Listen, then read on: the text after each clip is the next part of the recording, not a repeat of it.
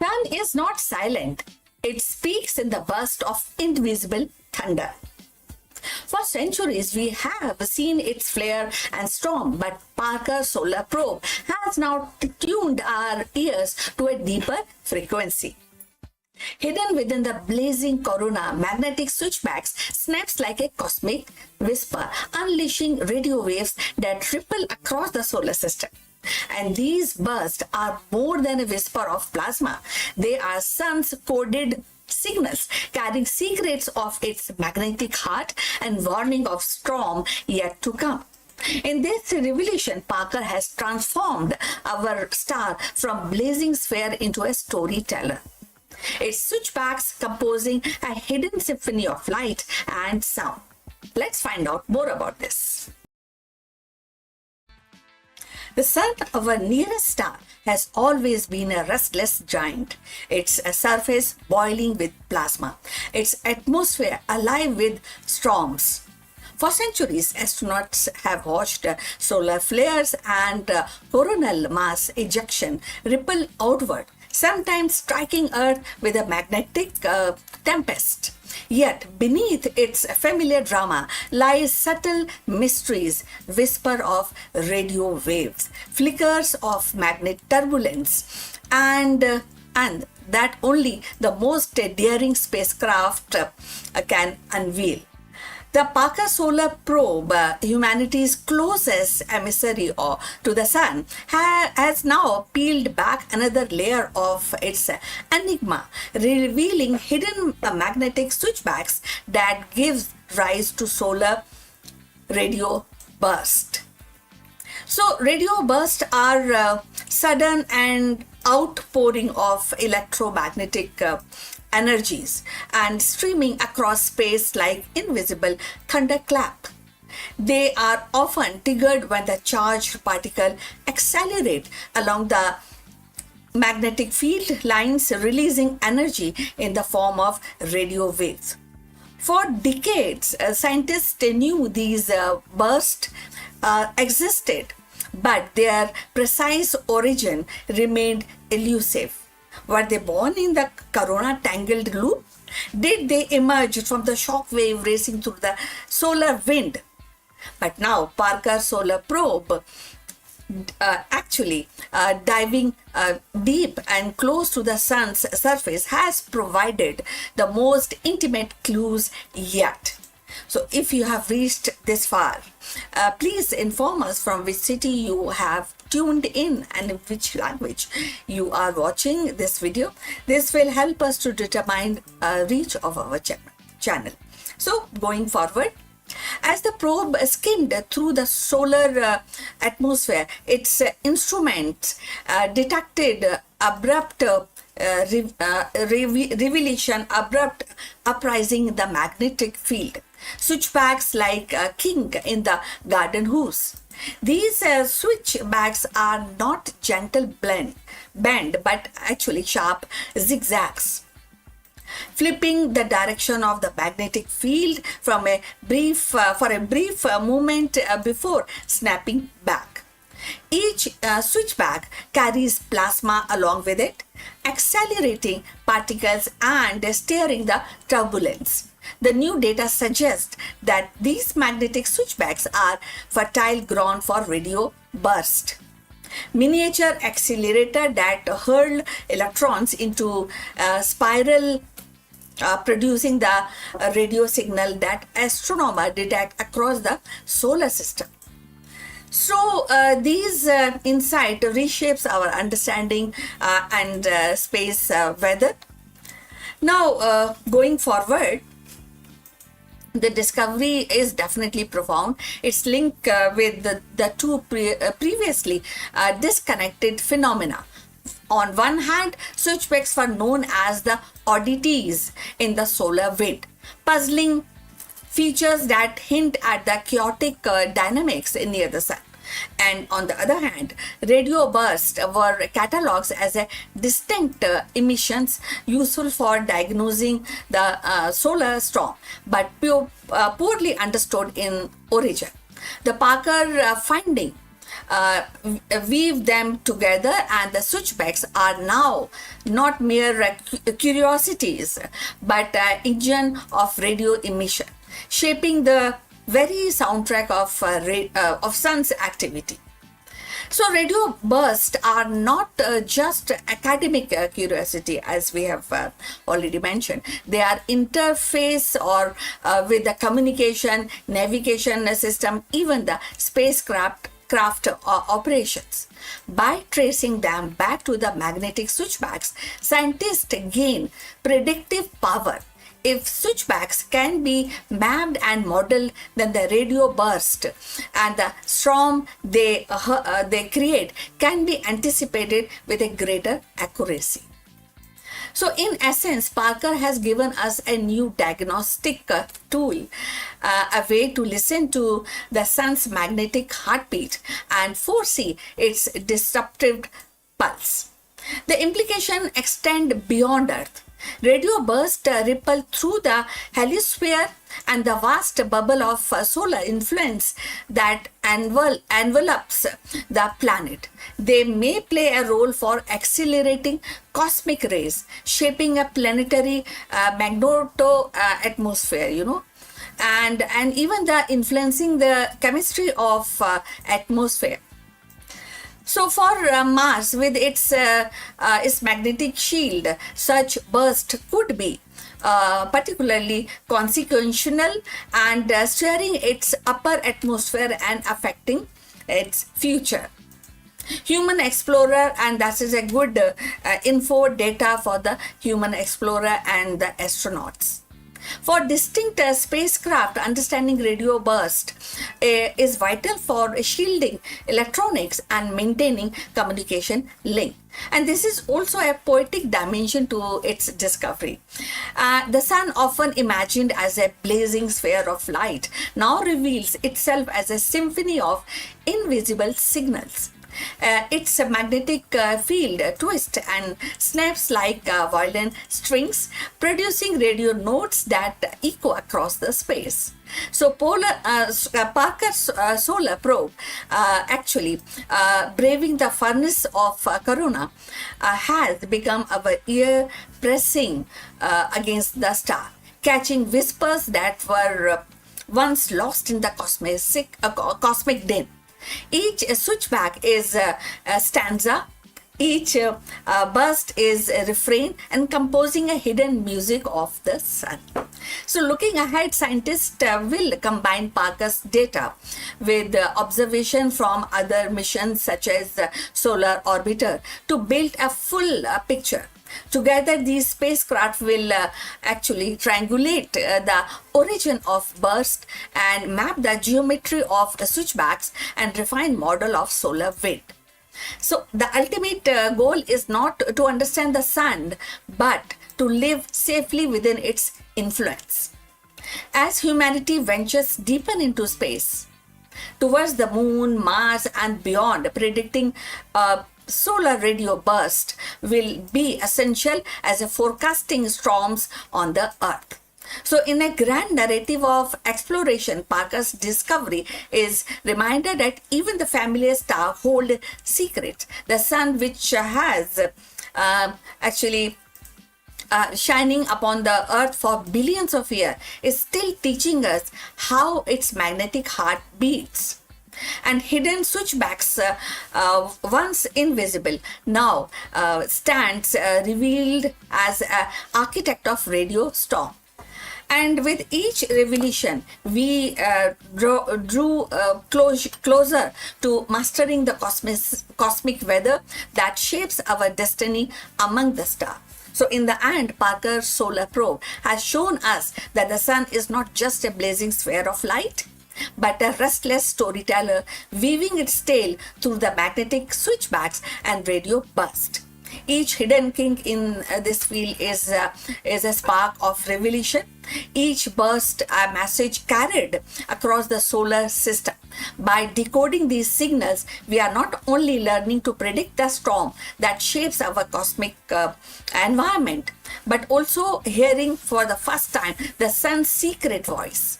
The discovery reminds us that even the most familiar star still holds mysteries are waiting to be unveiled, and with every orbit, Tapaka brings us closer to understanding the rhythm of our star's eternal symphony. So, for today, we have come to the end. Magnetic strings and cosmic echoes. That's what is very amazing, and very kind of good to really know more about it. So thanks for watching. Please please like and subscribe our channel. See you in the next one. But before we end, few words from our affiliate partner. Stop settling for a good enough video. If your built-in laptop camera looks like a grainy mess, it is time for an upgrade. Want to instantly level up your video presence? I like to present the Lenovo Performance FHD webcam. This is a game changer for your desktop setup. Technically, this is packed. It has a very sensitive RGB sensor, very crisp photographs it takes. Also comes with two microphones on board, which helps you to record very clear voice in stereophonic format. And these microphones are very sensitive. You can actually move away from the camera up to 2 meters, and these microphones will pick up your voice without any problem. This is a very strong piece. This is very sturdy. Comes with tripod ready. Comes with a very long leash, so it gives you a lot of flexibility to place the webcam wherever you want to keep in your studio. And also it has a swivel base, which is also very handy.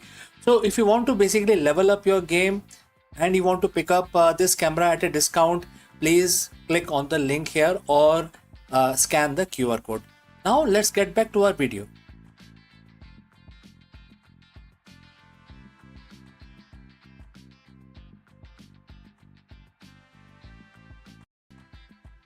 Friends, is a new trade war which is dubbed as 2.0 beginning? As the US radically rewrites its global tariff rules, India is launching a high-stake diplomatic mission to Washington DC, and therefore in this video we dive deep into why an Indian delegation led by Chief Negotiator Mr. Darpan Jain is rushing to US capital on April 20th, 2026 to save $1 billion trade deal. So what is happening now? Well, the trade landscape between the world's two largest democracies has shifted overnight following a landmark US Supreme Court ruling that limited the president's emergency tariff powers. The Trump administration has introduced a new 10 to 15% global surcharge under Section 122 of the Trade Act. Now, this move has effectively reset the 18% tariff framework India and US agreed upon during the early February 2026. Now, India is fighting to maintain its competitive edge as other global players face the same flat rate. Let us discuss this further. On February 7th, 2026, the world thought the trade war between India and the US was finally over. Headlines around the globe announced the breakthrough. Washington would slash tariff on Indian goods to be a flat 18%, and in exchange the trade king and the Make in India giant would enter a new era of cooperation. But in the global politics, nothing is final until the ink is dry. Fast forward to today, that 18% deal, it's practically on the paper shredder right now. Why? Because of the US Supreme Court just dropped a legal bombshell that stripped the president of his emergency tariff powers. In response, the Washington has hit the reset button, rewriting the global trade playbook with a brand new 10% global surcharge. So friends, if you have reached this far, please inform us from which city you have tuned in and in which language you are watching this video. This will help us determine reach of our channel. Alright, let's proceed further. Now, As you watch this, a high-level Indian delegation led by Chief Negotiator Mr. Darpan Jain is on a plane to Washington DC. They would land on April 20th, and their mission would be to save India's 87 billion export market from being swallowed by a trade war 2.0. To understand why India is rushing to DC, we have to look at what happened in the courts. For over a year, the Trump administration used the International Emergency Economic Power Act (IEEPA) to slap reciprocal tariffs on countries including India.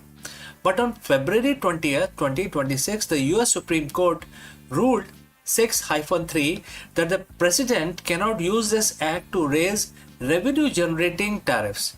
It was a massive rebuke of the executive power.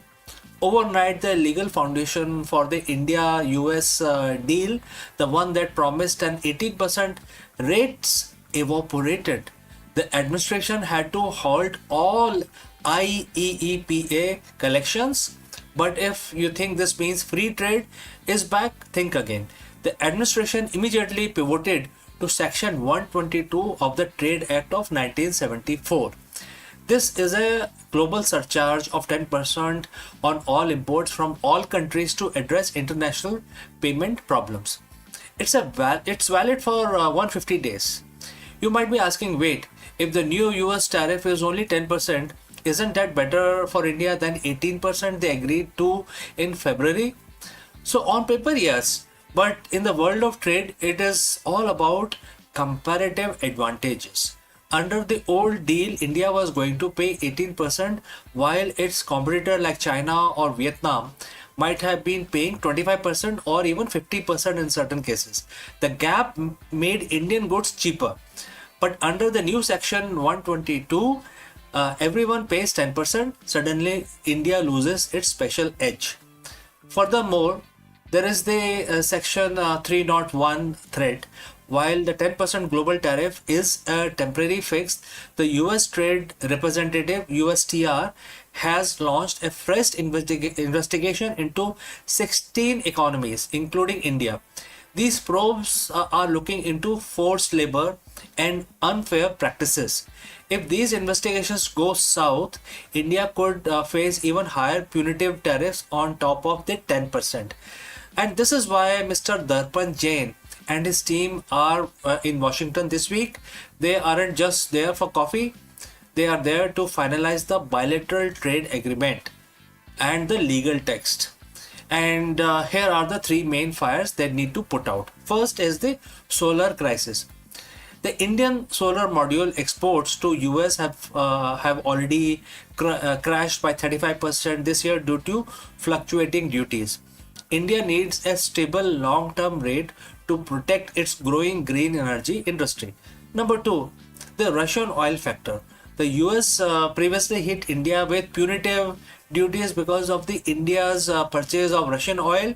While some of those rolled back in February, the new section, which is 301 probe, could bring them back under a different name. And third is the big ticket energy deal. So in exchange for lower tariff, India is looking at buying massive amount of US LNG and nuclear tech. This energy for export swaps is the heart of the deal. India isn't just waiting on the Americans, though. While DC talks are happening, Commerce Secretary Mr. Rajesh Agarwal has confirmed the 2026 roadmap. And it's very interesting. First is the India-UK FTA, expected to go live in May 2026. Second is the India-New Zealand FTA, set to be signed in April, especially on April 27. Third is the EU and Oman FTA. Negotiations are in full swing and final stages. So India is essentially telling Washington, we want to be your partner, but we aren't putting all our eggs in one basket.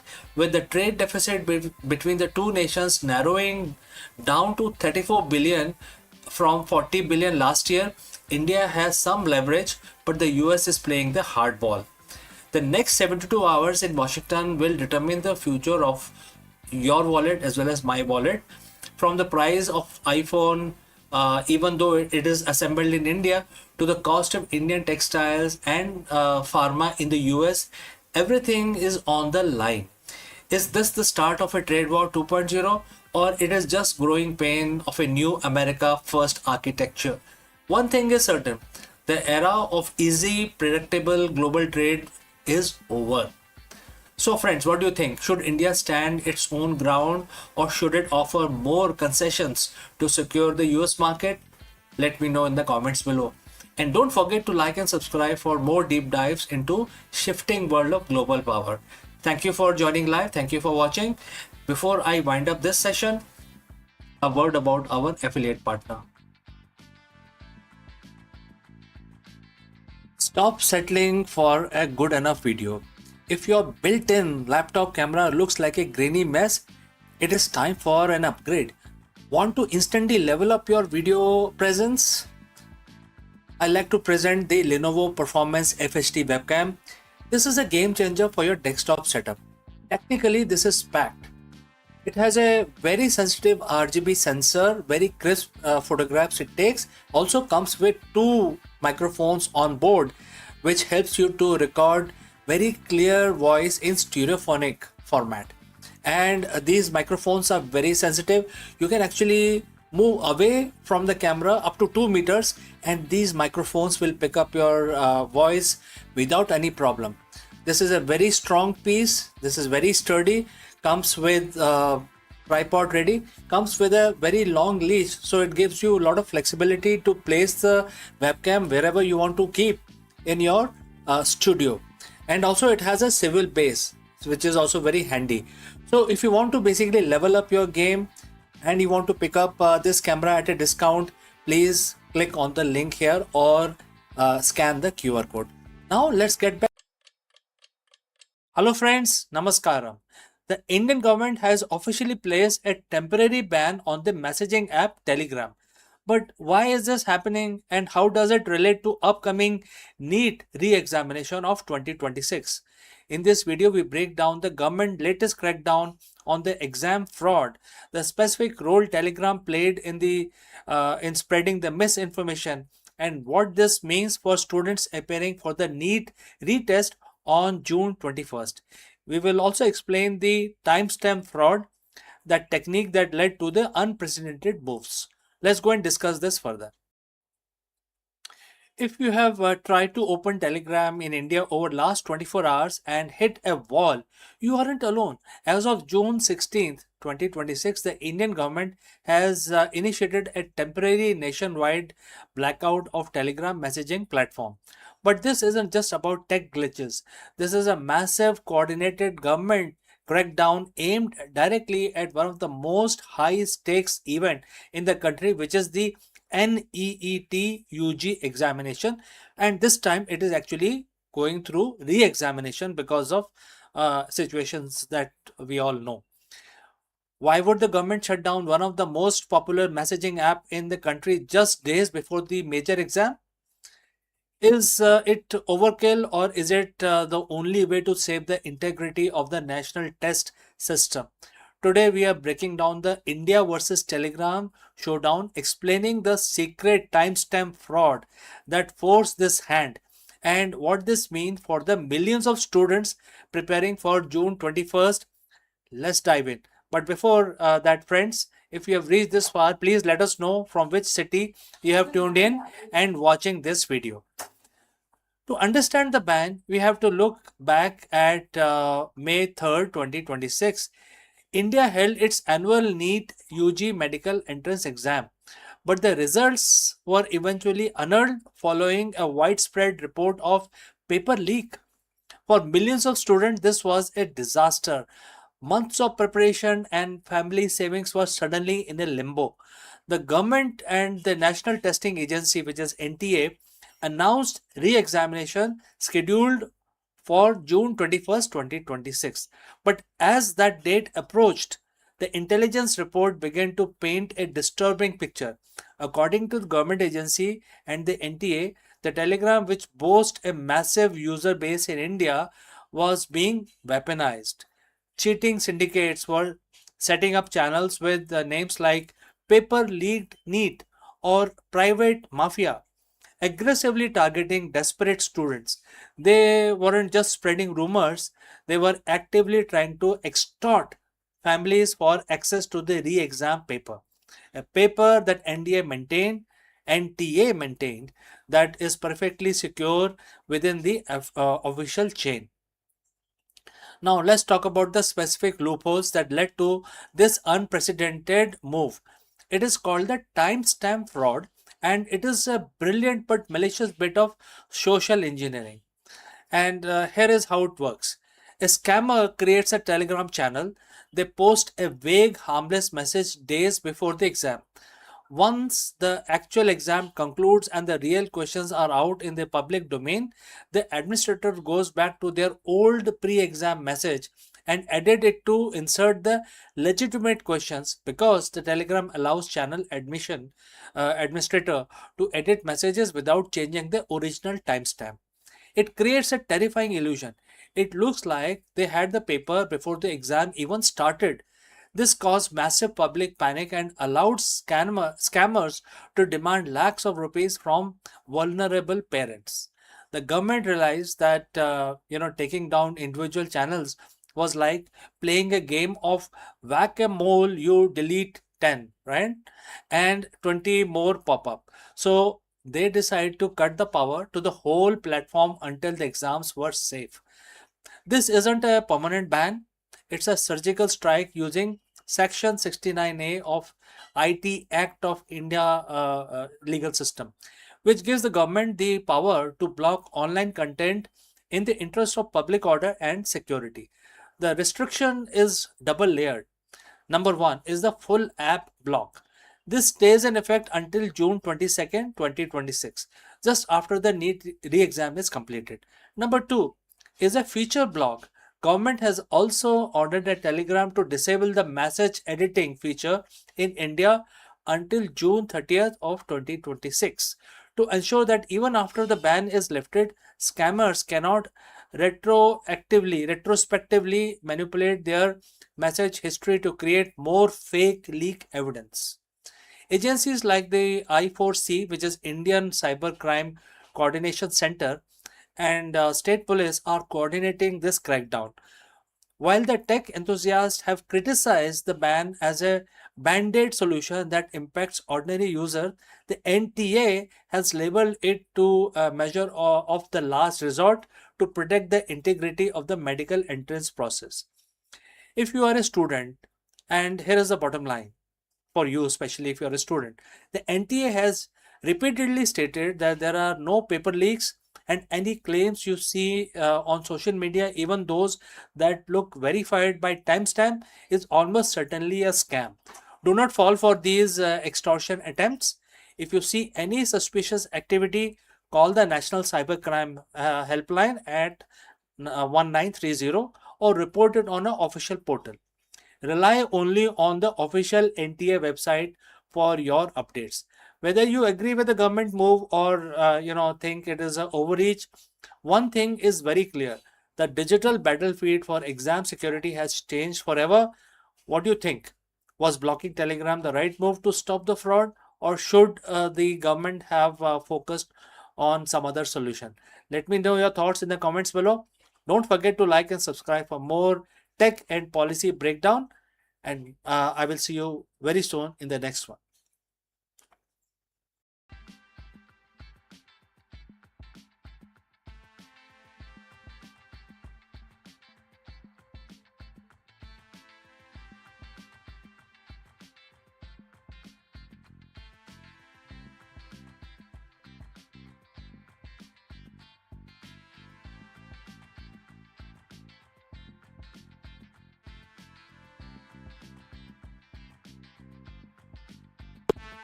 Hello friends and namaskar. We all know and think that the black holes are just born from dying stars. But friends, think again. This new groundbreaking research from Cardiff University has revealed a startling truth. The universe's largest black holes are built, not born. While we used to think supermassive black holes grew primarily by consuming gas, this new study suggests they reach monster status through a violent process of repeated collisions within a dense star cluster. And therefore, in this video, we dive deep into the science of hierarchical merger, the cosmic assembly line where black holes smash into one and another, growing larger and more powerful with every hit. Let us go and discuss this further. Imagine a monster, not a ghost or a creature from a movie, but a real life titan so heavy it warps the very fabric of space and time. We call them supermassive black holes. For decades, we have asked one simple question: where do they come from? Most of us were taught the birth story. A massive star dies, collapses under its own gravity, and presto, a black hole is born. But there is a problem. Some black holes are so big that being born simply doesn't explain how they got there. New research from Cardiff University has flipped the script.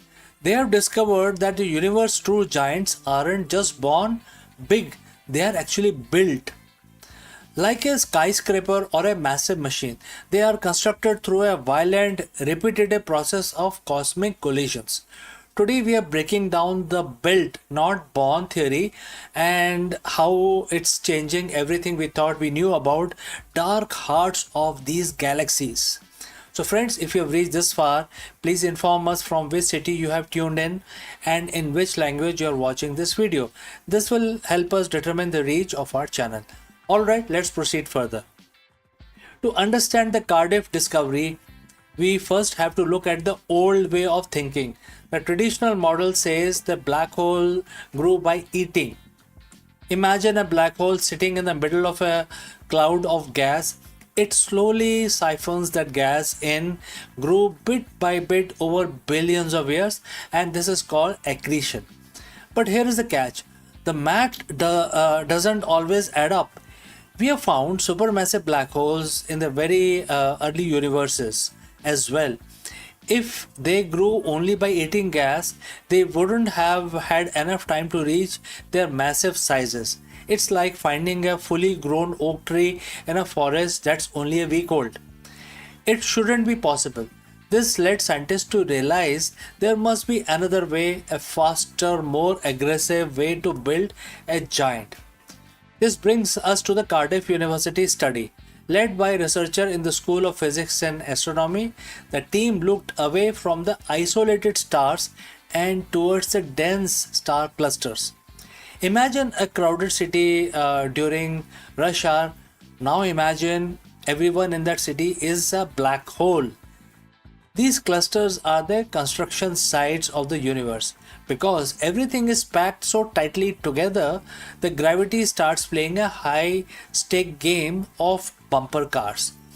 Instead of a single black hole sitting quietly and eating gas, you have dozens, even hundreds of black holes swirling around each other. This is what we call a nuclear star cluster. It is the most extreme environment in a galaxy. It's the perfect factory for building a monster. The Cardiff team used massive computer simulations to track how these black hole interacts. They discovered a process called hierarchical merger. Think of it like a tournament bracket. Round 1. Two small black holes collide and merge into one medium-sized black hole. Round 2. That medium-sized black hole finds another medium one. They merge to become a large one.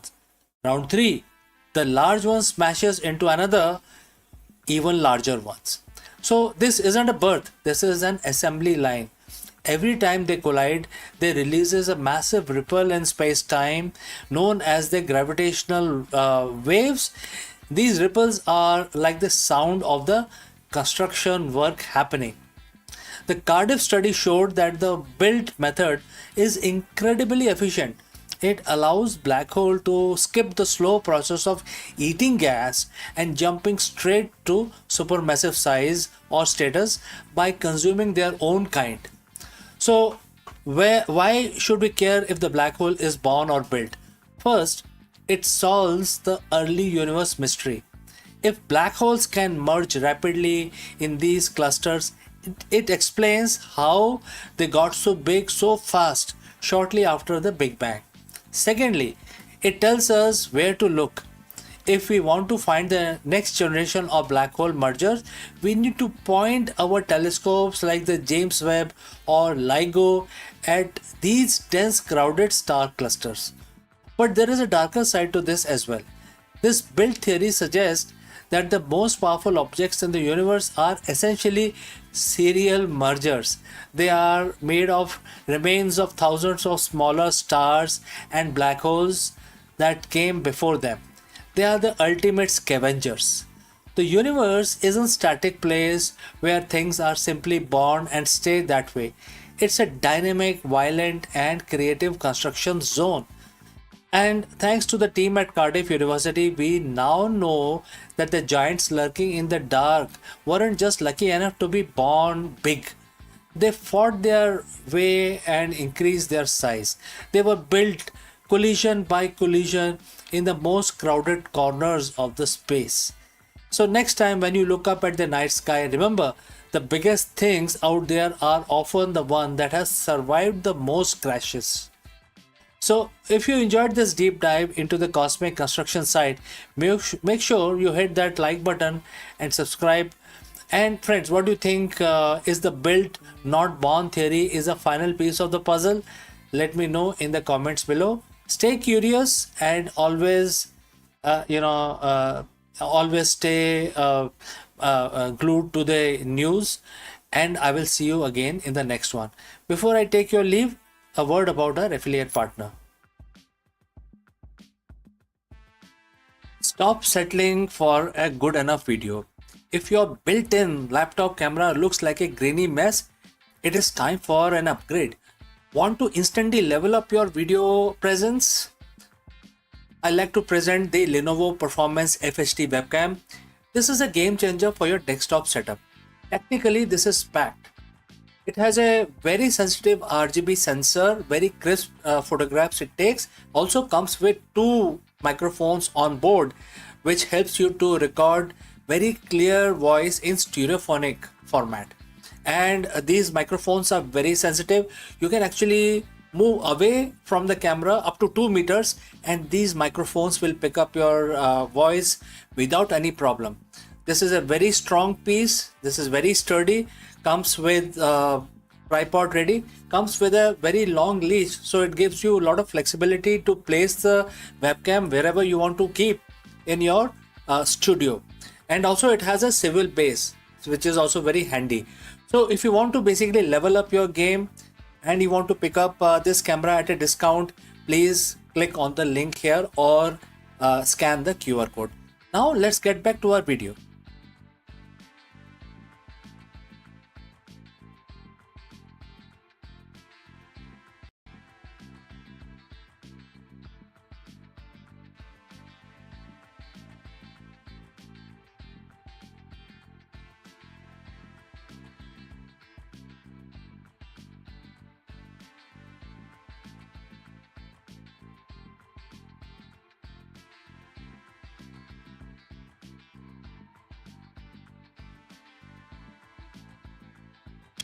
Friends, let us stop wasting 40% of our marketing budget on fragmented workflows. By applying the Vedic mathematical sutras to your B2B strategy, we can build a self-optimizing engine that eliminates creative friction instantly. Watch in this video how this ancient algorithm precision transforms erratic production into a predictable high velocity output architecture, delivering absolute operational excellence.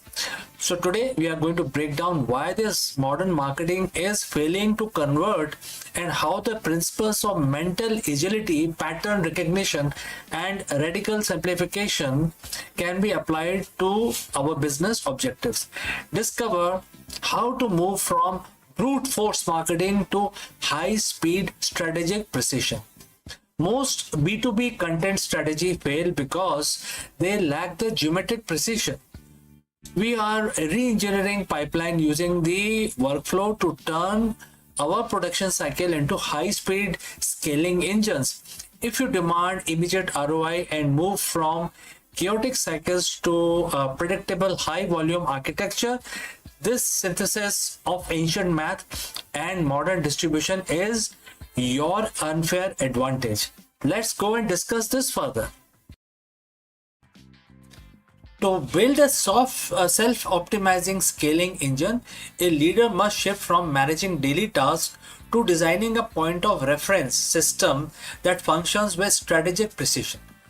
Drawing inspirations from the Shrestha, which is the distinguished individual who set the standard for others to follow in business. The goal is to create a hierarchy of consciousness where decisions making is rooted beyond the simple data and intellect.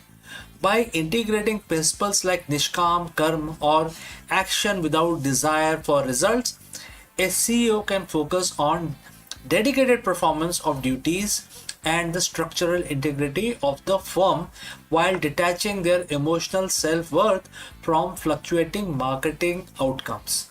This approach leverages the same mental agility found in the ancient computational logic to strip away the noise of the modern complexity, allowing the business to scale through radical simplification and high-speed strategic alignment.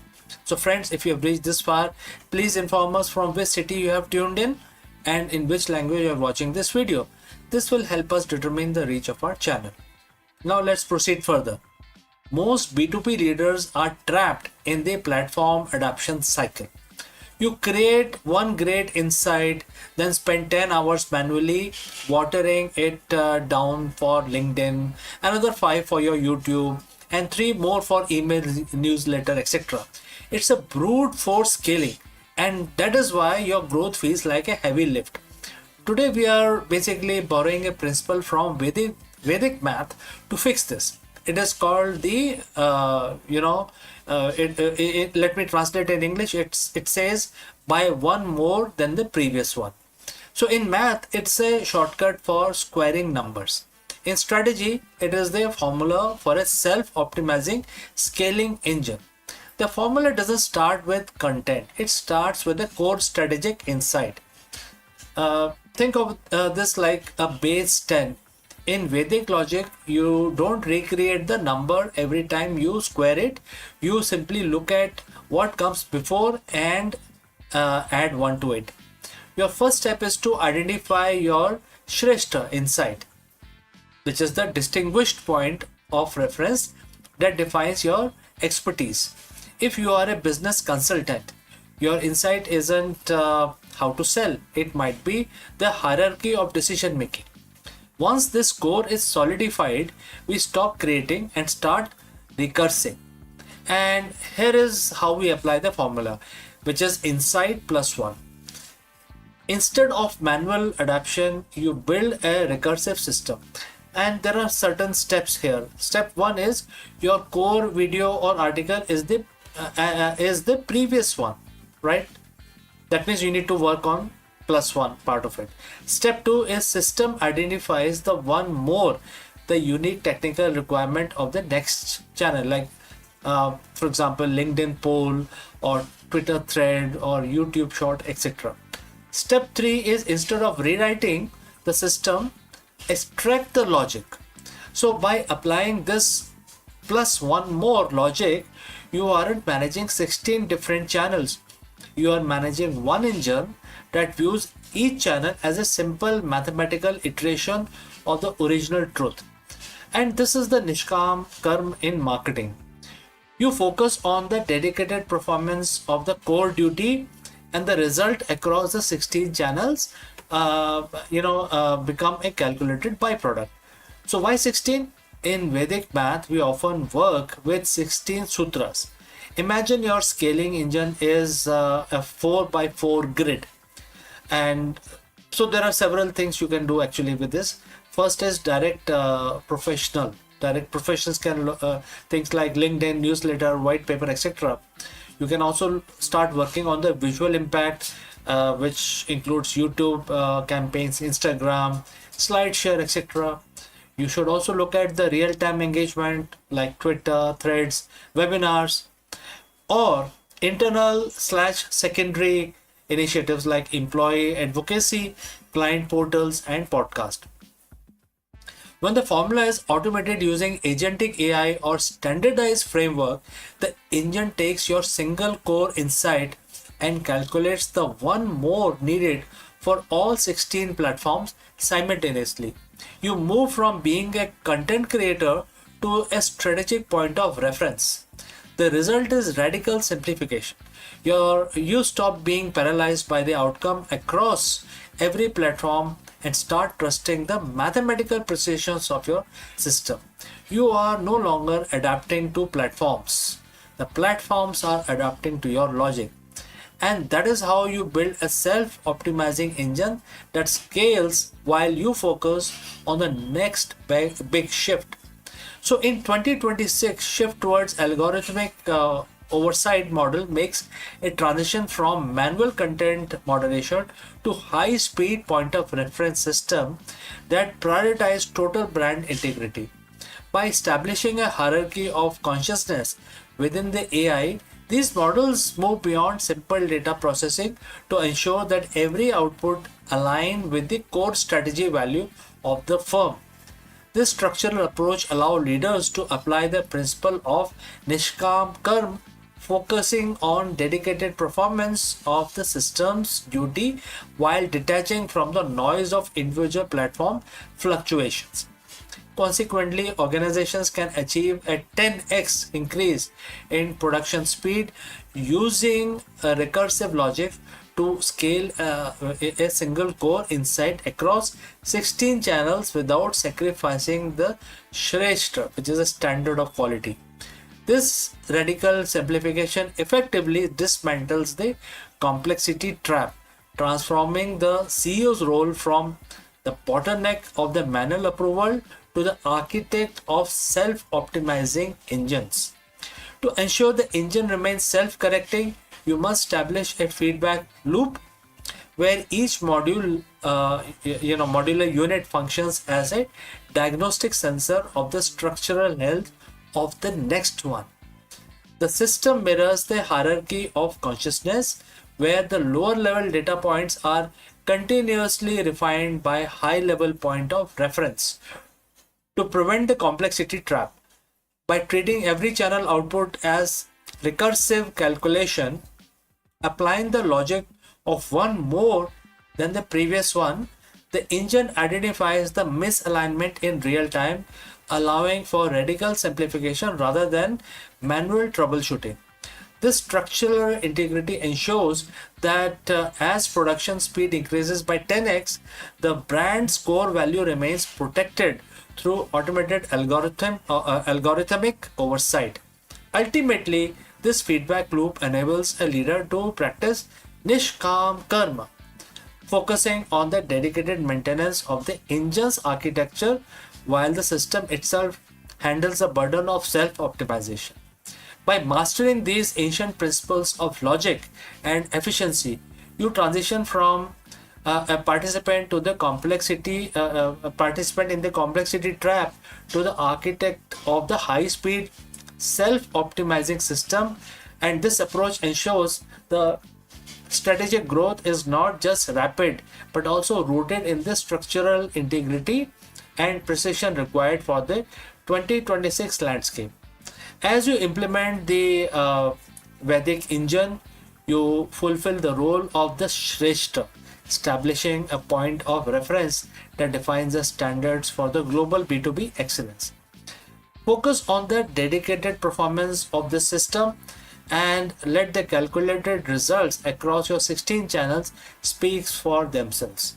So friends, we have come to the end. I am CK, and if you have any questions, please do not hesitate to send it across in the comment section below. I'd love to hear from you and address any query, any opinion as well. See you in the next one. Before I close this session, a word about our affiliate partner. Stop settling for a good enough video. If your built-in laptop camera looks like a grainy mess, it is time for an upgrade. Want to instantly level up your video presence? I like to present the Lenovo Performance FHD webcam. This is a game changer for your desktop setup. Technically, this is packed.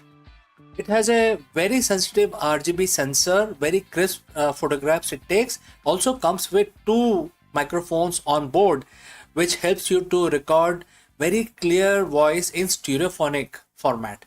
And these microphones are very sensitive. You can actually move away from the camera up to 2 meters, and these microphones will pick up your voice without any problem. This is a very strong piece. This is very sturdy. Comes with tripod ready. Comes with a very long leash, so it gives you a lot of flexibility to place the webcam wherever you want to keep in your studio. And also it has a swivel base, which is also very handy. So if you want to basically level up your game and you want to pick up this camera at a discount, please click on the link here or scan the QR code. Now let's get back to our video.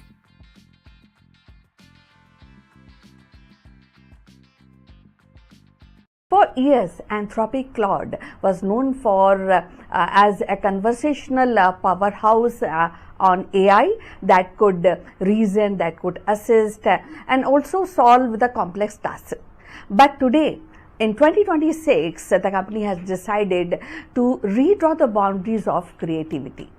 With the debut of Claude Design, Anthropic actually has stepped boldly into the visual arena, and where it offers the tool that transform and to the plain language into a polished and presentation prototype and marketing visual. This is not just another AI feature, but it is reimagination of how the idea takes shape. No templates, no plain canvases, just words flowing into images. For entrepreneurs, for educators and the creators, Claude Design promises speed and accessibility. And for a design industry, it raises the questions about the originality and artistry and the role of human imagination in the era of machine learning, machine marketing, visual. So let's find out more about this. In the spring of 2026, the Anthropic, the company best known for its conversational AI assist Claude, and unveiled the bold new frontiers. The Claude Design, which is actually making a lot of waves in the industry. This debut marks a significant expansion of the Claude ecosystem, moving beyond the text and the code into the realm of visual creation. For years, the Anthropic had positioned itself as a competitor to OpenAI and Google in the natural language space. But with the Claude Design, it signals a deep ambition to redefine how humans interact with creativity itself. The Claude Design is powered by Anthropic's most advanced model, Claude Opus 4.7, a multi-model system capable of interacting not just words but visual concepts, and this also allows the tool that the user to describe an idea into a natural language. A sleek pitch deck for fintech startup or a prototype layout for a mobile app. And watch that the AI generates polished, professional grade visuals. Presentation, one pager, product mock-ups, and marketing materials can be drafted in minutes. And bypassing the traditional blank canvas problem that has a long haunted designers and entrepreneurs. So the launch of Claude Design is not just about convenience. It is about accessibility and anthropic envisions a world where the founder, the product managers, and the market people who may lack formal design training can still produce compelling visual that communicate their ideas effectively. In this sense, the Claude design democratized creativity, lowering the barriers and accelerating the workflow. So, if you have reached this far, please inform us from which city you are watching and in which language you are watching this video. This will help us to determine the reach of our channel. So, moving forward, for startups, the implications are enormous. A founder preparing for an investor's pitch can now generate a professional deck overnight. So, marketers can prototype campaign visuals without actually waiting for a design team. And even the educator and the students can use Claude Design to create very designing and engaging presentation with minimal effort. And unsurprisingly, the debut has sparked comparison with the established platform like Canva, Figma, and Adobe Photoshop. So analysts have already begun asking whether Claude Design could be Canva killer. While the Canva revolutionized the design by offering templates, drag and drop simplicity, the Claude Design goes a step further. It eliminates the need for templates altogether. Instead, it listens to language and interprets the intent and produces the visual that feels tailored to the user's vision. And this shift from template to driven design to AI driven creations could reshape the competitive landscape. If the Claude Design succeed, it may force incumbents to integrate deeper AI capabilities into platform, accelerating the industry's evolution. So yet, as with all generative AI, Claude Design raises questions. Can AI generated visual truly match the nuances and artistry of human designers? Will the reliance of AI homogenize the creativity, producing output that feels polished but lack originality? And what of copyright and ownership? Who truly owns a AI generated design, the user or the algorithm? Now, the critics also warn the ethical risk, and just as the test-based AI has misused to generate misinformation, visual AI could be exploited to create misleading prototypes, fake branding, or even the counterfeit the documents. The Anthropic insists that safeguards are in place, but the debate is far from the settled. So, you will also agree that there's a turning point in AI creativity which is on rise. The Claude Design debut is more than a product launch. It is turning point in the story of AI creativity. For Anthropic, it represents a strategic pivot from being a text-first company to embrace the multimodal intelligence. And for user, it offers a glimpse of future where the language itself becomes the interface for the design. Now, when I'm just telling you about this, I also get worried. I am with the critics because nowadays the children are also very tech savvy, and they will love Anthropic Cloud because they can turn their language into a picture which they love most because they hate writing, right? So this is something which I think I need your comments on this. Now, going forward, for a society, it raises the profound question that is there about the role of human artistry in the age where the machine can generate beauty at scale. So, Anthropic cloud design is both exhilarating and unsettling. It promises speed, accessibility, and democratization, but also challenges long held notion of originality and authorship. As a business educator and creator, experiment with this new tool. The world will have to decide whether AI-led design is a complement to human creativity or a competitor.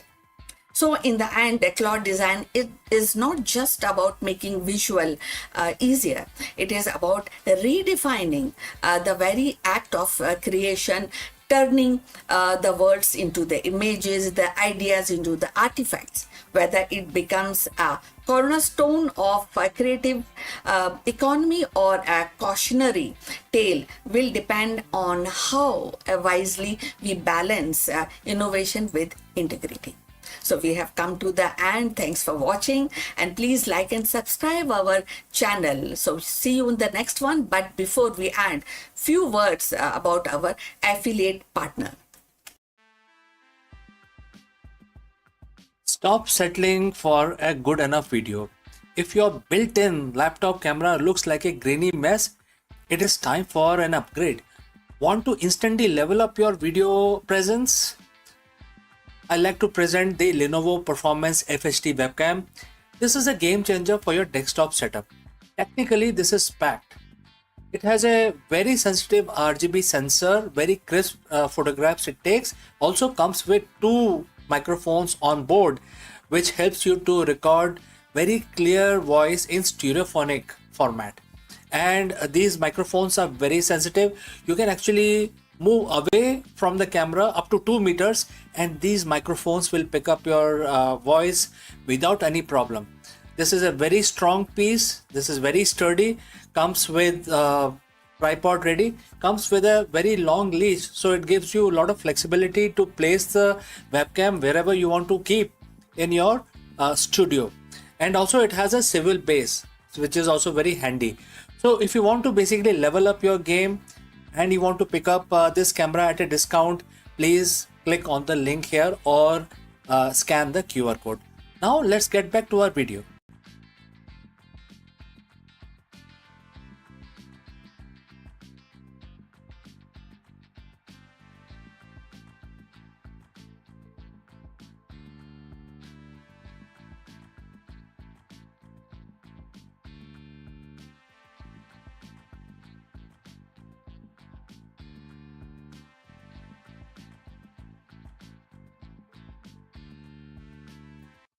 Hello friends, in this episode of Akulmach World, we dive into one of the most baffling discoveries in the modern astronomy. And that is about a galaxy core that refuses to move. Current astrophysical models dictate that the galactical center, driven by a supermassive black hole, and the gravitational dynamics should exhibit specific rotation patterns. Yet, we have found a motionless core that completely defies the laws of physics. Is there a glitch in our observational technology, or we have discovered a fundamental flaw in our understanding of gravity and the cosmic evolution? Let's go and explore this further. Imagine you're watching a ballet. The dancers are fluid, moving in perfect rhythmic harmony. Suddenly, one dancer stops. They didn't stumble, they didn't slow down, they just freeze. They remain perfectly motionless while the rest of the stage continues its complex choreography. It's impossible, right? In the vast clockwork theater of our universe, galaxies are the ultimate dancers. For decades, we have relied on fundamental laws of gravity, angular momentum, and the sheer inertia of moving massive structures to explain why every galaxy we observe is spinning. But what if I told you that we have discovered a galaxy that defies this very basic logic? A galaxy core so still, so eerily static that it shouldn't exist according to our current astrophysical models. Today, on Akulmach World, we are stepping into the physics' newest nightmare. We are going to pull back the curtain on the motionless galaxy core, explore why it shatters our understanding of the cosmic evolution, and ask the ultimate question: is our map of universe fundamentally flawed? So friend, if you have reached this far, please inform us from which city you have tuned in and in which language you are watching this video. This will help us determine the reach of our channel. Now let's proceed further. Before we look at the anomaly, we have to understand the norms. Galaxies aren't just collection of stars. They are gravitational engines.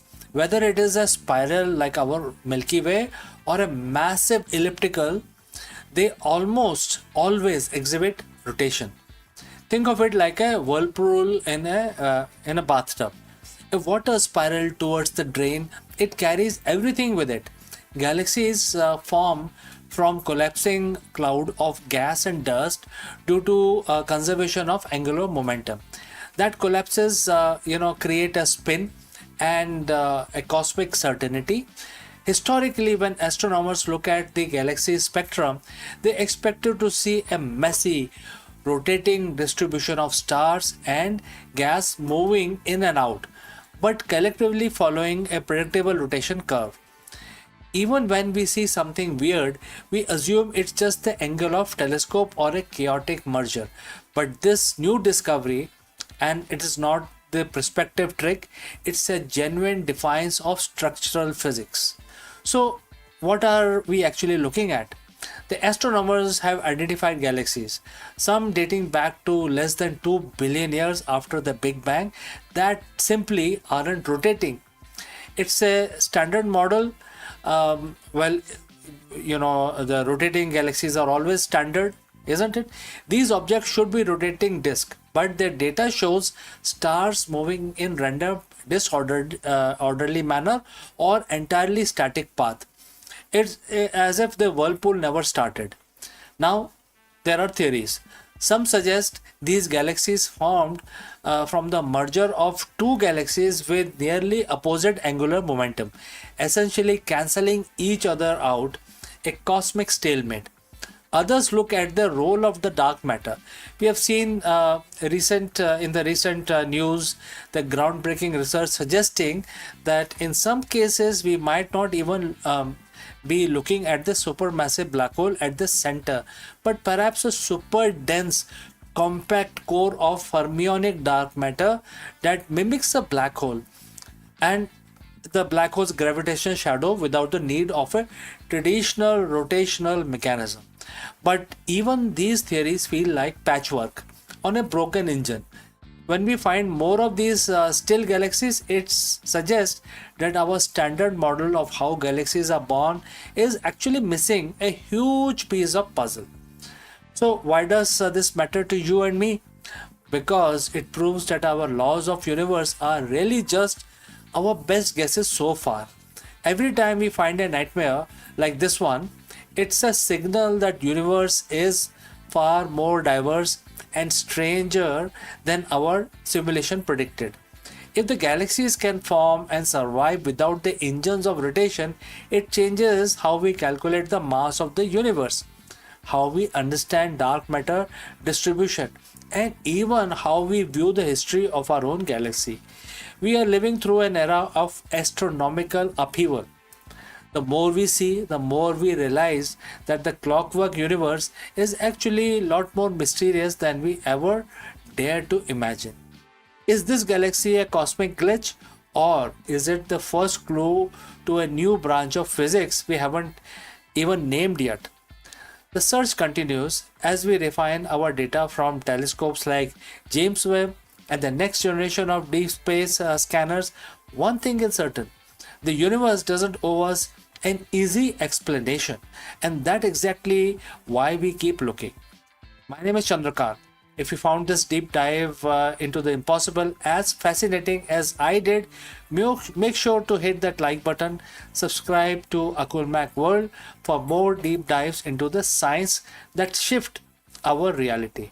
And friends, I will also like to know what you think. Is this a failure of gravity or a hidden secret of the dark matter? Let me know in the comments below. Thanks for watching, and I will see you very soon in the next one. Before I go, I will like to speak few words about the affiliate partner. Stop settling for a good enough video. If your built-in laptop camera looks like a grainy mess, it is time for an upgrade. Want to instantly level up your video presence? I like to present the Lenovo Performance FHD webcam. This is a game changer for your desktop setup. Technically, this is packed. It has a very sensitive RGB sensor, very crisp photographs it takes. Also comes with 2 microphones on board, which helps you to record very clear voice in stereophonic format. And these microphones are very sensitive. You can actually move away from the camera up to 2 meters, and these microphones will pick up your voice without any problem. This is a very strong piece. This is very sturdy. Comes with tripod ready. Comes with a very long leash, so it gives you a lot of flexibility to place the webcam wherever you want to keep in your studio. And also it has a swivel base, which is also very handy. So if you want to basically level up your game and you want to pick up this camera at a discount, please click on the link here or scan the QR code. Now let's get back to our video.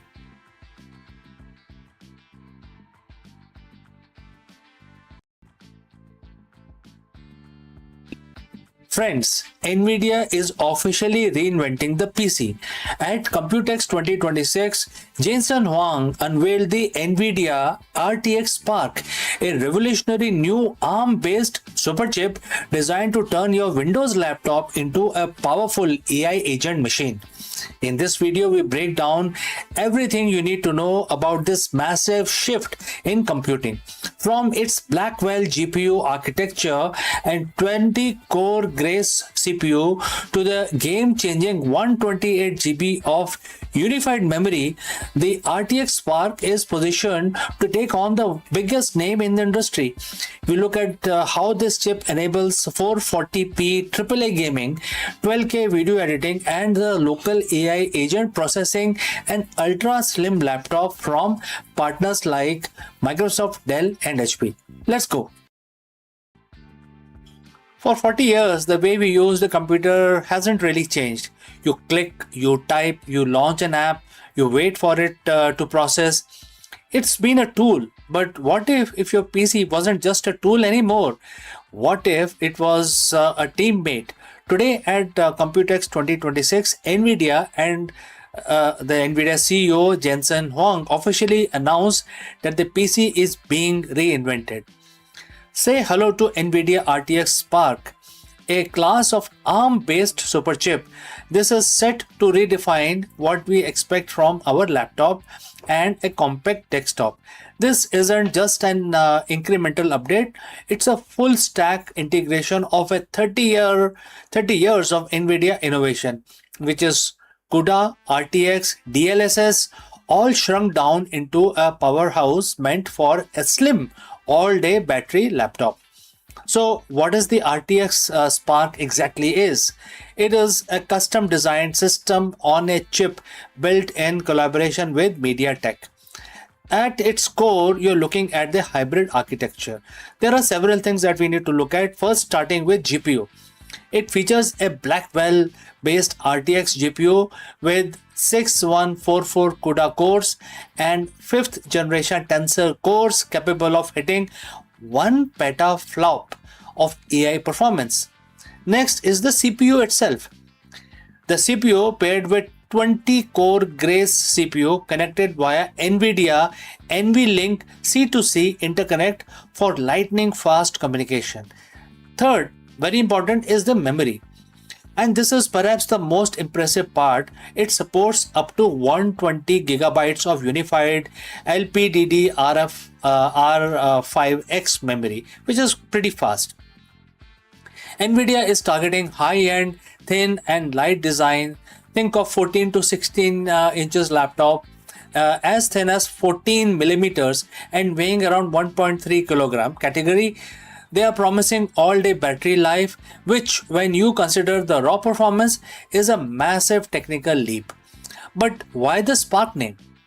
It's about the agentic era. NVIDIA and Microsoft have been working together for years to build a native window experience for a personal AI agent. Instead of you opening 5 different apps to get work done, the RTX Spark is designed to run these AI agents locally.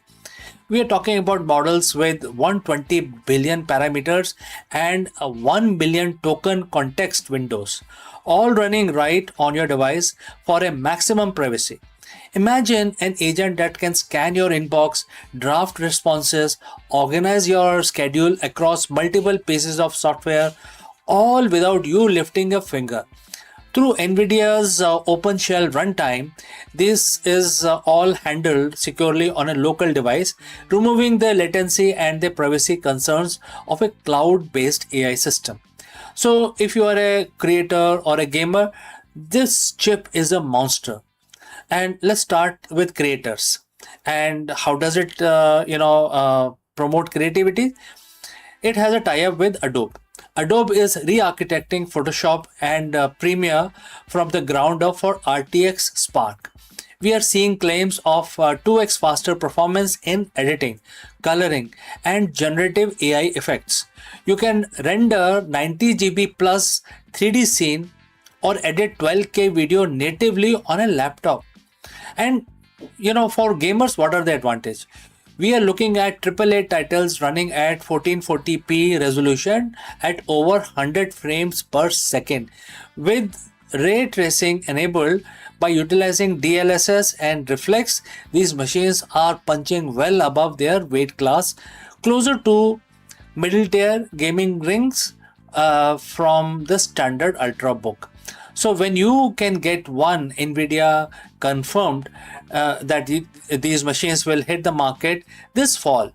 We are talking about partners across the board: Dell, HP, Asus, Lenovo, MSI, and of course Microsoft with their new Surface Laptop Ultra. HP is also bringing the platform to their OmniBook line, and we will even see compact desktop variants. This launch marks NVIDIA's most aggressive entry into the consumer PC space since the early days of Tegra chip.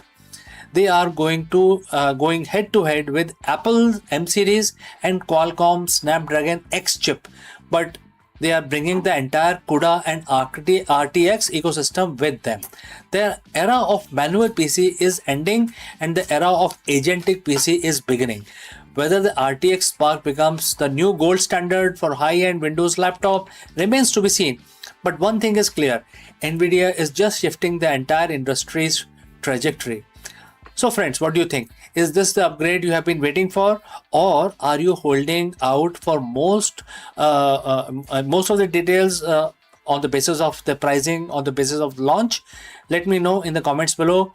Don't forget to subscribe to Akulmach World for more deep dives into the future of technology. I am CK and I will see you soon, very soon, in the next one.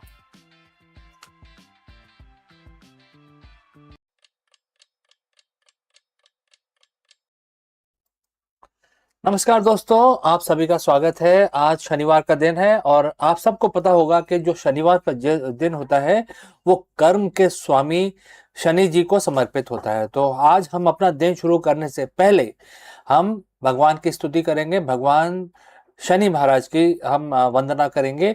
और आप जैसे जानते हैं कि एक छोटा सा मंत्र हम पढ़ेंगे, इसको 11 दफ़ा करेंगे और 11 दफ़ा करने के लिए आप हमारे साथ जुड़ें और हम इस काउंटर का इस्तेमाल करते हैं हमेशा की तरह। आप जैसा मर्जी आप गिन सकते हैं, आप माला का इस्तेमाल कर सकते हैं, आप अपने मन में भी गिन सकते हैं, लेकिन 11 दफ़ा करें। अपना दिन शुरू करने से पहले आज शनिवार को, हर शनिवार को आप शनि जी का ध्यान करें। चलिए हाथ जोड़ के नमन करते हैं और उनकी आराधना हम शुरू करते हैं। ओम शन शनश्चरे नमः। ओम शन शनश्चरे नमः। ओम शन शनश्चरे नमः। ओम शन शनश्चरे नमः। ओम शन शनश्चरे नमः। ओम शन शनश्चरे नमः। ओम शन शनश्चरे नमः। ओम शन शनश्चरे नमः। ओम शन शनश्चरे नमः। ओम शन शनश्चर्ये नमः। ओम शन शनश्चर्ये नमः। ओम शन शनश्चर्ये नमः। तो दोस्तों 11 दफ़ा हमने आज भगवान शनि महाराज, जो कर्म के देवता होते हैं, आपके लाभ और आपके जो ट्रेजेक्टरी है उसके स्वामी शनि होते हैं। तो हमेशा अपना काम शुरू करने से पहले, स्पेशली शनिवार के दिन, भगवान की जरूर प्रार्थना कर लें। तो बहुत बहुत धन्यवाद हमारे साथ जुड़ने के लिए। आपका दिन शुभ हो। तब तक के लिए मैं आपसे इजाजत लेता हूं। अगले ही वीडियो में जल्दी ही मिलता हूं, कहीं मत जाएगा। नमस्कार। Friends, the universe isn't just expanding, it is going somewhere. From the mysterious great attractor to the inevitable big freeze, where everything actually heading? That's a very big question that we want to address today.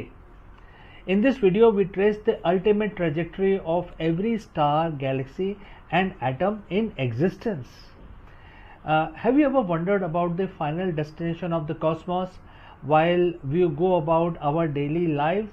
Our Milky Way galaxy is screaming through space at 2.2 million kilometers per hour. But where it is going, what is pulling it? Let us discuss this further. Hello friends.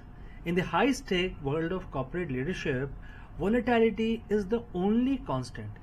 But what separates a good leader from an unshakable one?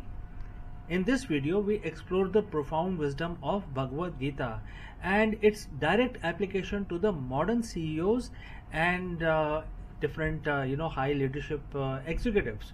We dive deep into the concept of samadhi, not as a mystical retreat, but as the ultimate state of the mental clarity and decision making. Let us proceed further on this thought.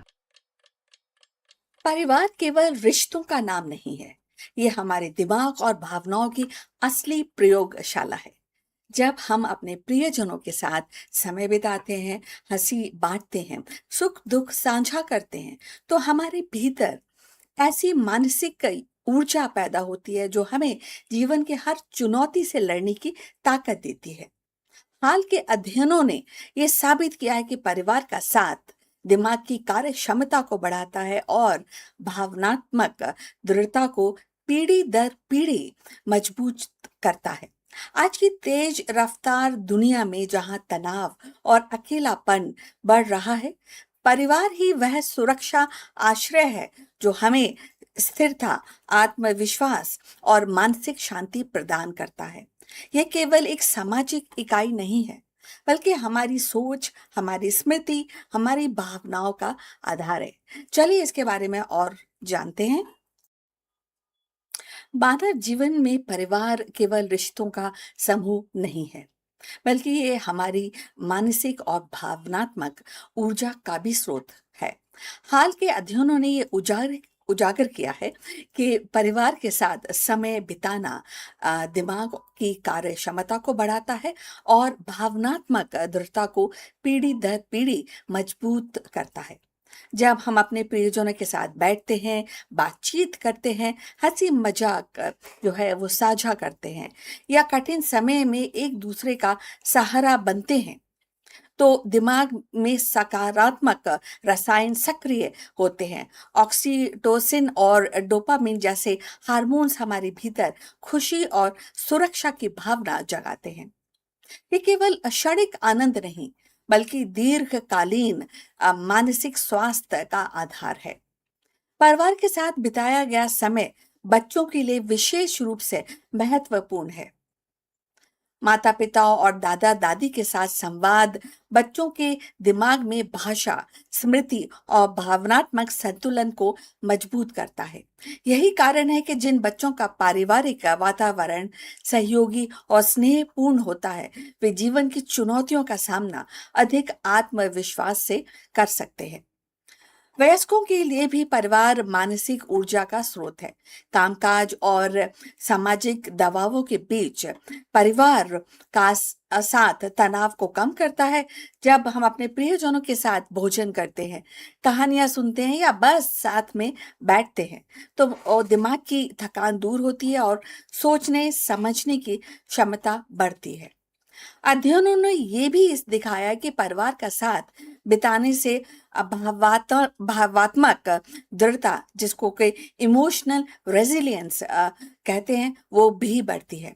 इसका अर्थ ये है कि व्यक्ति कठिन परिस्थितियों में भी टूटता नहीं है एक्चुअली, बल्कि संभल कर आगे बढ़ता है।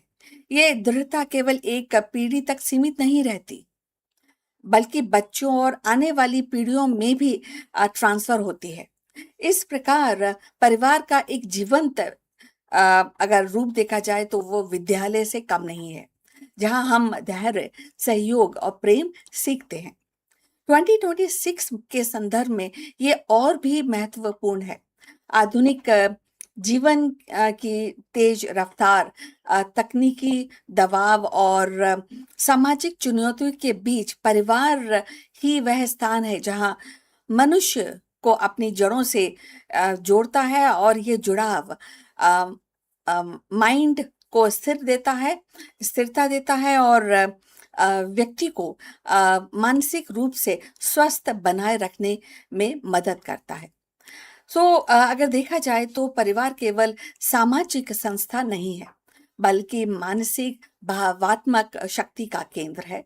परिवार के साथ बिताया गया समय दिमाग को सक्रिय करता है, भावनाओं को संतुलित करता है और जीवन को सार्थक बनाता है। ये एक ऐसा विशेष, या कह सकते हैं विशेष मोड है या एक निवेश है, जो न केवल वर्तमान को उज्जवल करता है, बल्कि आने वाली पीढ़ियों को भी दृढ़ और सक्षम बनाता है। यदि आप यहाँ तक पहुंचे हैं तो कृपा करके ये बताइए कि आप किस शहर से हमसे जुड़े हैं, किस सिटी से आप हमको देख पा रहे हैं और किस भाषा में ये वीडियो देख रहे हैं। इससे हमारे चैनल की पहुंच को समझने में हमें मदद मिलेगी। अब चलिए इस चर्चा को आगे बढ़ाते हैं। 2026 में और आने वाले वर्षों में पारिवारिक जो इकाई है, कई वैश्विक चुनौतियों का सामना कर सकती है, और वो अभी कर भी रही है। आधुनिक जीवन की रफ्तार, तकनीकी दबाव और आर्थिक असमता के और प्रवास के कारण परिवारों में दूरी बढ़ रही है। थोड़े वो अलग हो रहे हैं, न्यूक्लियर हो रहे हैं, लेकिन वास्तविक समय और आत्मीयता को कम कर दिया गया है इस पूरे प्रकरण में। और कई देशों में तो एकल परिवारों की संख्या बढ़ रही है, जिसमें बुजुर्गों का अकेलापन, बच्चों का भावात्मक असंतुलन सामने आ रहा है। इन चुनौतियों का समाधान परिवार के भीतर सचेत प्रयास से ही संभव है। सबसे पहले परिवार को समय देना आवश्यक है। साझा भोजन, बातचीत, उत्सवों में भागीदारी से भावात्मक जुड़ाव मजबूत होता है। दूसरा, तकनीक का संतुलन उपयोग करना चाहिए ताकि डिजिटल दुनिया वास्तविक संबंधों पर हावी ना हो। और तीसरा, कि शिक्षा और सामाजिक नीतियों में परिवार केंद्रित दृष्टिकोण अपनाना होगा, जिससे बच्चे और बुजुर्ग दोनों को सहयोग और सुरक्षा मिले। तो अब हम अंत तक पहुंच चुके हैं, और ये एक बार और आपके लिए दोहराना चाहते हैं कि परिवार केवल सामाजिक संरचना नहीं है, बल्कि मानसिक और सकारात्मक शक्ति का आधार है। यदि हम 2026 और आगे की चुनौतियों का सामना करना चाहते हैं तो परिवार को प्राथमिकता देनी होगी ताकि वह शक्ति और दिमाग को स्थिर करने में सहयोग दे और भावनाओं को और भी दृढ़ बनाती रहे और ये पीढ़ी दर पीढ़ी जीवन को संतुलित और सार्थक बनाए रख सकती है। सो ये आज का डिस्कशन था। आप से गुजारिश है कि आप इस टॉपिक पर अपने कमेंट हमको लिखकर भेजिए। इसके साथ ही कृपा करके हमारे चैनल को लाइक एंड सब्सक्राइब करना मत भूलिए।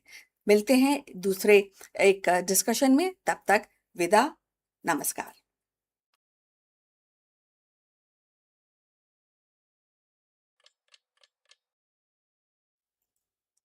हेलो दोस्तों, नमस्कारम। आप सबका स्वागत है। आज है जून 22, 22 जून है आज। आज सोमवार का दिन है और आप सबको पता है कि जो सोमवार का दिन होता है वो भगवान शिव के लिए समर्पित होता है। तो आज हम अपना दिन शुरू करने से पहले भगवान की पूजा करेंगे, भगवान की स्तुति करेंगे। एक मंत्र है जिसका हम जाप करेंगे 11 दफ़ा और आप सबको पता है कि मैं एक काउंटर का इस्तेमाल करता हूँ, तो ये काउंटर आप भी यूज़ कर सकते हैं। और नहीं तो आप जैसा आप ये काउंटर है, जैसा आप आसान समझें, माला का भी इस्तेमाल कर सकते हैं। लेकिन 11 दफ़ा आप मेरे साथ जुड़ें और इसका रिसाइटेशन करें। तो महामृत्युंजय का जाप करेंगे, ठीक है? तो भगवान का नमन कर लीजिए, हाथ जोड़ लीजिए और उनको याद करिए और हम अब शुरू करते हैं अपनी पूजा। ओम त्र्यंबकम यजामहे सुगंधिम पुष्टिवर्धनम उर्वारुकमिव बन्धनान् मृत्योर्मोक्षीयमामृतात्। ओम त्र्यंबकम यजामहे सुगंधिम पुष्टिवर्धनम उर्वारुकमिव बन्धनान् मृत्योर्मोक्षीयमामृतात्। ओम त्र्यंबकम यजामहे सुगंधिम पुष्टिवर्धनम उर्वारुकमिव बन्धनान् मृत्योर्मोक्षीयमामृतात् सज्ञो जातं प्रपागमि। ओम त्र्यंबकम यजामहे सुगंधिम पुष्टिवर्धनम उर्वारुकमिव बन्धनान् मृत्योर्मोक्षीयमामृतात् सज्ञो जातं प्रपागमि।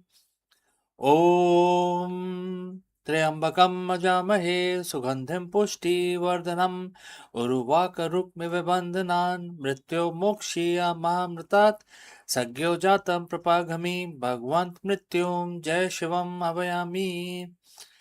ओम त्र्यंबकम यजामहे सुगंधिम पुष्टिवर्धनम उर्वारुकमिव बन्धनान् मृत्योर्मोक्षीयमामृतात् सज्ञो जातं प्रपागमि। भगवन्त मृत्युं जय शिवम् आवाहयामि।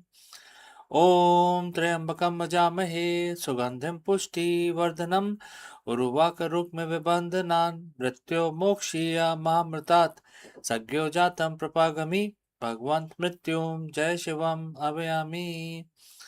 ओम त्र्यंबकम यजामहे सुगंधिम पुष्टिवर्धनम उर्वारुकमिव बन्धनान् मृत्योर्मोक्षीयमामृतात् सज्ञो जातं प्रपागमि। भगवन्त मृत्युं जय शिवम् आवाहयामि। ओम त्र्यंबकम यजामहे सुगंधिम पुष्टिवर्धनम उर्वारुकमिव बन्धनान् मृत्योर्मोक्षीयमामृतात् सज्ञो जातं प्रपागमि। भगवन्त मृत्युं जय शिवम् आवाहयामि। ओम त्र्यंबकम यजामहे सुगंधिम पुष्टिवर्धनम उर्वारुकमिव बन्धनान् मृत्योर्मोक्षीयमामृतात् सज्ञो जातं प्रपागमि। भगवन्त मृत्युं जय शिवम् आवाहयामि। ओम त्र्यंबकम यजामहे सुगंधिम पुष्टिवर्धनम उर्वारुकमिव बन्धनान् मृत्योर्मोक्षीयमामृतात् सज्ञो जातं प्रपागमि। भगवन्त मृत्युं जय शिवम् आवाहयामि। ओम नमः शिवाय, ओम नमः शिवाय, ओम नमः शिवाय। तो दोस्तों, आज की हमारी पूजा समाप्त हुई। हमने आज महामृत्युंजय का जाप किया, भगवान शंकर को ये समर्पित है। तो आपका दिन शुभ रहे, इसी कामना के साथ आज हम इस वीडियो को बंद करते हैं।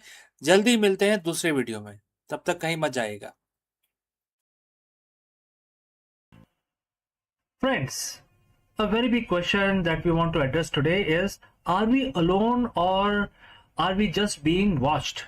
For decades, we have scanned the stars for signals, but new speculation from SETI and leading astrophysicists suggest a chilling possibility. It is already too late to hide. While we search for them, humanity has spent the last century broadcasting our presence to the cosmos. In this video, we dive deep into the great silence and why the latest breakthrough in technosignatures and planetary direction suggests that any advanced civilizations within 100 light years likely to already know Earth is a home to an industrial civilization. Let us explore this further. For over 60 years, humanity has been staring into the abyss of space and asking one simple question: where is everybody? We call it Fermi paradox. The universe is ancient, it is vast, and according to everything we know about biology and physics, it would be crawling with life. Yet, when we point our telescopes at the stars, we get nothing but cold, dead silence. We have assumed that if they were out there, we would have found them by now. We have treated the search for the extraterrestrial intelligence, which is SETI, like a game of cosmic hide and seek, where we are the ones doing the seeking. But in 2026, the conversation has shifted. Leading scientists and researchers are now proposing as much more unsettling reality. The silence isn't because they aren't there, and it isn't because they haven't found us. It's because they likely discovered Earth a long time ago. While we have been whispering into the dark, wondering if we are alone, we have actually been shouting our presence to the galaxy for over a century. So friends, if you have reached this far, please inform us from which city you have tuned in and in which language you are watching this video. This will help us determine the reach of our channel. Alright, let's proceed further. Today we are breaking down the new SETI speculation. We are looking at why it is officially too late to hide, how our own atmosphere is betraying us, and startling new research that suggests alien signals might be hiding in plain sight right in our own data. To understand why we are already visible, we have to look at what we call the technosignature. Since the early 20th century, Earth has been surrounded by an over-expanding bubble of radio waves. This radio bubble is now over 200 light years wide. Inside the bubble are thousands of star systems. If there is a civilization within 100 light years of us with even slightly better technology than ours, they don't need us to send them a hello message.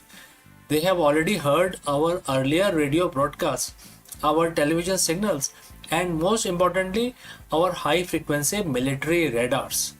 But it is not just radio. In the last year, researchers have found while exploring the exoplanet, because exoplanets search has reached a fevering pitch right now. We have been using the James Webb Space Telescope to look at the atmospheres of distant worlds, searching for methane, oxygen, carbon dioxide, the building block of life. Now the flip side of this perspective is, if an alien astronomer 50 light years away pointed a telescope similar to JWST or something much more advanced at Earth, what would they see? They wouldn't see the Great Wall of China or our cities. They would see our atmospheric fingerprint. They would see a planet with an atmosphere is in chemical disequilibrium. They would see an abundance of oxygen and nitrogen that shouldn't be there unless life was producing it. And since the Industrial Revolution, they would see technological pollutant, things like CFC and nitrogen dioxide, etc. To a distant observer, Earth isn't just a rock. It's glowing neon sign that says industrial civilization inside here. Alright. So if we are so visible, then why haven't we heard anything back? This brings us to the groundbreaking study published in early 2026 by astronomer like Ben Zuckerman at the UCLA. For decades, SETI has focused on narrowband signals, very specific thin frequency that don't occur in nature. The logic was, if we see a needle thin spike on a radiograph, it must be artificial. But the new broadband SETI approach suggests that we have been looking for the wrong thing. Zuckerman and others argue that the advanced civilizations wouldn't waste energy sending weak, narrow signals across the void. They would use directed energy beams, powerful broadband bursts that are much easier to detect across the interstellar distances. And here is a kicker. These signals might already be sitting in our archives. We have been scanning the sky for a century for other purpose and other navigation, mapping the stars, studying black holes. This new speculation suggests that the evidence of aliens isn't waiting to be discovered in the future. It is likely hiding in plain sight. Within the petabytes of data we have already collected, we have just haven't looked at the data with the right algorithm yet. Think of it like this. We have been looking for specific person's voice in a crowded stadium when we should have been looking for the flashlight they were waving. There is another reason for this silence, and it was highlighted in March 2026. Report from SETI Institute. Dr. Vishal Gajar and his team recently discovered a major complication in how we hear the cosmos. It turns out that the space isn't an empty vacuum. It is filled with turbulent plasma and stellar winds. When a signal travels from distant star system to Earth, it has to pass through the space weather of that alien sun. This plasma can smear or broaden a signal. A perfect, clear, narrow broadcast from an alien planet might arrive at Earth looking like a fuzzy, distorted static. The SETI Institute realized that our current search tools are designed to filter out that kind of noise. We have been looking for perfect signal, but the universe is quite messy. This means we could have received a message yesterday, but our computers threw it in the trash because it looked like too much like a natural interference. We are literally turning or tuning into a wrong station. And it is possible the galaxy is far noisier than we ever imagined. So if they were here and if these signals are likely reaching us, why hasn't there been a first contact event? This leads us to the zoo hypothesis. If a civilization is advanced enough to detect our atmospheric pollution from 40 light years away, they are likely centuries ahead of us, if not millennia. To them, we might be like a new species of ants discovered in a remote jungle. You don't walk up the anthill to introduce yourself, you observe it. You set up cameras, you stay hidden so you don't disrupt their natural development. But as our technology improves, as we launch the Nancy Grace Roman telescope and the Habitable World Observatory, we are becoming harder to ignore. We are starting to build our own cameras to look back at them. In April 2026, SETI Institute launched a Discover Future Lab. Their mission was to prepare humanity for the human dimensions of discovery. They aren't just asking how to find life anymore, they're asking what happens next. Because the consensus is changing, first contact might not be a signal we receive, but a realization we find in our own backyard. We used to think universe was a vast empty desert and we are lone campfire in the middle of the night, but the science of 2026 tells a different story. The desert is full of life and our campfire has been blazing single fire over 100 years. Whether it is through leaked radio waves, chemical signatures in our cloud, or the broadband beams we haven't decoded yet, the great silence is starting to feel less like an absence of life and more like a waiting room. The question isn't, are we alone? anymore. The question is, when they finally decide to answer, will we be ready to listen? So friends, thanks for watching this deep dive into the new frontier of SETI. If you want to keep track of this cosmic discoveries with me, make sure that you hit the subscribe button. I'm CK and I will see you again in the next one. Before I leave, a word from our affiliate partner. Stop settling for a good enough video. If your built-in laptop camera looks like a grainy mess, it is time for an upgrade.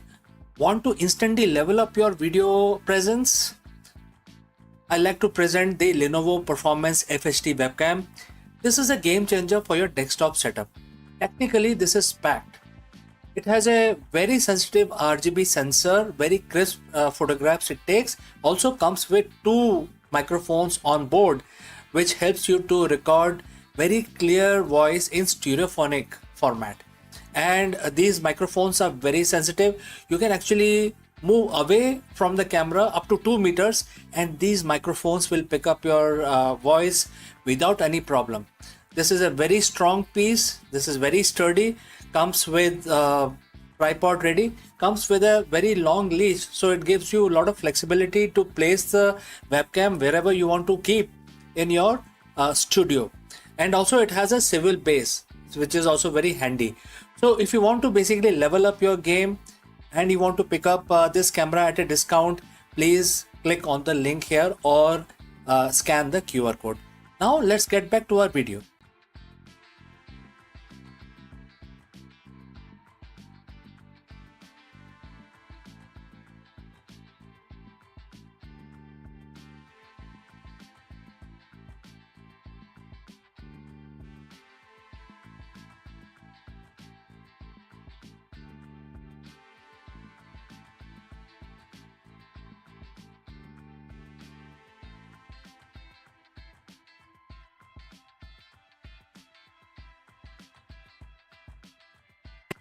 Hello friends, do you know how do the world's most resilient CEOs maintain absolute focus while others crumble under pressure?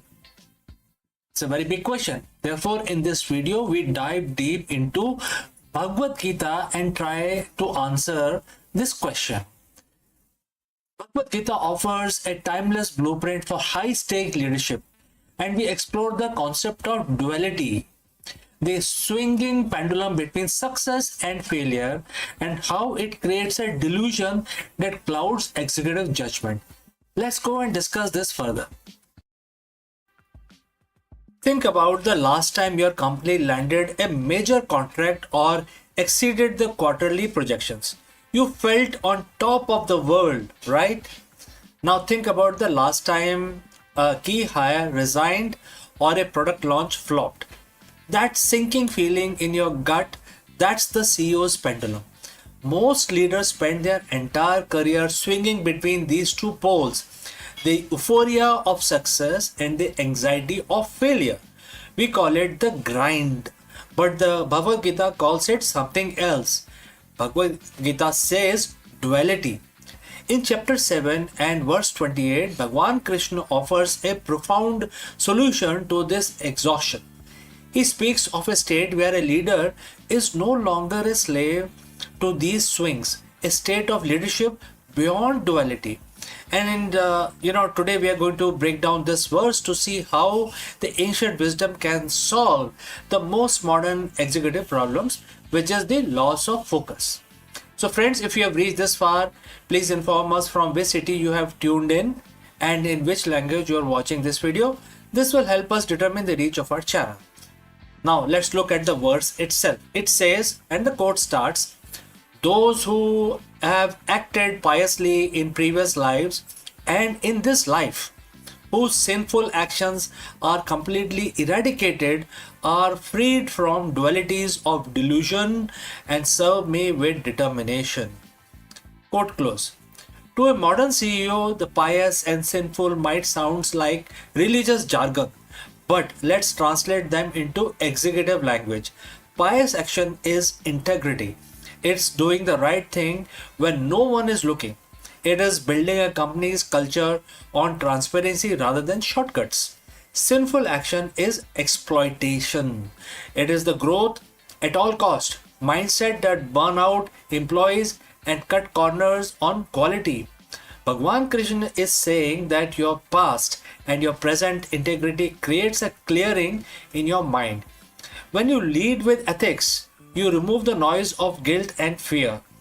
Only then you are freed from the dualities of the delusion. What is this delusion of duality? In the boardroom, duality is the belief that I am the last win, alright, or I am the last lose. When you are stuck in a duality, your decision making becomes reactive. If the market is up, we become overconfident and take reckless risk.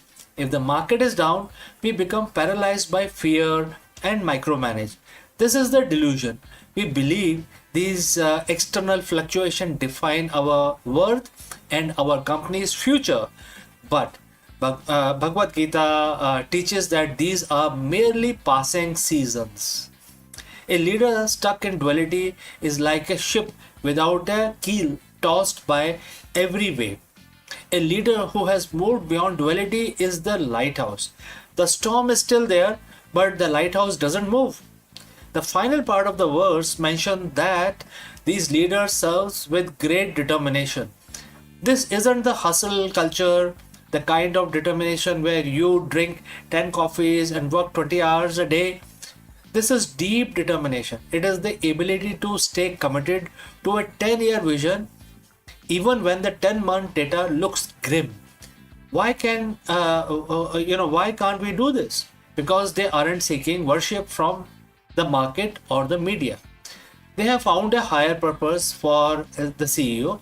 This worship and service translate to serving the mission. When you are freed from the ego-driven need to win every single day, you gain a superpower, which is patience. You become capable of making the hard right decisions instead of easy wrong ones. So how do you apply Gita 7.28 tomorrow morning in your boardroom or in your office? There are few steps that you need to take. First is the integrity audit. Look at your current project. Is there any sinful action, any shortcut or lack of transparency that is causing subconscious anxiety? Clean the slate to gain mental clarity. Number 2, label the duality. When a crisis hit, say to yourself, this is just the duality of the failure. Don't let it become your identity.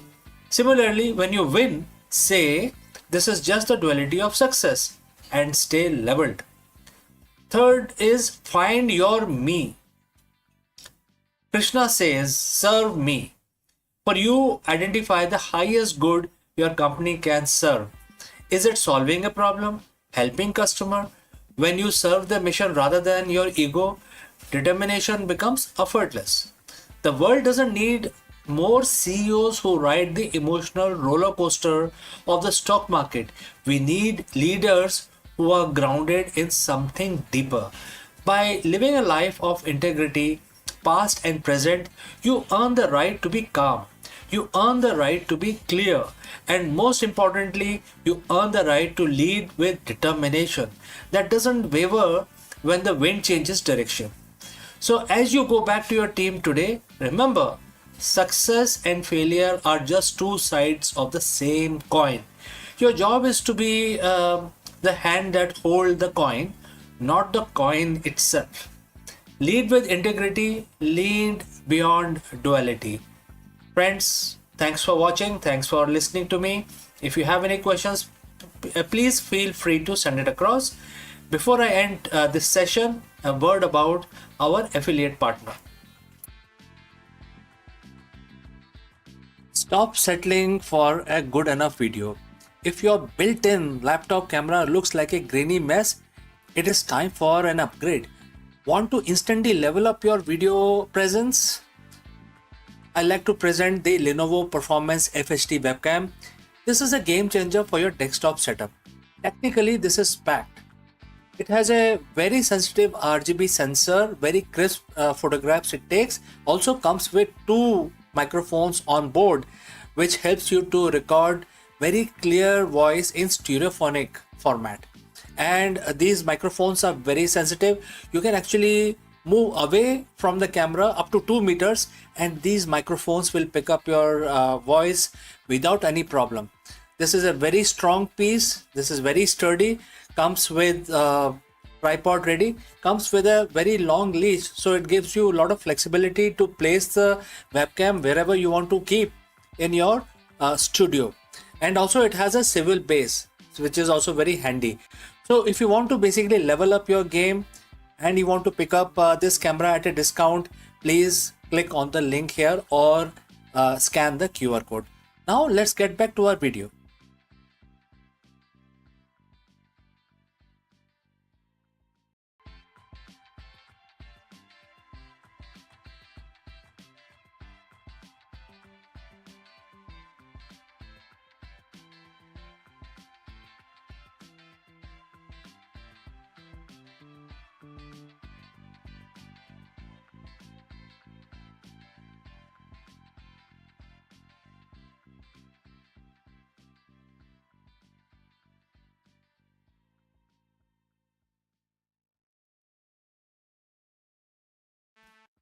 Hello friends, let me ask you, is the Big Bang singularity a myth? For decades, Einstein's general relativity and the quantum mechanics have been at war. While Einstein explained the cosmos and the quantum mechanics explained the subatomic, they break down at the very beginning of the time. Enter quadratic gravity, the potential missing piece that could finally unify the physics. In this video, we dive deep into the recent breakthrough in quadratic gravity. Unlike standard general relativity, which leads to impossible singularity, quadratic gravity introduces higher order terms. This mathematical addition might prevent universe from hitting a zero, suggest a smooth, finite origin of our cosmos. Let us explore this further. For over 100 years, we have lived in Einstein's universe. His theory of general relativity is a masterpiece. It explains how gravity shapes galaxies, bend light, and keep time ticking. But if you rewind the cosmic clock back to 13.8 billion years, Einstein math does not do anything. In fact, it does something terrifying. It breaks down. At the very moment of the Big Bang, the general relativity points to a singularity, a point of infinite density and zero volume.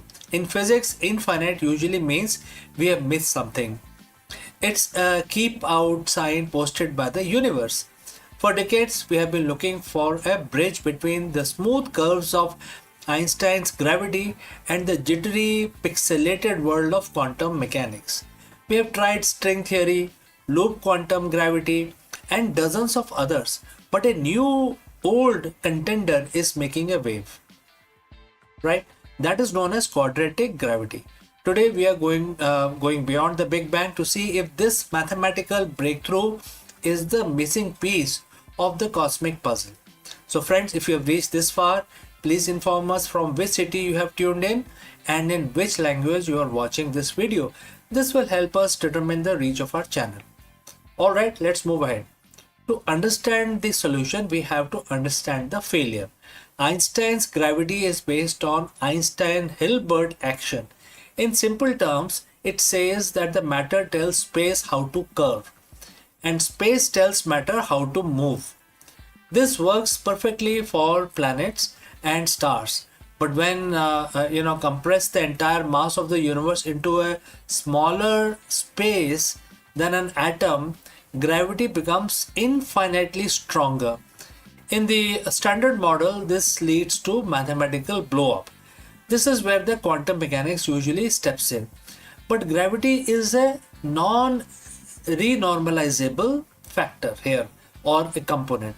When physicists try to apply quantum rules to gravity, they get nonsensical result, which are infinite probabilities that makes it impossible to calculate anything. Gravity and quantum mechanics are like two languages that refuse to be translated together. So how does the quadratic gravity fix this? It does something deceptively simple. In Einstein's original equation, the math only cares about the linear curvature of the space. Quadratic gravity says, what if we add the square of that curvature to the equation? In the world of math, these are called the higher derivative terms. At the scale of our solar system, these terms are so tiny they are almost invisible. Einstein's original math still rules the day. But as you get closer to Big Bang, where curvature becomes extreme, these quadratic turns on and they act like a cosmic buffer. Instead of letting the universe collapse into a single infinite point, these terms create a repulsive effect or smoothing mechanism. Think of it like a car suspension. On a flat road, you don't feel the spring. But when you hit a massive pothole, the Big Bang, the spring compresses and prevents the car from bottoming out. Quadratic gravity prevents the universe from bottoming out into a singularity. The most exciting part is this theory is, renormalizable. In the year 1970, physicist Stella Still provided or proved that by adding these quadratic terms, the infinities in quantum gravity actually cancels out each other. For the first time, we had a version of the gravity that could play by quantum rules. So what does this mean for the Big Bang? If the quadratic gravity is correct, there was no beginning in the way we think of it. There was no point of zero volume. Instead, the universe might have reached a maximum density and then transitioned smoothly or even bounced from a previous state. It suggests a smooth origin, a universe that is finite, calculable, and most importantly, logical. It removes the magic of singularity and replaces it with elegance of higher order geometry. So, is the quadratic gravity the missing piece? It's not without its own problem. Some physicists worry about the ghost, mathematical states that have negative probability, which could then threaten the stability of the theory.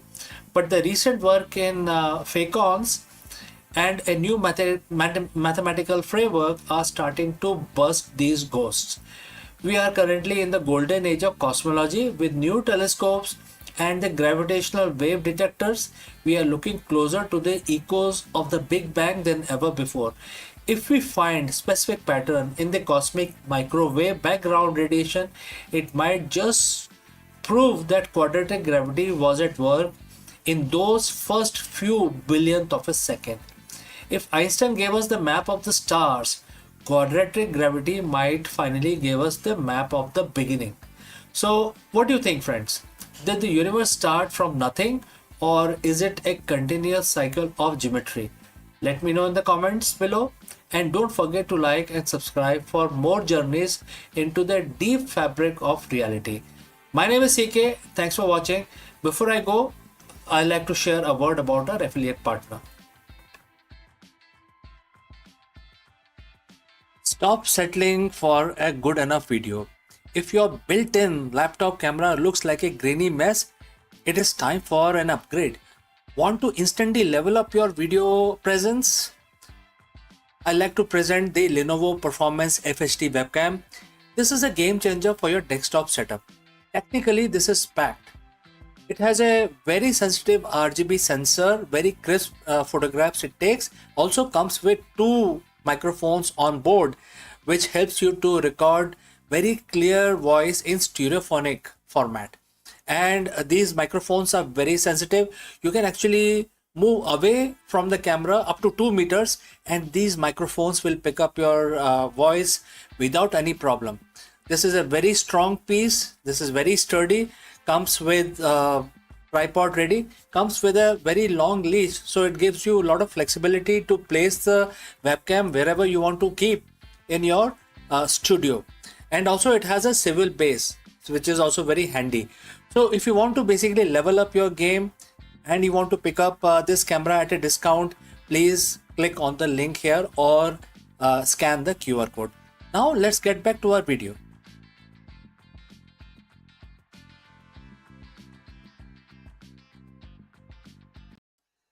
नमस्कार दोस्तों, आप सभी का स्वागत है। और आज 2 जून का तारीख है आज, और आज तो मंगलवार है। तो आज अपना दिन शुरू करने से पहले हम हनुमान जी की प्रार्थना करेंगे और हम हनुमान चालीसा का पाठ करेंगे। आप भी हमारे साथ जुड़े और हनुमान चालीसा का पाठ करें। चलिए शुरू करते हैं। श्री गुरु चरण सरोज रज, निज मन मुकुर सुधार, वर्णव रघुबर बिमल जसु, जो दायक फल चार। बुद्धिहीन तनु जानिके, सुमरो पवन कुमार, बल बुद्धि विद्या देहु मोहे, हरेउ क्लेश विकार। जय हनुमान ज्ञान गुण सागर, जय कपीस तेहु लोक उजागर। रामदूत अतुलित बल धामा, अंजनी पुत्र पवन सुत नामा। महावीर विक्रम बजरंगी, कुमति निवार सुमत के संगी। कंचन वरन विराज सुवेसा, कानन कुंडल कुंचित केसा। हाथ वज्र ओ ध्वजा बराजे, कांधे मूज जनेऊ साजे। शंकर सुवन केसरी नंदन, तेज प्रताप महाजगबंदन। विद्यावान गुणी अति चातुर, राम काज करवे को आतुर। प्रभु चरित्र सुनवे को रसिया, राम लखन सीता मन बसिया। सूक्ष्म रूप धरी सियहि दिखावा, विकट रूप धरी लंक जरावा। भीम रूप धरी असुर सहारे, रामचंद्र जी के काज संवारे। लाए सजीवन लखन जी आए, श्री रघुवीर हर्ष उर लाए। रघुपत कीनी बहुत बड़ाई, तुम मम प्रिय भरत संभाई। सहस बदन तुमरो यश गावे, अस कहि श्रीपति कंठ लगावे। सनकादि ब्रह्मादि मुनीसा, नारद सारद सहित अहिसा। जम कुबेर दिक्पाल जहाँ थे, कवि कोविद कही सके कहाँ थे। तुम उपकार सुग्रीव ही कीना, राम मिलाए राजपद दीना। तुमरो मंत्र विभीषण माना, लंकेश्वर भय सब जग जाना। जुग सहस्त्र जोजन पर भानु, लील्यो ताही मधुर फल जानू। प्रभु मुद्रिका मेल मुख माही, जलधि लांग गए अचरज नाही। दुर्गम काज जगत के जेते, सुगम अनुग्रह तुमरे तेते। राम दुआरे तुम रखवाले, होत न आज्ञा बिन पैसारे। सब सुख लहे तुम्हारी सरना, तुम रक्षक काहू को डरना। आपन ते समारो आपे, तीनों लोग हाँकते कापे। भूत पिशाच निकट नहीं आवे, महावीर जब नाम सुनावे। नासे रोग हरे सब पीरा, जपत निरंतर हनुमत बीरा। संकट ते हनुमान छुड़ावे, मन क्रम वचन ध्यान जो लावे। सब पर राम तपस्वी राजा, तिनके काज सकल तुम साजा। और मनोरथ जो कोई लाए, सोई अमित जीवन फल पाए। चारों युग प्रताप तुम्हारा, है प्रसिद्ध जगत उजियारा। साधु संत के तुम रखवाले, असुर निकंदन राम दुआरे। अस्सिधि नौ निधि के दाता, असवर दीन जानकी माता। राम रसायन तुमरे पासा, सदा रहो रघुपति के दासा। तुमरे भजन राम को पावे, जन्म जन्म के दुख बिसरावे। अंत काल रघुबर पुर जाई, जहाँ जन्म हरि भक्त कहाई। और देवता चित न धरे, हनुमत से ही सब सुख करे। संकट कटे मिटे सब पीरा, जो सुमरे हनुमत बलबीरा। जय जय जय हनुमान गोसाई, कृपा करो गुरुदेव की नाई। जो सतपार पाठ कर कोई, छूटे बंदी महासुख होई। जो ये पढ़े हनुमान चालीसा, होए सिद्धि साकी गौरीसा। तुलसीदास सदा हरिचेरा, कीजे नाथ हृदय में डेरा। पवन तनय संकट हरन, मंगल मूरत रूप। राम लखन सीता सहित हृदय बसो सुरभू। आपका दिन मंगलमय हो। चलिए आज अपना दिन शुरू करते हैं। नमस्कार। Friends, we all know that the stars, when they run out of their fuel, explodes into a supernova, especially the kind of star which are much larger than sun. They have to be larger than sun in order to become a supernova. However, there are certain stars which don't simply explode, they turn into a hot blowtorch. And this is a very specific phenomena, and to understand this type of supernova we will take a deep dive into high energy astrophysics, and we will examine this phenomena which is known as hotter than hell, also known in scientific term as the fast blue optical transient, and also known as the blue death. What is this phenomena? Let us explore this further. Hello friends, The big question that we want to tackle today is, can the ancient wisdom make you a better leader in 2026? In this video, we dive deep into Bhagavad Gita chapter 6 verse 8 to uncover the secret of equanimity for modern executives, which is very essential. We will discover why the most successful CEOs aren't just masters of the market, they are the master of their own mind. Let us explore this further. In the world of high-stake business, we are taught to chase the gold. We celebrate the record-breaking IPOs, the quarterly wins, and the market dominance. On the flip side, we are taught to fear the mud, the PR crisis, the missed targets, and the economic downturns. But as a CEO, and all CEO knows this constant oscillation between euphoria and anxiety is quite exhausting. It leads to burnout, biased decision making, and the leadership style that is reactive rather than strategic. What if there is a way to lead from the place of total stability, a state of mind where your internal peace isn't tied to the stock ticker?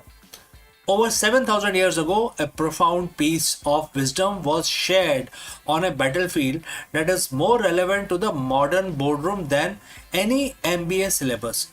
It comes from Bhagavad Gita, chapter 6, verse 8. Today we are going to dive deep and break down how this one verse can transform you into an unshakable CEO. So friends, if you have reached this far, please inform us from which city you have tuned in and in which language you are watching this video. This will help us determine the reach of our channel. Alright, let's proceed further. Let us look at the verse itself. The quote starts, "A person is said to be established in self-realization and it's called a yogi when he is fully satisfied by the virtue of the acquired knowledge and realization. Such a person is situated in transcendence and is self-controlled. He sees everything, whether it is pebbles, stone, or gold, as one and the same thing." Quote close. For a CEO, this doesn't mean you stop caring about your company. It means you change your relationship with the results. The verse identifies three key areas, three key traits of the unshakable leaders. First, acquired knowledge combined with practical experience. Obviously, you can't shake that off. Number two, control over the senses, which includes your ego as well, and also different kinds of extensions that you may have. Number three, ability to see stones and mud and gold with an equal eye, right? That is quite difficult. Now let's get real about the gold and mud. Just look at your office. The gold is that massive Series C funding or being featured on the cover of Forbes magazine. When things are gold, your ego expands. We think we have figured it out, all of it. We become overconfident, take reckless risk, and lose the humility that built the company in the first place. The mud is the supply chain collapse, the key executive quitting, or the negative cycle, some sort of a press release which is negative in nature. When we hit the mud, we panic.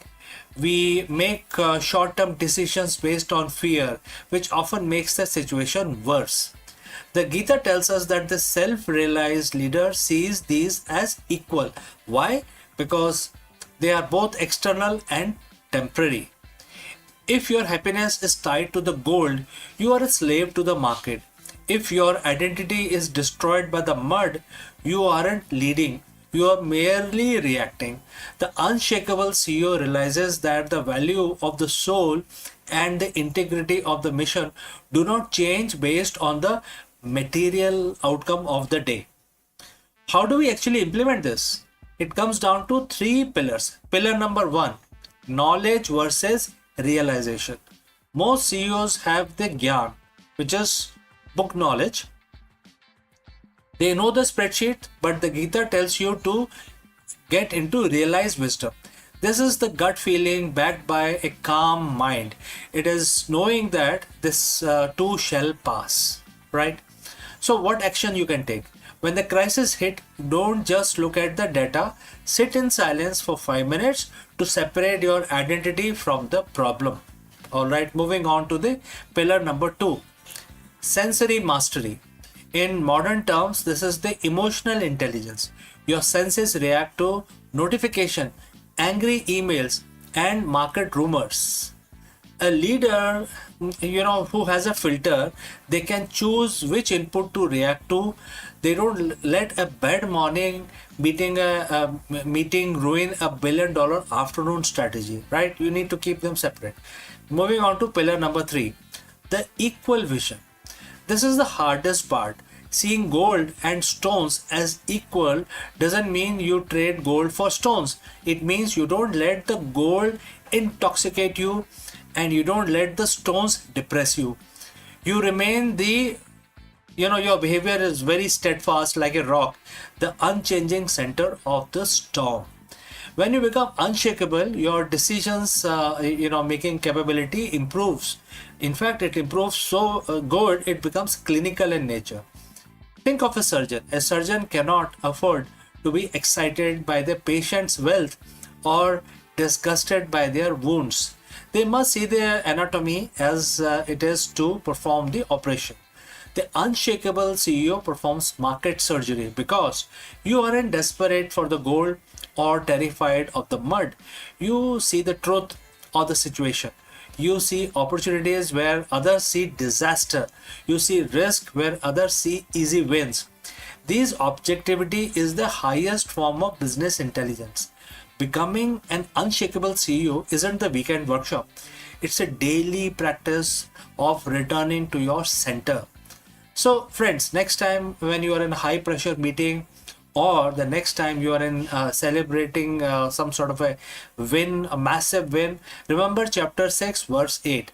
Ask yourself, am I reacting to the gold or am I standing on the rock?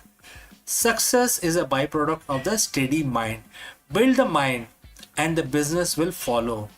If this ancient perspective on the modern leadership resonates with you, hit the subscribe button, share this with your fellow leaders who need to find their center today. Lead with wisdom, lead with peace, become an unshakable CEO. So we have come to the end of our session today. Before I move on to the next section, a word about our affiliate partner. Stop settling for a good enough video. If your built-in laptop camera looks like a grainy mess, it is time for an upgrade. Want to instantly level up your video presence? I like to present the Lenovo Performance FHD webcam. This is a game changer for your desktop setup. Technically, this is packed.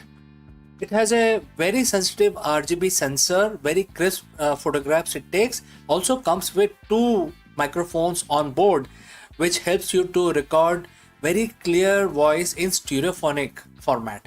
And these microphones are very sensitive. You can actually move away from the camera up to 2 meters and these microphones will pick up your voice without any problem. This is a very strong piece. This is very sturdy.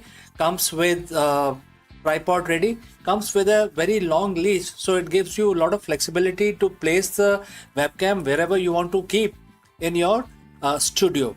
And also it has a swivel base, which is also very handy. So if you want to basically level up your game and you want to pick up this camera at a discount, please click on the link here or scan the QR code. Now let's get back to our video. नमस्कारम दोस्तों, आप सभी का स्वागत है। और आज है जून 8 और आज तो सोमवार है। सभी को पता है कि सोमवार का दिन भगवान शिव के लिए समर्पित है। तो आज हम अपना दिन शुरू करेंगे भगवान की स्तुति करके, प्रार्थना करके, और हर रोज की तरह हम एक मंत्र का उच्चारण 11 दफा करेंगे। बहुत ही सिंपल सा मंत्र है। इससे भगवान शंकर बहुत खुश होते हैं और आपको काफी सहायता मिलती है अपने रुके हुए कामों को आगे बढ़ाने के लिए। तो हम ये काउंटर का इस्तेमाल करेंगे जैसे कि हर रोज करते हैं। 11 दफा महामृत्युंजय का जाप करेंगे। तो आप सब मेरे साथ जुड़ें और हाथ जोड़ के नमन करें भगवान शंकर का ध्यान लगाएं और महामृत्युंजय का जाप हम शुरू करते हैं। ओम त्र्यंबकम यजामहे सुगंधिम पुष्टिवर्धनम उर्वारुकमिव बंधनान् मृत्योर्मोक्षीयमामृतात् संज्ञो जातं प्रपागमि भगवन्त मृत्युम जय शिवम अवयामि। ओम त्र्यंबकम यजामहे सुगंधिम पुष्टिवर्धनम उर्वारुकमिव बंधनान् मृत्योर्मोक्षीयमामृतात् संज्ञो जातं प्रपागमि भगवन्त मृत्युम जय शिवम अवयामि। ओम त्र्यंबकम यजामहे सुगंधिम पुष्टिवर्धनम उर्वारुकमिव बंधनान् मृत्योर्मोक्षीयमामृतात् संज्ञो जातं प्रपागमि भगवन्त मृत्युम जय शिवम अवयामि। ओम त्र्यंबकम यजामहे सुगंधिम पुष्टिवर्धनम उर्वारुकमिव बंधनान् मृत्योर्मोक्षीयमामृतात् संज्ञो जातं प्रपागमि भगवन्त मृत्युम जय शिवम अवयामि। ओम त्र्यंबकम यजामहे सुगंधिम पुष्टिवर्धनम उर्वारुकमिव बंधनान् मृत्योर्मोक्षीयमामृतात् संज्ञो जातं प्रपागमि भगवन्त मृत्युम जय शिवम अवयामि। ओम त्र्यंबकम यजामहे सुगंधिम पुष्टिवर्धनम उर्वारुकमिव बंधनान् मृत्योर्मोक्षीयमामृतात् संज्ञो जातं प्रपागमि भगवन्त मृत्युम जय शिवम अवयामि। ओम त्र्यंबकम यजामहे सुगंधिम पुष्टिवर्धनम उर्वारुकमिव बंधनान् मृत्योर्मोक्षीयमामृतात् संज्ञो जातं प्रपागमि भगवन्त मृत्युम जय शिवम अवयामि। ओम त्र्यंबकम यजामहे सुगंधिम पुष्टिवर्धनम उर्वारुकमिव बंधनान् मृत्योर्मोक्षीयमामृतात् संज्ञो जातं प्रपागमि भगवन्त मृत्युम जय शिवम अवयामि। ओम त्र्यंबकम यजामहे सुगंधिम पुष्टिवर्धनम उर्वारुकमिव बंधनान् मृत्योर्मोक्षीयमामृतात् संज्ञो जातं प्रपागमि भगवन्त मृत्युम जय शिवम अवयामि। ओम त्र्यंबकम यजामहे सुगंधिम पुष्टिवर्धनम उर्वारुकमिव बंधनान् मृत्योर्मोक्षीयमामृतात् संज्ञो जातं प्रपागमि भगवन्त मृत्युम जय Shivam अवयामि।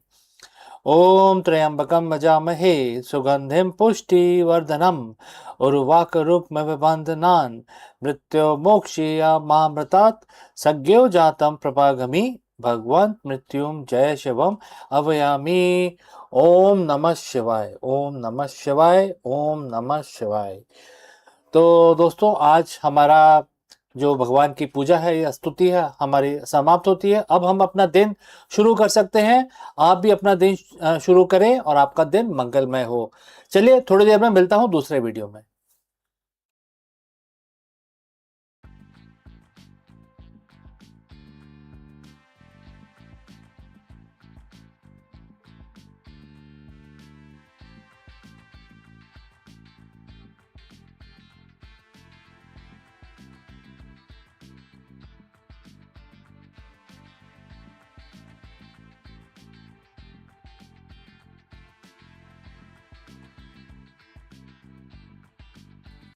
Hello friends and namaskaram. What if the secret to stress-free leadership and the ultimate corporate alignment was written thousands of years ago? Therefore, in this video, we break down knowledge mentioned in Bhagavad Gita and translate its timeless wisdom into actionable strategies for the modern business leaders, CEOs, and executives. We will discover how shifting your mindset from ownership to offerings can radically transform your corporate strategy, eliminate executive burnout, and drive purposeful leadership. Whether you are managing a startup or leading a global corporation, learning how to detach from the outcome while elevating daily execution is the ultimate competitive advantage. Let's go. Every year, hundreds of books are published on corporate leadership. We are told to focus on KPIs, OKRs, quarterly earnings, and agile scaling. We buy into the myth that a great CEO is a master controller, someone who can bend the market, the competition, and their teams to their absolute will. But if you look closely behind the glass walls of the modern corner office, you will find a hidden epidemic: executive burnout. And is it an all time high right now? The pressure to constantly deliver results create a toxic cycle of anxiety, fear of failure, and emotional exhaustion. Why? Because the modern business teaches us that we are the sole owner of our outcomes. When the company wins, our ego spikes. When it fails, our identity shatters. What if the antidote to this brutal cycle isn't another management framework? What if the key to ultimate executive alignment and the true peace of mind was written over thousands of years ago on a battlefield? Today we are looking at a single verse from the ancient text, the Bhagavad Gita, which is chapter 9 and verse 27. It offers radical paradigm shift, and it basically offers a new kind of blueprint that can upgrade a CEO's internal operating system from stress controller to an aligned, unstoppable visionary. So, friends, if you have reached this far, please inform us from which city you have tuned in and in which language you are watching this video. This will determine the reach of our channel. Alright, let's move ahead. So, in this chapter, Bhagwan Krishna is speaking to Arjun, a warrior prince facing an overwhelming crisis of duty and identity. In verse 27, Krishna gives him a deceptively simple directive, and the quote starts: whatever you do, whatever you eat, whatever you offer, whatever you give in charity, and whatever austerity you can perform, do that, O son of Kunti, as an offering unto me. And the quote closed. Now, at a glance, a corporate executive might look at this and think, this is a religious text about devotion. What does this have to do with my Q3 strategy or managing a multi-million dollar budget? The answer is everything. Let's break down the language of this verse through the lens of the modern leadership. Bhagwan Krishna outlines 5 years of life, and when you map them into life of a CEO, a spectacular framework emerges. So, whatever you do, the first phrase, this is your core execution. The emails you send, the board meetings you chair, the strategic pivots you execute, etc. Next, whatever you eat. This represents what you consume, not just food, but data, media, energy that you absorb and sustain yourself. Next, whatever you offer. This is your sacrifices, the late night, the hard work, the creative energy you pour into your enterprise, etc. Next, whatever you give in charity. This is your philanthropy, your corporate social responsibility, and how you take care of your stakeholders and employees. Next, whatever austerity you perform. These are your challenges and disciplines. Firing a toxic executive, managing a market downturn, or making a difficult ethical decision. The verse ends with a golden rule: do it as an offering to me. The traditional CEO operates from an ownership mindset. They believe this is my company, these are my matrices, this is my legacy, and I am responsible for this final result. While this sounds accountable, it is psychologically fragile. When you believe your own outcome, you tie yourself and your worth to the variables you cannot fully control, like inflation, geopolitical shifts, or sudden market disruptions. The Gita introduces the offering mindset. It asks the leader to shift from being owner to being the custodian or the steward. So when you treat your daily corporate duties as an offering to a higher power, whether you define that as a divine, the universe, or transcendent higher purpose, the entire nature of your work changes. Think about how you behave when you prepare a gift or an offering for someone you deeply respect. You don't cut corners, you don't do a sloppy work, you bring your absolute best, you bring perfection. Therefore, the offering mindset does not make a CEO lazy or passive. In fact, it drives a higher standard of excellence. You build the best product not out of greed or for profit, but because your work is highly devoted. You treat your employees with profound respect because managing them is a sacred duty entrusted to you. So, practically speaking, what happens when a CEO achieves this ultimate alignment? These are three immediate breakthroughs that you can experience. First, immunity to fear and anxiety. When a product launch fails or a funding round fails through an owner spiral into a panic. But an aligned leader says, I put my best intelligence, ethics, and effort into this as an offering. The outcome is not in my hand. This detachment gives you a quite unshakable calm that allows you to pivot rationally while your competitors are panicking. Second, radical ethical clarity. So, if your work is an offering to the divine, you cannot offer something tainted by corruption, deceit, or exploitation. It forces a CEO to naturally align with conscious capitalism. Success is no longer measured solely by the balance sheet, but by the integrity of the process. Third, magnetic leadership. Employees can sense when a CEO is driven purely by ego and personal net worth versus when they are driven by a higher calling. When you lead from a place of offerings, your leadership becomes selfless. That selflessness builds deep, unbreakable trust across your entire organization. So, as we close today, I want to leave you with practical challenges. You don't have to change your corporate structure to implement Chapter 9, verse 27. You only have to change your internal intent. Tomorrow morning, before you open your laptop, before you look at your phone, sit at your desk for just 60 seconds. Take a deep breath.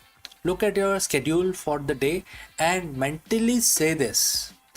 Every decision I make, every email I write, every conflict I resolve today, I will do it to the absolute best of my ability and I offer it up to the higher good. Take off the heavy, suffocating crown of being the sole controller of your business. Step into your true role as an aligned leader, because when your daily execution meets a timeless vision, you don't just build a successful company, you build a lasting legacy, and you will find peace in the process. So friends, thanks for watching. If this perspective resonated with you, please hit that like button, share this with your fellow leaders who need to hear it, and subscribe for more deep dive into timeless wisdom for the modern life. Lead with purpose, excel with detachment, and friends, I will see you in the next one. Before I leave you in this video, a word about our affiliate partner. Stop settling for a good enough video. If your built-in laptop camera looks like a grainy mess, it is time for an upgrade. Want to instantly level up your video presence? I like to present the Lenovo Performance FHD webcam. This is a game changer for your desktop setup. Technically, this is packed. It has a very sensitive RGB sensor, very crisp photographs it takes. Also comes with two microphones on board, which helps you to record very clear voice in stereophonic format. And these microphones are very sensitive. You can actually move away from the camera up to 2 meters and these microphones will pick up your voice without any problem.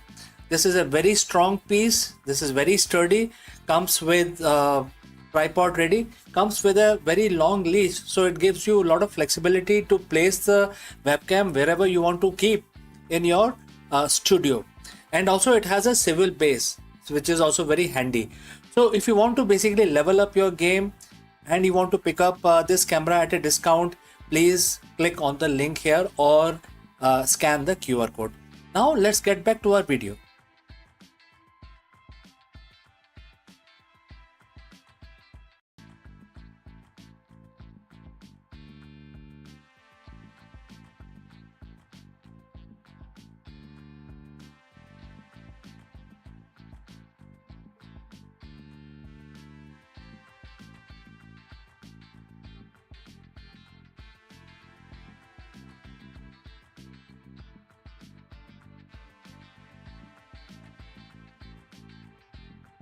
Long before modern medicine built its labs, ancient India nurtured a science of life that saw health as a harmony, healing as compassion.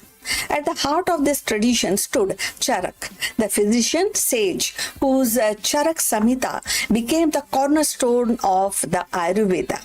He was not merely cataloging herbs or treatment, he was shaping a philosophy where the well-being of human, animals, and the environment were inseparably bounded. So let's find out more. In the grand tapestry of ancient Indian wisdom, Charak stands as one of the most luminous threads. A physician, a philosopher, and the scientist of the 2nd century CE, Charak is remembered as the principal architect of Ayurveda, the science of life. His magnum opus, the Charak Samhita, is not merely a medical text but a holistic philosophy of health, weaving together the mind, the body, and the spirit, and the environment into a unified vision of well-being. Charak's genius lay in his insistence that health was not the absence of disease but the balance of forces. He articulated the Tridosha theory, which is called Vat, Pith and Kapha. That means the force of movement and the transformation and the structure derived from the element of the nature. So as he actually mentioned, it is as a governing principle of philosophy and physiology. So these are not mystic abstraction, but keen observations of how body respond to diet, climate, stress, and lifestyle. In his view, medicines were not about suppressing the symptoms, but restoring the harmony. His philosophy resonated deeply in 2026 when modern medicine increasingly embraces personalized care, preventive health, and integrative approach. So if you have reached this far, please inform us from which city you are tuned in and which language you are watching this video. This will help us to determine the reach of our channel. So moving forward, about Charak, equally profound was Charak's emphasis on prevention. He prescribed a daily regime, that is dincharya, but that's what we call in Hindi. Then the second option he has given, seasonal routine, which is ritucharya, and dietary discipline as the pillar of resilience. He warned against the excess, idleness, and the neglect of nature's rhythm. Today, as the humanity faces epidemics of lifestyle diseases, diabetic, hypertension, obesity, his preventive ethos feels prophetic. And the public health campaign echoes his wisdom. Lifestyle is a medicine and balance is survival. Charak also recognized the inseparability of human and animals. His text include reference to veterinary care, acknowledging that the health of domesticated animals are vital to agrarian societies. In 2026, his vision expand into the modern concept of health, which link human, animal, environmental well-being. Zoonotic diseases, climate-driven epidemics, and ethical debate about animal welfare remind us that the Charak's holistic worldview was centuries ahead of its time. The Charak Samhita catalogued hundreds of medical plants and minerals and formulations. Many of these are like turmeric, neem, ashwagandha. They are now globally recognized for their therapeutic properties. In 2026, the pharmacological and research continues to validate Charak's pharmacy and the kind of formation he actually written in his Charak Samhita, and offering sustainable alternative to synthetic drugs. His insistence on empirical observation and documentation of foreshadows the scientific method itself. Charak's relevance today extends beyond medicine into ethics and ecology. He demanded that physician embody compassion, humanity, and humility and discipline while treating patient as a whole being rather than simply a medical case. So in an era of AI diagnostics and robotic surgeries, his reminder that the healing is a moral duty is invaluable.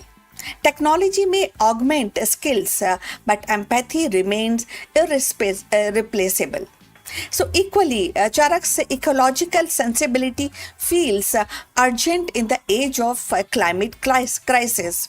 He viewed human as inseparable from their environment and emphasizing harmony with nature. The pollution of air, water, and soil is not merely an environmental issue, it is a medical issue also. So his integrated worldview offers guidance for planetary health, reminding us that the well-being of human, animal cannot be divorced from well-being of Earth itself. Looking ahead, the scope of Charak's vision in 2026 and the beyond is vast. Ayurveda is no longer confined to India. It is a part of global movement towards the integrative medicines. AI-driven diagnostics, genetic engineering, and space medicine may dominate headlines, but Charak's principle of balance, prevention, compassion remain timeless. His legacy challenges to ensure that science serve life, not merely a survival, that medicine heal not only body but communities and ecosystem and of course future. So Charak's voice carried across millennia remind us that health is not a conquest but a care, not a control but a balance.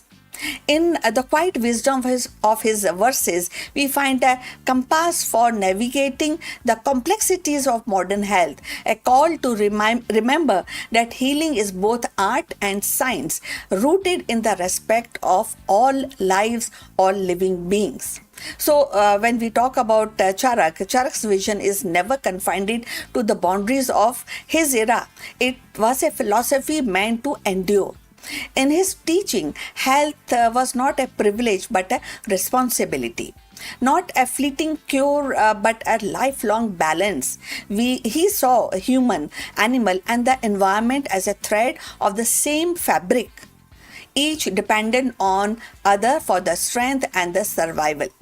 The worldview resonated powerfully in 2026 when the challenges of climate change, zoonotic diseases, and the lifestyle disorder demand a holistic response. Ayurveda, as shaped by Charak, is not a relic of the past but a living system evolving along the side of modern science. It is its emphasis on prevention, compassion, and ecological harmony offers a compass for medicine in the age of AI. Biotechnology, planetary health, as researchers validate ancient formulations and integrate them with a cutting edge therapies, Charak's legacy continues to expand and bridging the tradition, innovation, humanity, and nature. So, again, we will actually understand the story of Charak is ultimately a reminder. A healing is not a conquest, but definitely a care. And in the pulse of Ayurveda, we hear his enduring message that well-being is not only for today, but for tomorrow, and for all the life that walks, flies, swim, and breathe beneath the same sky. So we have come to the end of this video. Please like and subscribe our channel. Look forward for your comments on this topic. We'll see you in the next one. But before we end, few words from our affiliate partner.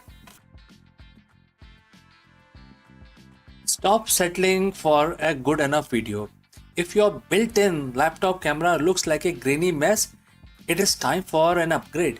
Want to instantly level up your video presence? I like to present the Lenovo Performance FHD webcam. This is a game changer for your desktop setup. Technically, this is packed. It has a very sensitive RGB sensor, very crisp photographs it takes. Also comes with 2 microphones on board, which helps you to record very clear voice in stereophonic format. And these microphones are very sensitive. You can actually move away from the camera up to 2 meters and these microphones will pick up your voice without any problem. This is a very strong piece. This is very sturdy. Comes with tripod ready. Comes with a very long leash, so it gives you a lot of flexibility to place the webcam wherever you want to keep in your studio. And also it has a swivel base, which is also very handy. So if you want to basically level up your game and you want to pick up this camera at a discount, please click on the link here or scan the QR code. Now let's get back to our video.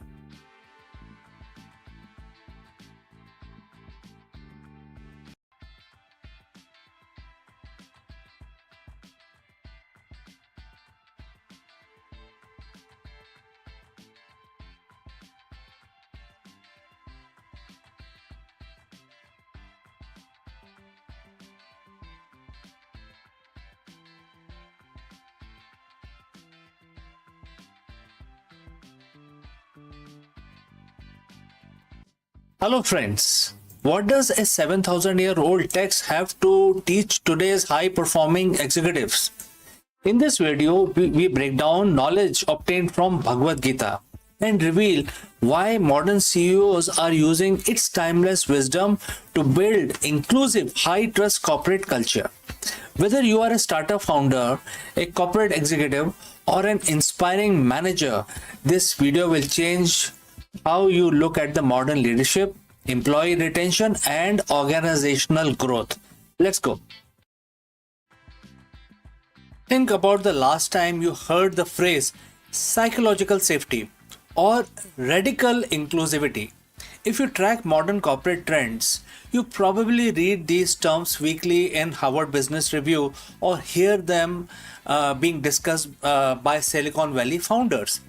We treat these concepts as the cutting edge of the 21st century organizational psychology. But what if I told you that the ultimate blueprint for inclusive leadership wasn't written by a modern HR consultant, but was laid down over 7,000 years ago on a battlefield?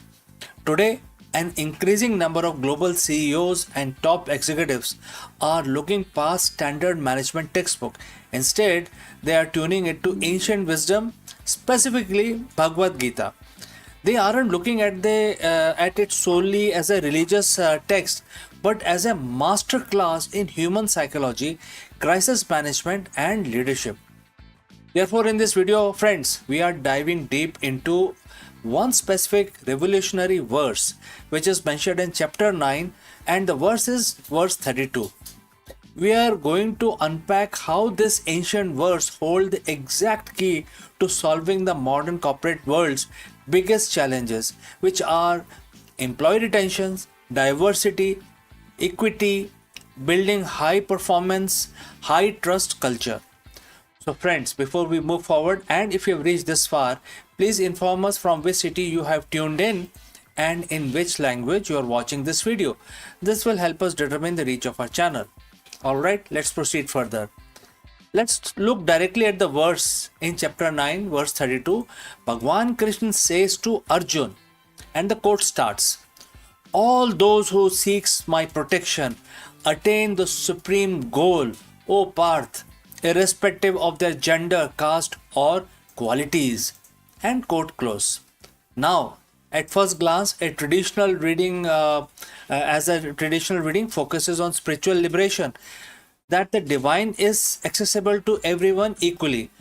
But when a modern leader look at this text through the lens of the organizational design, the word protection and the phrase attain the supreme goal takes a powerful corporate parallel.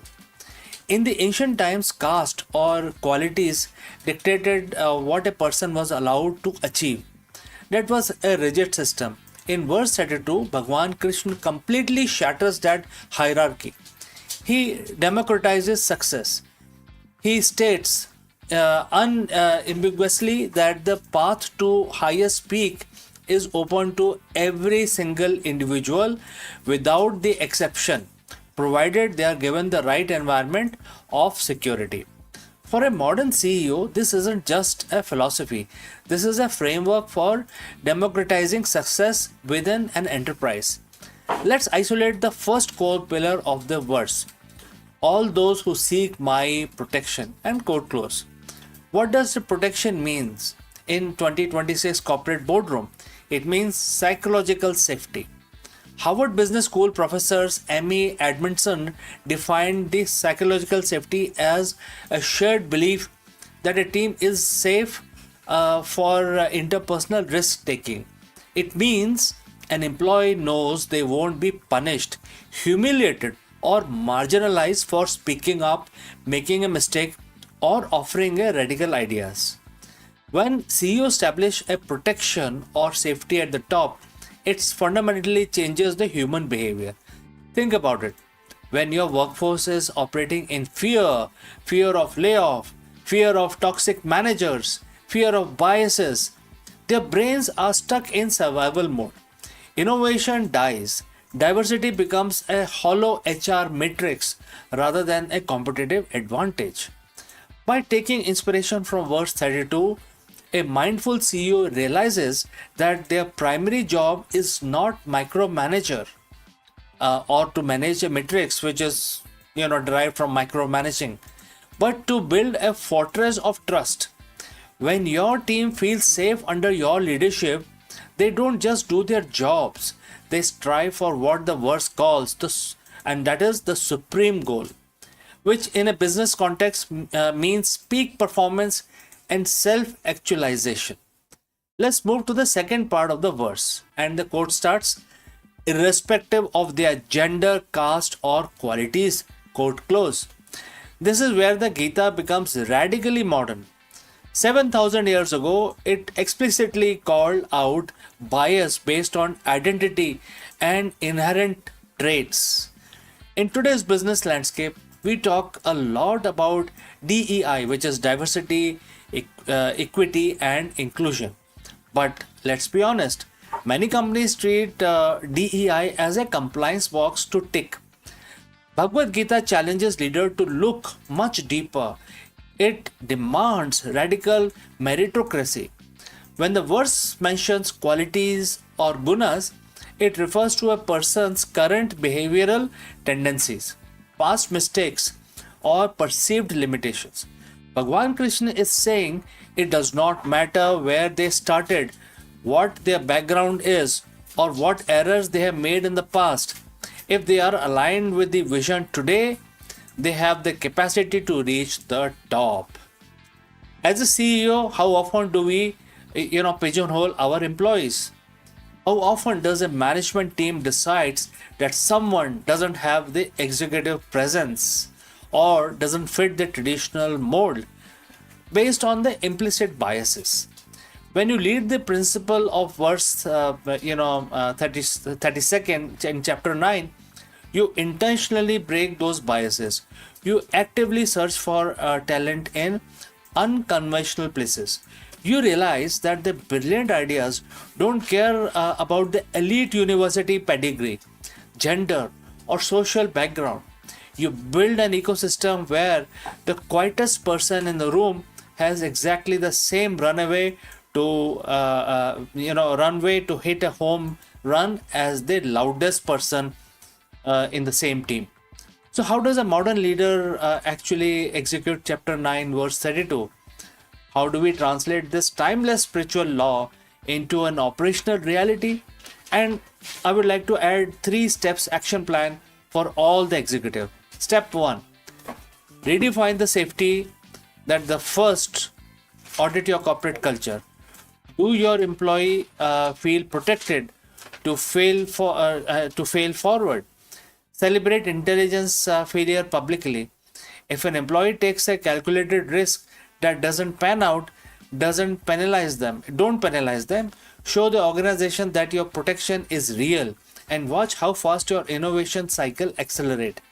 Number 2, democratize growth and upskill, and therefore look at the promotions, development pipelines. Are opportunities open to everyone or just inner circle? Implement blind skill assessment, open access mentorship program, and structured upskilling. Give everyone, regardless of their starting qualities, the tool to reach the organization's supreme goal. Number 3, lead with purpose, not just profit. And therefore remember that in the verse, the ultimate destination is the supreme goal. In business, employees, especially young generations, don't just work for paychecks anymore. They work for purpose. A CEO's job is to connect daily operational tasks to a higher meaningful vision. When people know why they are fighting and who they are fighting for, their loyalty becomes unshakable. A challenge of a modern CEOs are complex. Market fluctuate, technology like AI disrupt industries overnight, and consumer behavior shifts constantly. But the fundamental core of the business has never changed. It is entirely driven by human beings. So Bhagavad Gita in chapter 9 verse 32 reminds us that leadership is not about wielding power from a corner office. True leadership is about creating an expansive, inclusive space where every individual feels secure enough to bring their whole authentic self to work. When you democratize success, you don't just build a more ethical company, you build an unstoppable business. So friends, thanks for watching, thanks for joining live. If this ancient perspective on the modern leadership resonate with you, hit that like button, share this video with fellow leaders, and subscribe for more deep dives into timeless wisdom for the modern business. I would love to hear your thoughts in the comments below. How do you build your psychological safety in your teams? So friends, until next time, lead with consciousness and keep building. Before I go, few words about our affiliate partner. Stop settling for a good enough video.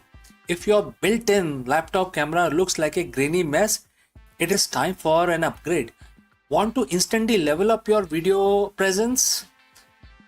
I like to present the Lenovo Performance FHD webcam. This is a game changer for your desktop setup. Technically, this is packed.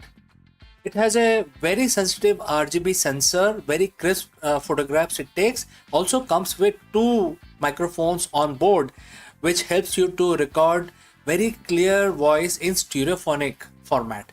And these microphones are very sensitive. You can actually move away from the camera up to 2 meters and these microphones will pick up your voice without any problem.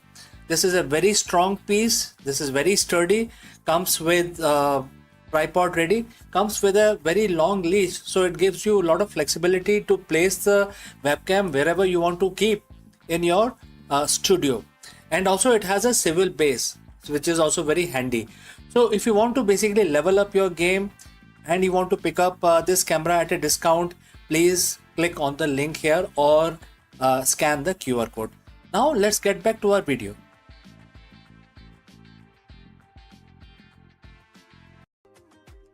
Hello friends, welcome to this high-level executive briefing. We explore the profound leadership wisdom found in Bhagavad Gita. While the modern corporate culture often drives leaders towards external validation and endless doing within quotes, this ancient verse reveals that the most effective leadership comes from a state of internal being.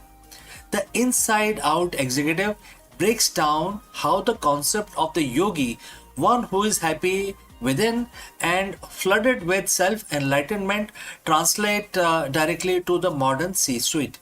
Learn how to translate and transition from reactive management to proactive sovereignty. Let us explore this thought further. Welcome once again. We live in an era of the extreme leadership. We are taught that more we do, more we achieve. We track KPIs, market share, and quarterly growth. But there is a paradox at the top. Many executives have reached the pinnacle of the material success while they feel more hollow than when they started. Why is it that more we gain on the outside, the more we feel we are losing on the inside? Today we are looking for the answers in a 7,000-year-old text. We are exploring Bhagavad Gita chapter 5 verse 24. It offers a blueprint of what I call the inside out executive. Let's look at the verse itself, and Bhagwan Krishna says, and the quote starts, "A yogi is happy within. He sees God within himself. He is flooded with self-enlightenment. He attains the liberation from material existence and unite with the divine." And the quote close. So friends, if you have reached this far, please inform from which city you have tuned in and in which language you are watching this live stream. This will help us determine our reach. Alright, let's proceed further. To the modern CEO, words like yogi or divine might feel distant. But let's translate this into a language of the leadership.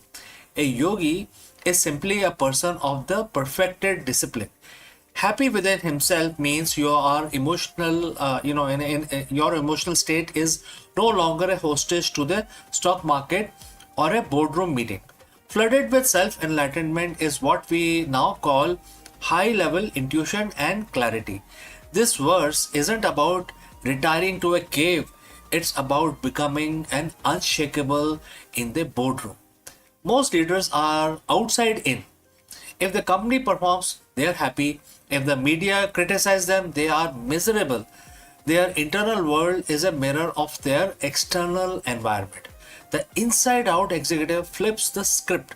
Verse 5.24 tells us that the source of joy must be internal. When you are happy within, you lead from a place of abundance rather than scarcity. You aren't making decisions because you are afraid of losing your status. You are making them because they are the right thing to do. This is where the self-enlightenment comes in. When the noise of ego and anxiety is silenced, you gain the quiet mind. In that quiet, you see the God within, or in professional terms, you access your highest intelligence. Now let's talk about the most provocative word in this verse, liberation. In the Gita, this is the moksha, which is freedom from cycle of birth and death. For an executive, this is freedom from the material grind. Think about it. How much of your stress comes from things you cannot control? The economy, the competition, the global supply chain. Liberation means you are no longer a slave to these outcomes. You perform your dharma, which is your duty, with 100% intensity, but your soul isn't crushed if the result fluctuates. Ironically, this detachment makes you more powerful. A leader who doesn't need a specific outcome to feel whole is the most dangerous person in a negotiation. You have nothing to lose because your fulfillment is already locked in internal space. So how do we apply this tomorrow morning, right? First, the morning audit. Before you check your emails, which is coming from outside, check your inside. Spend 5 minutes in silence. Find that internal happiness before the world tries to give you its version of it. Alright? Number 2, intellectual detachment. During a crisis, Ask yourself, is my happiness based on solving this, or is my happiness constant while I solve this? Right? Number 3 is lead by light. So verse 5.24 mentioned about flooded with light. Be the leader who brings clarity to the room, not heat. If you are enlightened within, you illuminate the path for everyone else. The verse ends by saying the yogi unite with the divine. In leadership, this is the union of the purpose and action. When your internal state matches your external impact, you aren't just working anymore, you are fulfilling your mission. So don't just lead a company, lead yourself first. Be the inside out executive. And friends, we have come to the end. Thanks for joining live. Thanks for your time. If you have any questions, please do not hesitate to send it across. Before we end this section, a word about our affiliate partner. Stop settling for a good enough video. If your built-in laptop camera looks like a grainy mess, it is time for an upgrade. Want to instantly level up your video presence? I like to present the Lenovo Performance FHD webcam. This is a game changer for your desktop setup. Technically, this is packed. It has a very sensitive RGB sensor, very crisp photographs it takes. Also comes with 2 microphones on board, which helps you to record very clear voice in stereophonic format. And these microphones are very sensitive. You can actually move away from the camera up to 2 meters and these microphones will pick up your voice without any problem. This is a very strong piece. This is very sturdy. Comes with tripod ready. Comes with a very long leash, so it gives you a lot of flexibility to place the webcam wherever you want to keep in your studio. And also it has a swivel base, which is also very handy. So if you want to basically level up your game and you want to pick up this camera at a discount, please click on the link here or scan the QR code. Now let's get back to our video.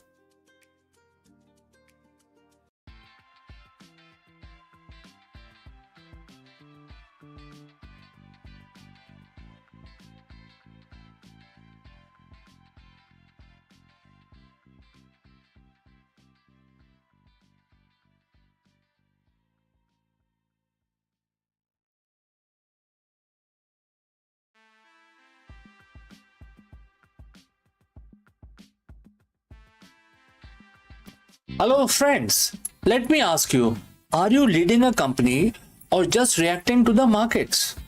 Well, many of us may not have a straight answer. Therefore, in this video, we decode the profound wisdom found in Bhagavad Gita and apply it to the high-stakes world of modern corporate leadership. Bhagwan Krishna speaks of world in a constant flux, a concept that today's CEO know as disruption. Let's go and discuss this further. Welcome to the executive suite. Not the one on the 50th floor, but that governs the very fabric of our reality. In the high pressure world of business, we are taught to crave stability. We build 5-year plan, we hedge against the risk, and we chase the predictable growth. But as any CEO who has lived through the market crashes or technological disruption knows, stability is often an illusion. Today we are bridging the gap between the boardroom and the battlefield of Kurukshetra. We are looking at a single verse from Bhagavad Gita, chapter 9, verse 10, that holds the secret to what I call the divine CEO. Well friends, if you have reached this far, please inform us from which city you have tuned in and in which language you are watching this video. This will help us determine the reach of our channel. Now let's start our discussion. Krishna tells Arjun and the quote starts, "O Kaunteya, it's only by my direction that this material world of animate and inanimate object is in a constant flux of creation, maintenance and destruction," quote close. This isn't just theology, it is the ultimate framework for strategic agility. The first part of the cycle is Shrishti, which is creation. For a CEO, this is the innovation phase. Every great company starts as a spark of moving and unmoving ideas. But notice the verse says this happens by my directions. In a corporate context, this divine direction represents your core purpose. True creation isn't just about launching a product to make a quick buck. It's about aligning with the flux of what the world is need next. Basically, fulfilling some sort of a need in the market. The lesson for the CEO, therefore, is: are you creating from a place of ego, or are you a channel for a solution that needs to exist? When you align your company's creation phase with a high vision, you aren't just a manager, you become an architect of the future. You are setting the directions for your own material world. Then comes the hardest part of for most of the leaders, which is sthiti, which means maintenance. The verse tells us that the world is in a constant flux. Ironically, maintenance in a state of flux doesn't mean keeping things the same. It means dynamic balance. Think of a bicycle. To maintain its upright position, it must be kept moving. The moment it stops, it falls. Many CEOs fail because they fall in love with their maintenance phase. They build inanimate objects, rigid processes, and stagnant hierarchies that refuse to move with the animate market. The lesson for the CEO, therefore, is: maintenance is not about preventing change, it's about managing the direction of the change. Your job is to provide the steady hand that guides the constant flux so that your organization stay on course even as the waves get choppy. Now we come to the part that scares every executive, which is laya, which is destruction. The Gita tells us that the destruction is as divine as creation. In business, we call this creative destruction. It is the phase out of the old to make room for the new. If the CEO refuses to destroy an obsolete product line or a failing strategy, they eventually destroy the whole company. Verse 10 reminds us that the creation, maintenance, and destructions are all part of the same natural cycle. The lesson for the CEO, therefore, is: you must be brave enough to dismantle what no longer serves the direction. This isn't failure, it is a necessary clearing of the ground so the next cycle of Shrishti, which is creation, can begin. To be a divine CEO means to stop resisting the flux. When you understand that the material world and your market is designed to be in constant motion, your stress levels drop drastically. You stop trying to control every atom and start focusing on the direction. As you go back to your emails, your meetings, and your spreadsheets today, ask yourself: what I am creating, what is new and purposeful, what I am maintaining through dynamic movement, what do I need to courage to destroy so I can grow further. The universe is in flux. Don't fight it, lead it. And the quote says, under my direction the world brings forth, and the quote close, and I have already read the complete verse for you. Now go forth, give your world a new direction. Friends, thank you for watching, and if this ancient wisdom helped clarify your modern mission, hit the subscribe button, share this with fellow leaders, and if you have any questions, please do not hesitate to send it across. Before I go today, a word about our affiliate partner.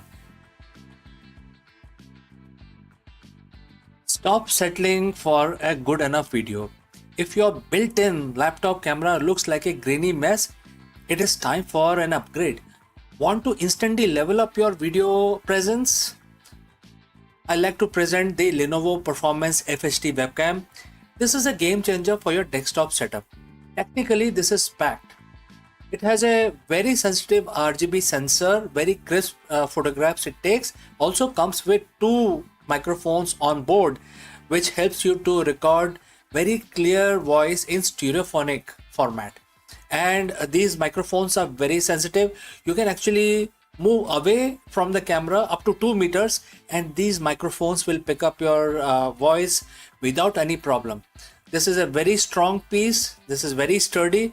Comes with tripod ready. Comes with a very long leash, so it gives you a lot of flexibility to place the webcam wherever you want to keep in your studio. And also it has a swivel base, which is also very handy.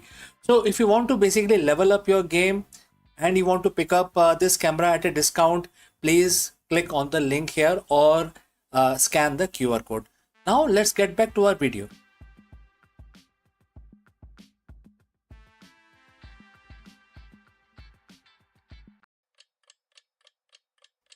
Hello friends, are you leading with clarity or are you reactive to the market chaos? In this video, we break down one of the most powerful management philosophies ever written, and that is Bhagavad Gita, mentioned in chapter 2 very clearly in verse 15. While the modern business culture often celebrates the hustle, the ancient wisdom teaches that the truly elite leader possesses something far more rare, which is equanimity. If you are a CEO or a business leader, learning to navigate the dualities of business, joy and sorrow, profit and loss, success and failure is the ultimate differentiator between the short-term firefighting and long-term eternal business impact. Let's go and discuss this further. As a leader, we are often told that the secret to success is being in control.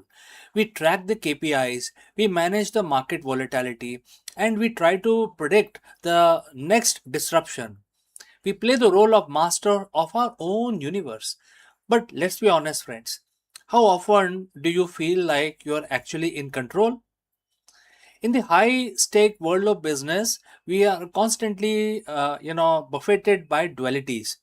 The joy of record breaking quarter, followed immediately by the sorrow of a failed product launch, the elation of a new partnership, followed by a sting of a loss of a very highly key team member.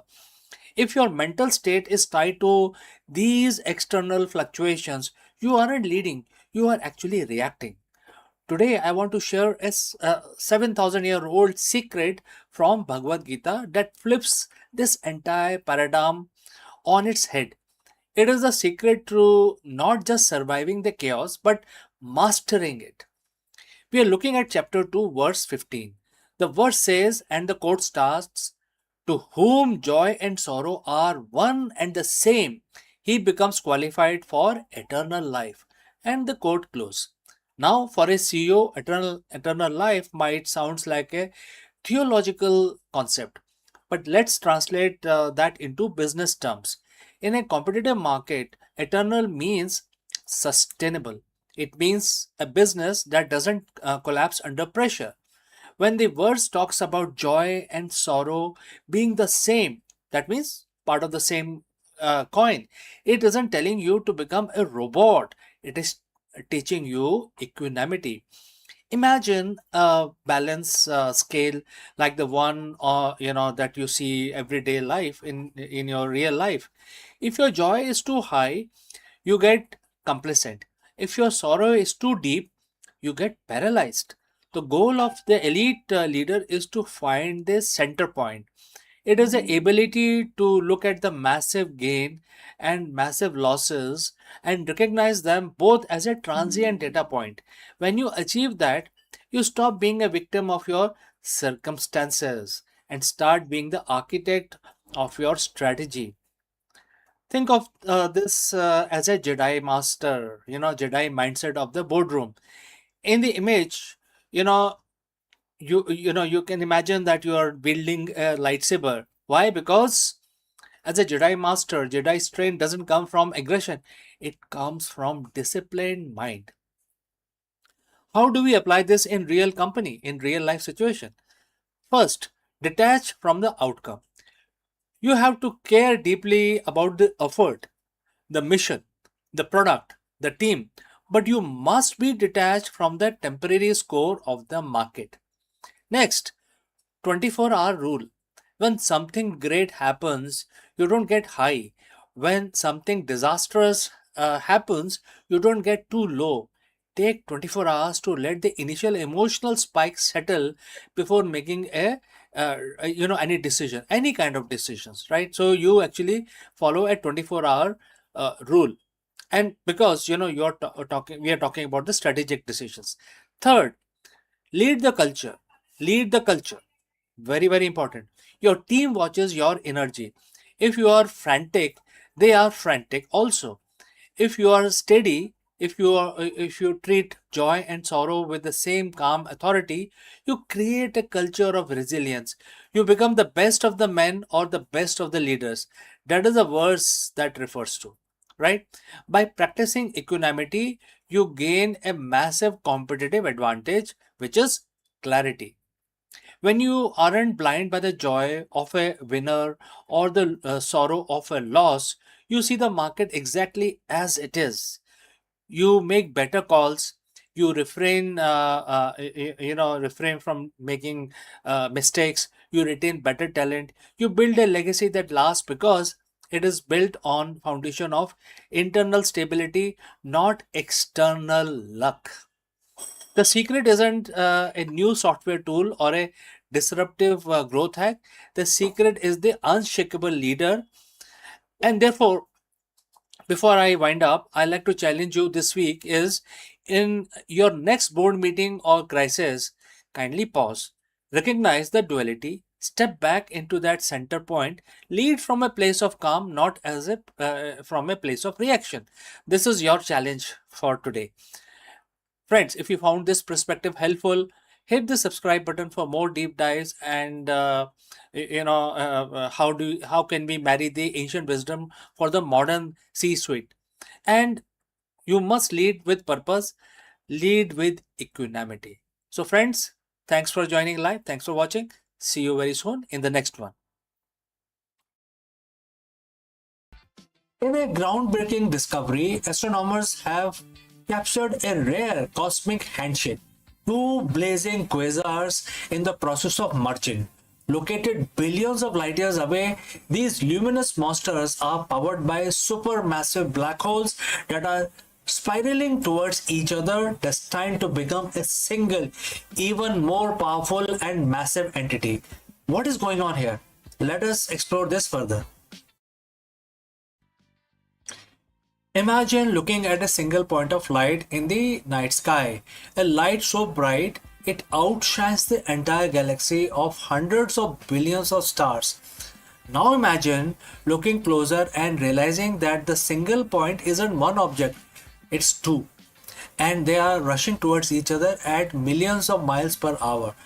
Astronomers have just confirmed one of the rarest sights in our universe, a pair of blazing quasars caught in the middle of chaotic, violent merger. This isn't just a pretty light show. It is a snapshot of the early universe, a time when the galaxies were still young and messy. Today we are going to peel back the layers of this discovery. We will talk about what is quasar actually is, how we found these two needle and haystack twins, and why this discovery might be a crystal ball looking into the future of our own Milky Way. So friends, if you have reached this far, please inform us from which city you have tuned in and in which language you are watching this video. This will help us determine the reach of our channel. Alright, let's proceed further. Before we can understand the collision, we have to understand the titans involved here. The word quasar, which is in short for quasi-stellar radio source, to the early telescope of the 1960s, they looked like stars, but they behaved like monsters. At the heart of every quasar is a supermassive black hole, but the black hole itself isn't the light you see. Black hole by definition don't let light escape. Instead, the glow came from the accretion disk, and as the black hole's gravity pull in massive amount of gas, dust, and even entire stars, That material spins around the center like water goes down the drain. The friction and the gravity heat this material to millions of degrees, causing it to glow with more energy than thousands of galaxies combined. They are the ultimate cosmic lighthouses, visible from very edge of the observable universe. When we see a quasar, we are seeing a black hole that is feeding. Finding a single quasar is hard. Finding two that are merging is nearly impossible. Why? Because they are so far away that they are usually appear as single blurry dot. But recently, a team of astronomers using the Gaia Space Observatory noticed something strange. Gaia is designed to track the positions of stars with incredible precision. While looking at the known quasars, they noticed a jiggle. The light wasn't moving in space, but its intensity was flickering back and forth between 2 points, like a railroad crossing signal seen from a distance. To confirm their suspicions, they called in the big guns, the Hubble Space Telescope and the Gemini North Telescope in Hawaii. Hubble's sharp eyes revealed that this wasn't just a trick of light or gravitational lensing, where a closer galaxy acts as a magnifying glass. No, these were two distinct massive galaxies, each with its own feeding black holes at the center, physically bound by gravity. They are currently separated by only about 10,000 light years, which in cosmic terms is like two people standing on opposite sides of the living room. This specific pair of quasars is special because of when we are seeing them, because the light takes time to travel. Looking deep into space is like looking back in time. We are seeing these quasars as they were just 900 million years after the Big Bang. This puts them squarely in the epoch of reionization. This was the cosmic dawn, the era when the very first stars and galaxies were turning on and clearly moving away from the cold, dark hydrogen fog that filled the early universe. Seeing two quasars merging this early tells us that supermassive black holes didn't just grow slowly over billions of years, they grew through violence. They grew by eating each other. This discovery helps scientists refine their simulations of how the universe evolved from a hot soup of particles into a structured web of galaxies that we see today. You might be wondering, that's 12 billion years ago. Why does it matter to us now? Well, the Great Cosmic Collision is a preview of our own destiny. Right now, our galaxy, the Milky Way, is on a collision course with our neighbor, the Andromeda Galaxy. In about 4 to 5 billion years, our two galaxies will begin the same dance these quasars are doing right now. Our own central black hole Sagittarius A star, which is currently quiet and not feeding, might wake up during the merger. And as from gas from the Andromeda gets shoved into our galactical center, our black hole could ignite, turning a Milky Way into a blazing quasar for distant alien astronomers to see. The two quasars we're talking about today have likely already finished their merger. In the now of the universe, they are probably one single gargantuan elliptical galaxy with one massive black hole at its core. We are just not catching the echoes of their ancient battle. It reminds us that the universe is not static place. It's a dynamic, evolving and often violent masterpiece. Every time we find a pair like this, we add another piece to the puzzle of where we came from, where the cosmos is going, etc. So friends, thanks for joining in on this journey across space and time. If you want to keep exploring the wonders of the universe, make sure to hit the subscribe button. Until next time, please keep looking up. Before I part ways, a word from our affiliate partner. Stop settling for a good enough video. If your built-in laptop camera looks like a grainy mess, it is time for an upgrade. Want to instantly level up your video presence?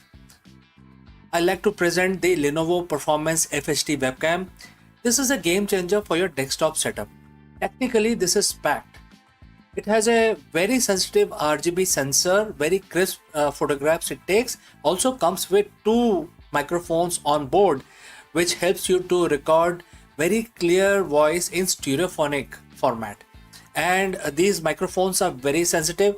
You can actually move away from the camera up to 2 meters and these microphones will pick up your voice without any problem. This is a very strong piece. This is very sturdy. Comes with tripod ready. Comes with a very long leash, so it gives you a lot of flexibility to place the webcam wherever you want to keep in your studio.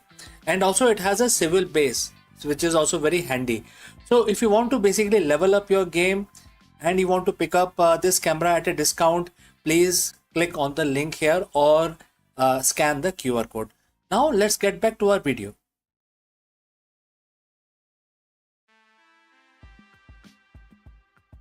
Hello friends, the big question that we want to address today is that is your mind working for you or against you?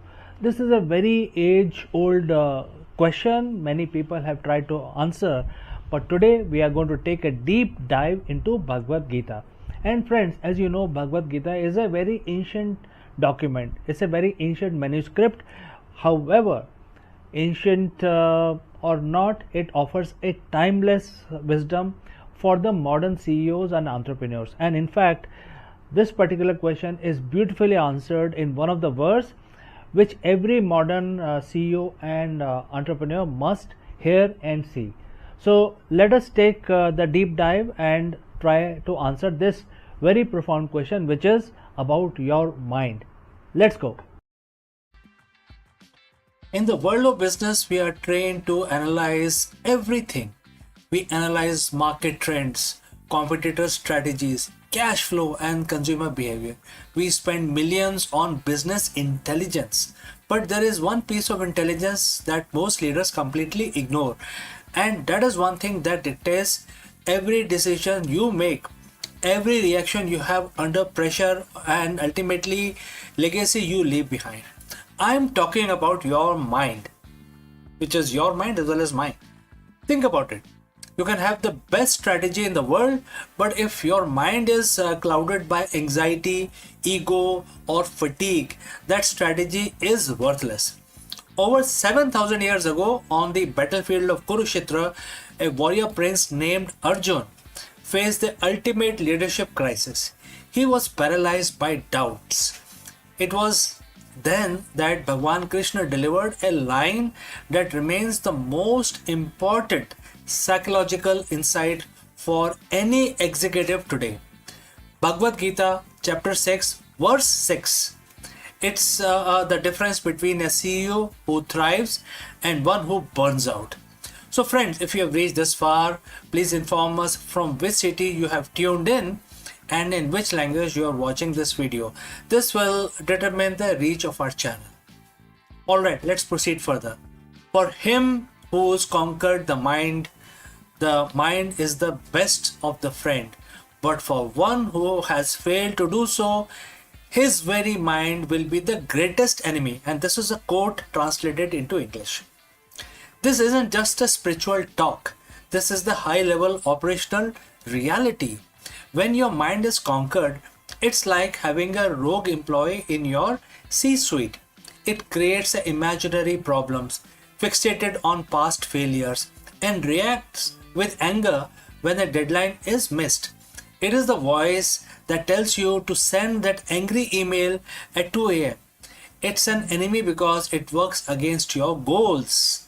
When conquered, the mind becomes your most loyal chief of staff. It stays calm when the market crashes. It sees opportunities when others sees obstacles. It is disciplined, focused, and most importantly, it listens to you. Why is this so hard for leaders? As a CEO, your mind is constantly on. You are bombarded with Prakriti, which is the external material world, data, noise, opinions, and crisis. The Bhagavad Gita teaches that the mind, by its very nature, is flickering and turbulent. If you don't actively conquer it, it defaults to a state of reactive survival. The three traits of enemy mind is in business today can be summarized like this. First is impulsivity, making decision based on temporary emotions rather than long-term data. Next is ego attachment, caring more about being right than getting the right result. Third, mental fatigue, the inability to switch off, leading to decision fatigue, the silent killer of the companies. So when your mind is your enemy, you aren't leading your company, you are being led by your impulses. So how do we conquer it? Bhagwan Krishna doesn't suggest we suppress the mind or kill it. He says to win it over. So in Gita, the mind is often compared to the reins of the chariot. If the driver, which can be equated to your intellect, let go of the rein, the horses, which are your senses, so your senses run wild. So in the end, I would like to offer 3 strategic steps for the modern leaders using which they can actually implement this in their professional life. Step 1, observation. Basically the witness mind. Before you can control your mind, you must observe it. In your next board meeting, notice when your enemy mind start to get defensive. Don't act on it, just label it. That is my ego feeling threatened. This creates a gap between the impulse and the action. Step 2, consistent practice. Krishna tells Arjun that the mind is conquered through abhyas, which is constant practice. For a CEO, this means mental discipline, whether it is meditation, deep work blocks, or structured reflections. You must train your mind like a muscle. Step 3, detachment. This is the most misunderstood word in the business. Detachment doesn't mean you don't care. It means you are detached from the result. You're focused 100% on the process and the action. When you aren't terrified of the outcome, your enemy mind loses its power over you. Imagine 2 CEOs facing a 20% drop in their revenue. CEO A has unconquered mind. They blame the team, stop sleeping, micromanage everyone, and project fear. The enemy mind is in charge and the company spirals out of control. Now let's go to CEO B. CEO B has conquered mind. They acknowledge the loss, remain calm, gather the team and ask, what is the most important logical next step now? They sleep 7 hours because they know tired mind is a weak mind. Their mind is their best friend, providing them with the resilience needed to pivot when the need arises. So which one of these minds or the CEO you are? Do let me know. Bhagavad Gita chapter 6 verse 6 is a call to arms. Not a war against others, but a war against your own lower instincts. As a leader, your greatest asset isn't your bank balance or your intellectual property. It is the quality of your consciousness. Your challenge for the week, therefore, is next time when you feel stressed or angry, stop. Ask yourself, in this moment, is my mind being my friend or my enemy? If you want to lead a great company, you must first lead yourself.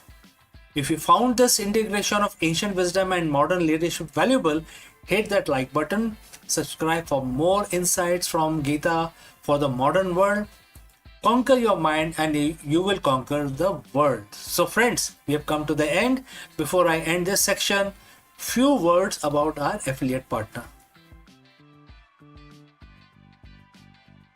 Stop settling for a good enough video.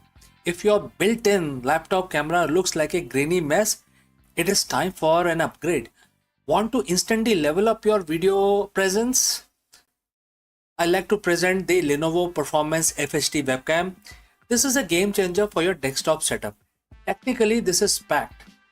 It has a very sensitive RGB sensor, very crisp photographs it takes. Also comes with two microphones on board, which helps you to record very clear voice in stereophonic format. And these microphones are very sensitive. You can actually move away from the camera up to 2 meters, and these microphones will pick up your voice without any problem. This is a very strong piece. This is very sturdy. Comes with tripod ready. Comes with a very long leash, so it gives you a lot of flexibility to place the webcam wherever you want to keep in your studio. And also it has a swivel base, which is also very handy.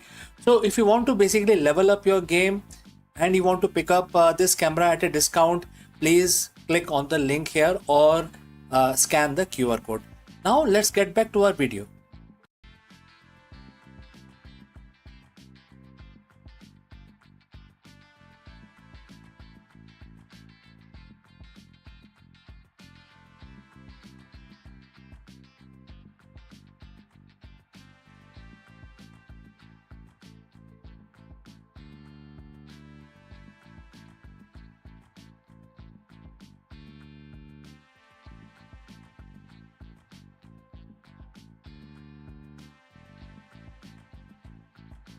Across the corridors of myth and memory strides Narad, the wandering musician, the cosmic storyteller, the sage whose Veena string echoes across the realm.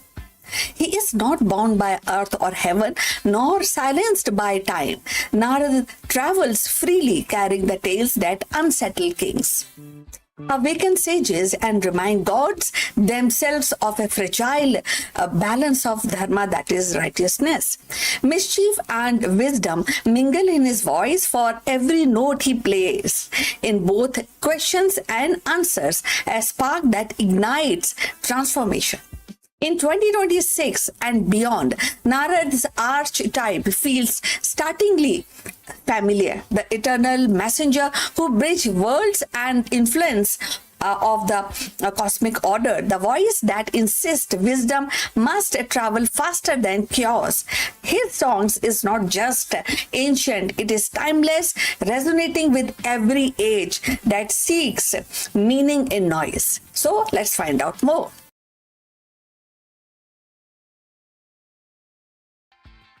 Narayan, Narayan. This resonate with you? Okay, so I'm talking about Narad Muni, the eternal wanderer.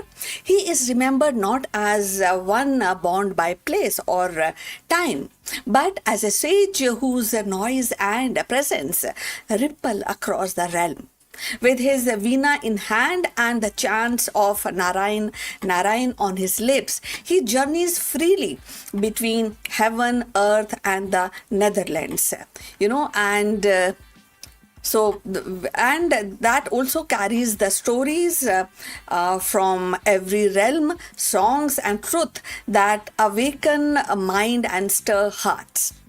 He is the archetype of traveling musician, one who does not merely entertain but enlightens, weaving wisdom into melody and turning narratives into revelations.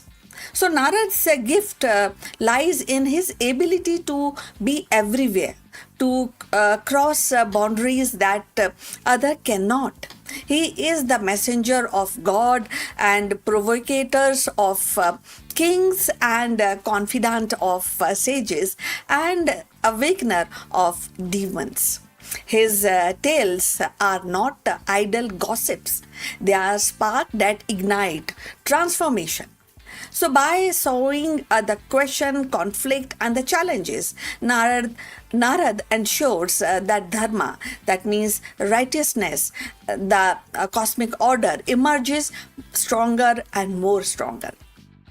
And his storytelling is not passive, it is catalytic and forcing societies and individuals to confront their illusion and rediscover the truth and themselves. So if you have reached this far, please inform us from which city you have tuned in and which language you are watching this video. This will help us to determine the reach of our channel. So going forward about Narad Muni. As a musician, Narad embodies the power of sound. His veena is not more than, it is actually more than an instrument. It is a bridge between the mortal and divine.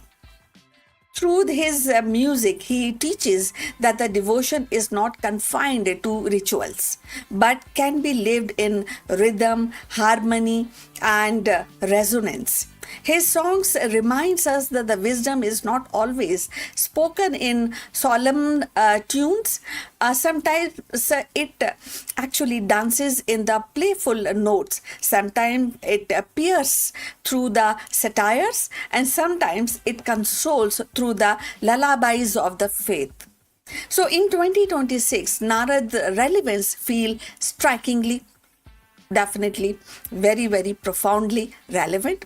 We live in an age of hyper connectivity where the information travels faster than thoughts. Yet, wisdom often lags behind.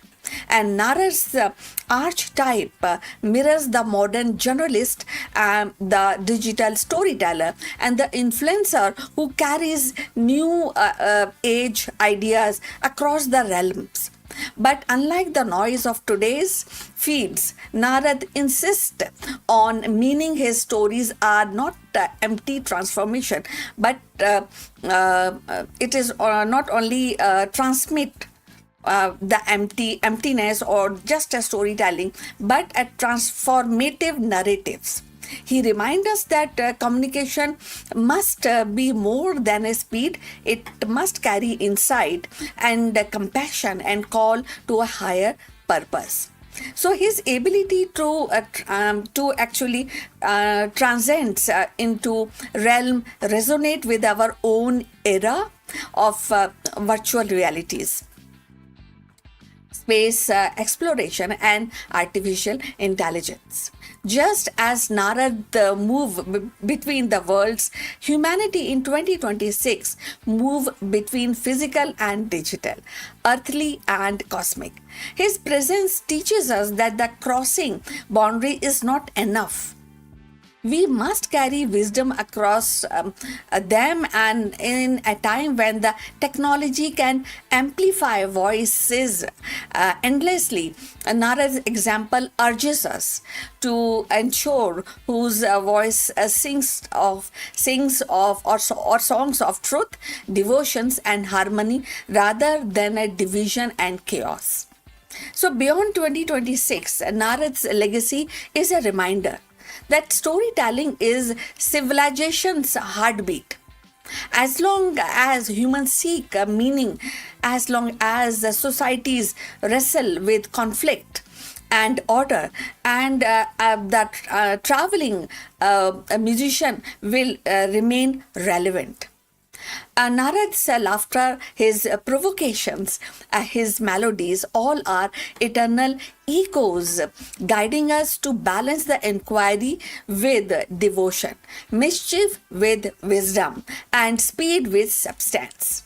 He is not just a sage for the future, urging us, but actually he is urging us to be a traveler of truth in every realm we enter. And so Narad endures not as a relic of ancient lore, but a timeless archetype for every age. And his song reminds us that stories are bridges, music is truth, and wisdom must wander freely across the realm. In the noise of modernity, his veena still hums, a call to harmony, a reminder that even the mischief can be divine. And when it awakens the world of dharma, that is the way to go. So we have come to the end of this video. We look forward for your comments on this topic. Please like and subscribe our channel, and look forward in the next one. But before we end, few words from our affiliate partner. Stop settling for a good enough video. If your built-in laptop camera looks like a grainy mess, it is time for an upgrade.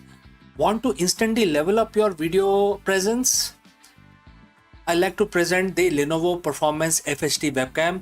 This is a game changer for your desktop setup. Technically, this is packed.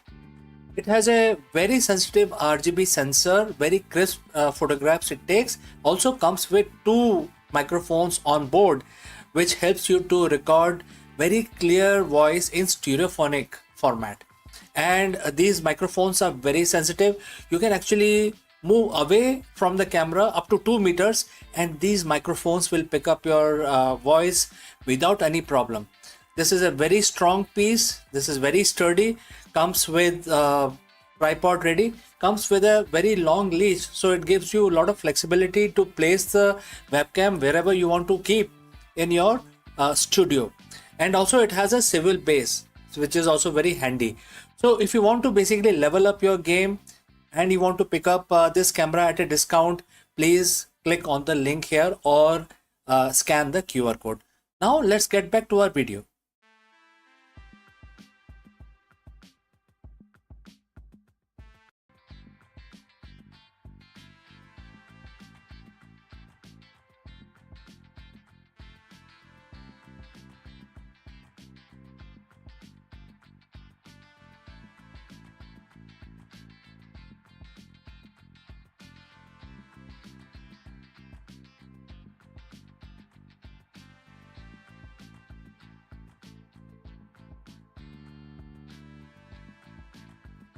Hello friends, there is a very big question that we want to address today, and this is about aviation and more specifically about Boeing. Is Boeing finally cleared for takeoff? In this video, we dive deep into Boeing's high-stake gamble to reclaim its status as the world-leading plane maker, with the CEO Kelly Odeberg joining President Trump's 2026 delegation to Beijing. A massive 500 jet order for the 737 MAX is on the table. We break down how the Trump-China connection could be the ultimate catalyst for Boeing's recovery. Let's go. Welcome to the pivotal moment in aviation history. As of May 2026, the industry is watching one flight more closely than any other. And it isn't the commercial route, it is the diplomatic mission to Beijing. For the very first time in years, Boeing is standing at the center of a massive geopolitical reset. We are currently seeing a bipartisan US Senate delegation urging Chinese officials to finalize a deal that has been years in the making. And what are the stakes? The staggering order of approximately 500 Boeing 737 MAX jets. This isn't just about selling planes, it's about the art of the deal in action. President Trump's planned summit with President Xi Jinping on May 14th and 15th is widely seen as the make or break moment for Boeing's recovery. Since trade tensions flared in 2018, Boeing has been effectively locked out of the world's fastest growing aviation market, while its rival Airbus expanding its footprint significantly. Now, with Boeing CEO Kelly Odeberg traveling as part of the US delegation, the company is betting that the trade diplomacy can unlock a market that historically accounted for nearly a quarter of its annual 737 deliveries. For Boeing, this is more than a sale, it is the restoration of its status as America's largest exporter. So friends, if you have reached this far, please inform us from which city you have tuned in and in which language you are watching this video. This will help us determine the reach of our channel. Alright, let's proceed further. But a deal only matters if you can deliver the planes. While the diplomat talk in Beijing, engineers in Renton and Everett are working toward, against the clock. 2026 is officially the year of certification for Boeing. The company has finally reached the light at the end of the tunnel for its most troubled program. After years of delay, Boeing has confirmed that 737-7 variant, which is -7, and the high capacity 737-10 are on track for FAA certification later this year. The MAX 10 in particular is the heavy hitter. With every 1400 orders from major carriers like United and Delta, it is Boeing's primary weapon against the Airbus 321 XLR. The certification in 2026 means first delivery can finally begin in 2027.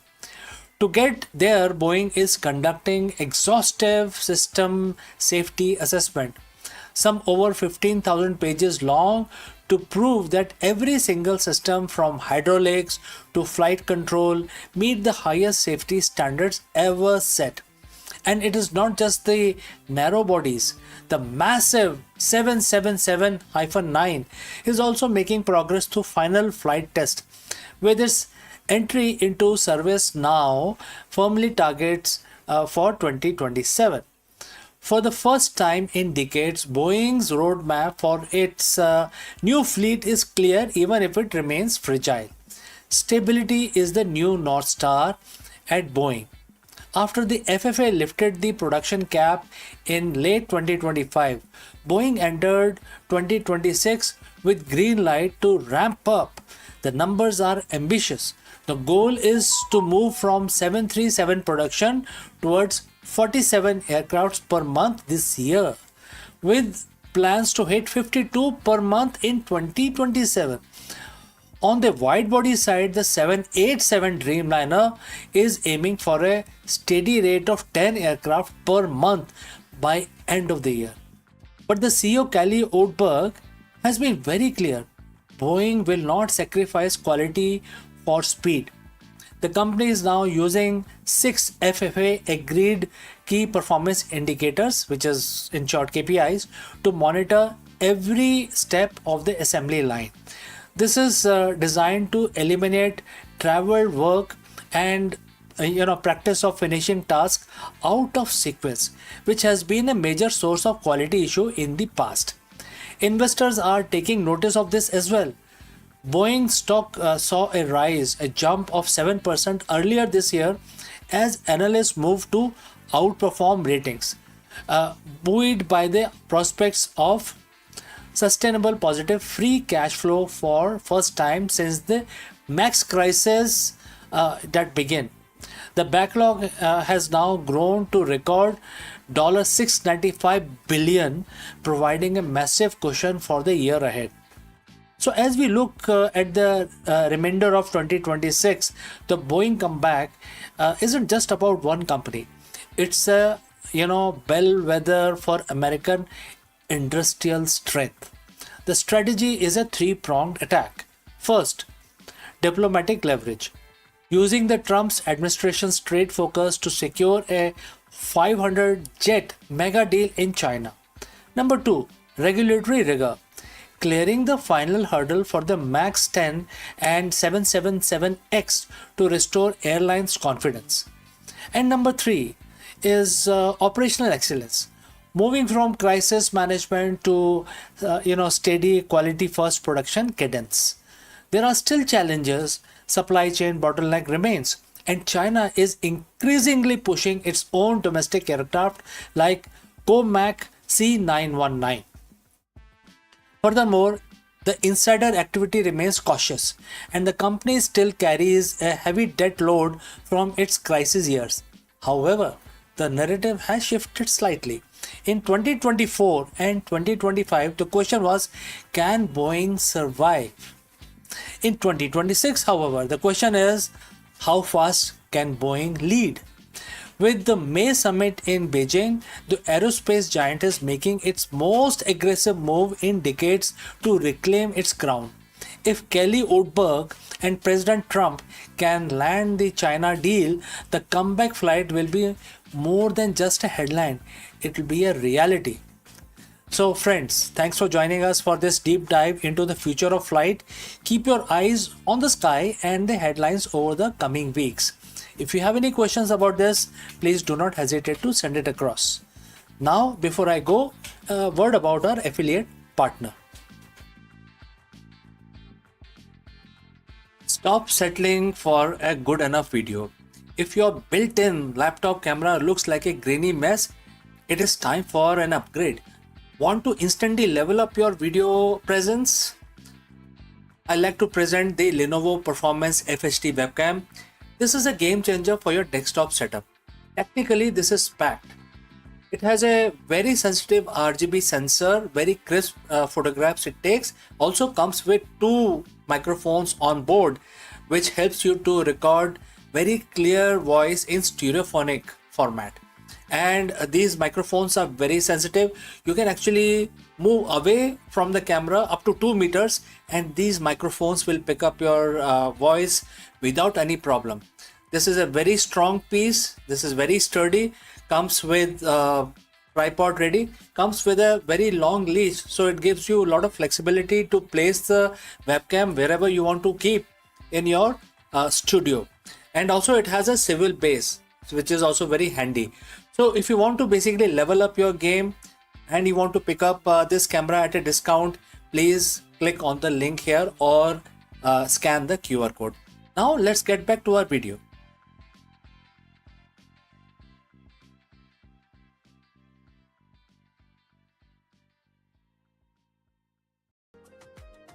Bold new roadmap reshapes Indian classroom with a skill-based learning, multilingual literacy and technology-driven education, preparing students not just for marks but for life.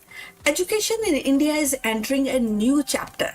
The Central Board of Secondary Education has announced a sweeping curriculum revamp that will take effect from 2026. And it promises to reshape the way millions of students experience learning. For decades, Indian school system had been criticized for its heavy reliance on rote memorizations, exam pressures, and limited focus on skills. This roadmap is CBSE's attempt to break away from the mold and align classroom with the vision of National Education Policy 2020.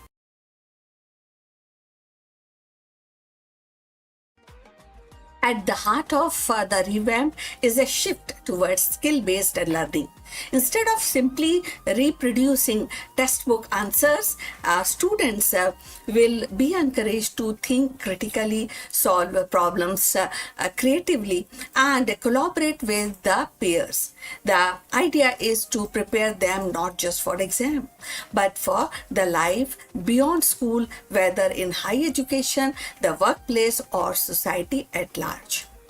Teachers will be expected to integrate projects, presentations, and real-world case studies into their lessons, making learning more engaging and practical. One of the most debated actually changes in the three language rule. Under the new framework, students will study 3 languages up to class 10, with at least one being an Indian language. Supporters argue that this will strengthen cultural roots, multilingual literacy, while the critics worry that it may add stress to students already juggling with multiple subjects. The policy reflects CBSE's attempt to balance global competitiveness with a national identity. So if you have reached this far, please inform us from which city you have tuned in and in which language you are watching this video. This will determine the reach of our channel. So going forward, another major reform in the reduction of content load. The syllabus will be streamlined to focus on core concept, cutting down an excessive detail that often overwhelmed students. And this will free up time for experimentations, experiential learning activities in the lab and the field projects and creative exploration. So alongside this, CBSE plan to integrate technology and digital tools into classroom. So adapted learning platform, AI assist resources, and online practical module will become the part of everyday teaching, ensuring students are comfortable with the digital world they will inherit. Assessment will also undergo a transformation. The traditional high stake exam model will give way to continuous competency based evaluation. Marks will be no longer hinged solely on the 3-hour test. Instead, projects, practical, and presentation will carry a greater weight. And this change is expected to reduce exam stress and provide a more accurate picture of students' ability. The impact of this reform will be felt across the ecosystem. Students will find their education more engaging and less mechanical. Teachers, however, will face little challenge of adopting the new method, mastering the digital tools, and rethinking how they evaluate performance. And parents too will need to adjust their expectation, as success will no longer be measured by exam scores but by skill and competencies. Of course, challenges remains, like training teachers across India's vast and diverse school network is no small task. Ensuring rural schools have access to digital infrastructure will require significant investment, and the 3 language rule may face resistance from families who fear it add unnecessary burden. Yet, despite these hurdles, the roadmap signals a bold step towards modernizing Indian education. So, what do you think about this? We have come to the end of this live stream, and thanks for watching.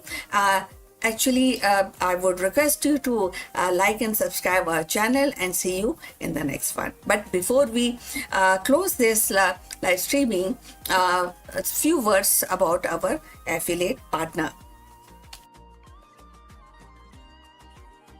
Stop settling for a good enough video. If your built-in laptop camera looks like a grainy mess, it is time for an upgrade. Want to instantly level up your video presence? I like to present the Lenovo Performance FHD webcam. This is a game changer for your desktop setup. Technically, this is packed. It has a very sensitive RGB sensor, very crisp photographs it takes. Also comes with 2 microphones on board, which helps you to record very clear voice in stereophonic format. And these microphones are very sensitive. You can actually move away from the camera up to 2 meters, and these microphones will pick up your voice without any problem. This is a very strong piece. This is very sturdy. Comes with tripod ready. Comes with a very long leash, so it gives you a lot of flexibility to place the webcam wherever you want to keep in your studio. And also it has a swivel base, which is also very handy. So if you want to basically level up your game and you want to pick up this camera at a discount, please click on the link here or scan the QR code. Now let's get back to our video. Hello दोस्तों, नमस्कार। हम सब जानते हैं कि जो market की अनिश्चितता है, जो कभी भी स्टेबल नहीं रहता है, और बहुत सारी चीज़ें होती हैं जो बिल्कुल अनस्टेबल रहती हैं मार्केट में, जैसे कि आपके डिजिटल डिसरप्शन जो हो रहा है, और कभी कभी ऐसा होता है कि गवर्नमेंट कभी नई पॉलिसीज़ लेके आती है। तो ऐसे बदलते हुए एनवायरनमेंट के अंदर एक महान सीईओ और एक अच्छा नेतृत्व वाला सीईओ में डिफरेंस क्या है? क्या ये सिर्फ स्ट्रेटजी है या लीडरशिप रेजिलियंस है? ये एक बहुत ही इंपॉर्टेंट क्वेश्चन है। इस क्वेश्चन का आंसर ढूंढने के लिए हम भगवत गीता का सहायता लेंगे और ये जानेंगे कि हमारी लीडरशिप को कैसे हम इतना स्ट्रांग बना दें कि वो बिल्कुल अनचेंजिंग सेल्फ की तरह और एक सिद्धांत की तरह सामने आए, और कोई भी लीडर अगर इस चीज़ को फॉलो करे तो कुछ भी हो जाए, किस तरह का भी मार्केट वॉलेटिलिटी हो जाए, लेकिन लीडरशिप पे कोई असर नहीं पड़ेगा। ये जानिए कैसे होगा। चलिए आगे बढ़ते हैं। देखिए दोस्तों, जो मार्केट का जो नॉइज होता है कभी नहीं रुकता, जो शोरगुल होता है वो कभी नहीं रुकता है।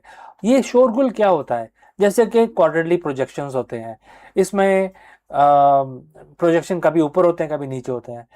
कॉम्पिटिटर डिसरप्टिवनेस होती है, कॉम्पिटिटर अपने प्रोडक्ट को कभी अच्छा करता है या अपने वैल्यूज को अच्छा करता है। कभी कभी सप्लाई चेन में फ्रैक्चर्स हो जाते हैं, और कभी कभी बोर्ड रूम में बहुत अलग तरीके के प्रेशर होते हैं, पॉलिटिकल और डिफरेंट तरीके के प्रेशर हो जाते हैं। ये एक ना रुकने वाला नोटिफिकेशन का शोर है जो हर सीईओ को सुनना पड़ता है। और इस जो नोटिफिकेशन है या नॉलेज है या इंफॉर्मेशन है, मार्केट रियलिटी जिसको हम बोलते हैं, इससे हमेशा उसको जो जो सीईओ है उसके दिमाग में ये रहता है, इनपुट रहता है, और उससे वो ड्राइव होता है। मतलब अगर ये इनपुट ना हो तो सीईओ को लगता है कि मुझे कुछ पता ही नहीं है मार्केट रियलिटी के बारे में, तो मैं ड्राइव नहीं कर पा रहा हूँ अपने स्ट्रेटेजी को। ये एक बहुत ही हाई फ्रिक्वेंसी हम की तरह महसूस होता है जो सीईओज होते हैं जो इस इनपुट को लेते हैं। लेकिन अगर मैं आपसे बोलूं कि इस ऐसा करने के बजाय, हाइपर विजिलेंट होने के बजाय, अगर आपको इस शोर से दूर होके फिर स्ट्रेटेजिक डिसीजन लेने का मौका मिले, तो क्या आपको लगेगा कि ये एक अच्छा तरीका है, या आपको लगेगा कि इससे हम आगे जा सकते हैं और इस शोर से दूर होके हम डिटैच होके हम डिसीजंस लें तो हमारे लिए ज़्यादा फायदेमंद रहेगा? तो इसी पॉइंट को आज हम डिस्कस करेंगे, और हम डिस्कस करेंगे, इस क्वेश्चन का आंसर ढूंढेंगे भगवत गीता के चैप्टर 2 वर्स 25 से, जिसमें बहुत ही प्रोफाउंड साइकोलॉजिकल फ्रेमवर्क की व्याख्या की गई है। एंड ये आज मॉडर्न सीईओ के ऊपर एकदम लागू होता है, और ये एक मास्टर क्लास की तरह है जो एक एग्जीक्यूटिव स्टेबिलिटी की तरफ आपको ले जाता है अगर आप उसको फॉलो करें। तो दोस्तों, अगर आप यहाँ तक पहुंचे हैं तो आप हमें कृपया बताइए कि आप किस शहर से हमारा वीडियो देख रहे हैं और किस लैंग्वेज में हमारा वीडियो देखना पसंद करते हैं। चलिए आगे बढ़ते हैं, हम इस श्लोक को पढ़ेंगे अब। श्लोक में ये कहा गया है कि अपने जो चीज आपकी इनविजिबल है या इनकंसीवेबल है या अनचेंजेबल है, अगर इसको हम जानते हैं तो इसके ऊपर हमें ज्यादा शोक नहीं करना चाहिए। मतलब हिंदी में आपको थोड़ा सा कन्वर्ट करके बताया मैंने, ये कि संस्कृत में है ये। नाउ अब इसको हम अप्लाई करते हैं अपने बिजनेस लैंग्वेज में, बिजनेस कॉन्टेक्स्ट के अंदर।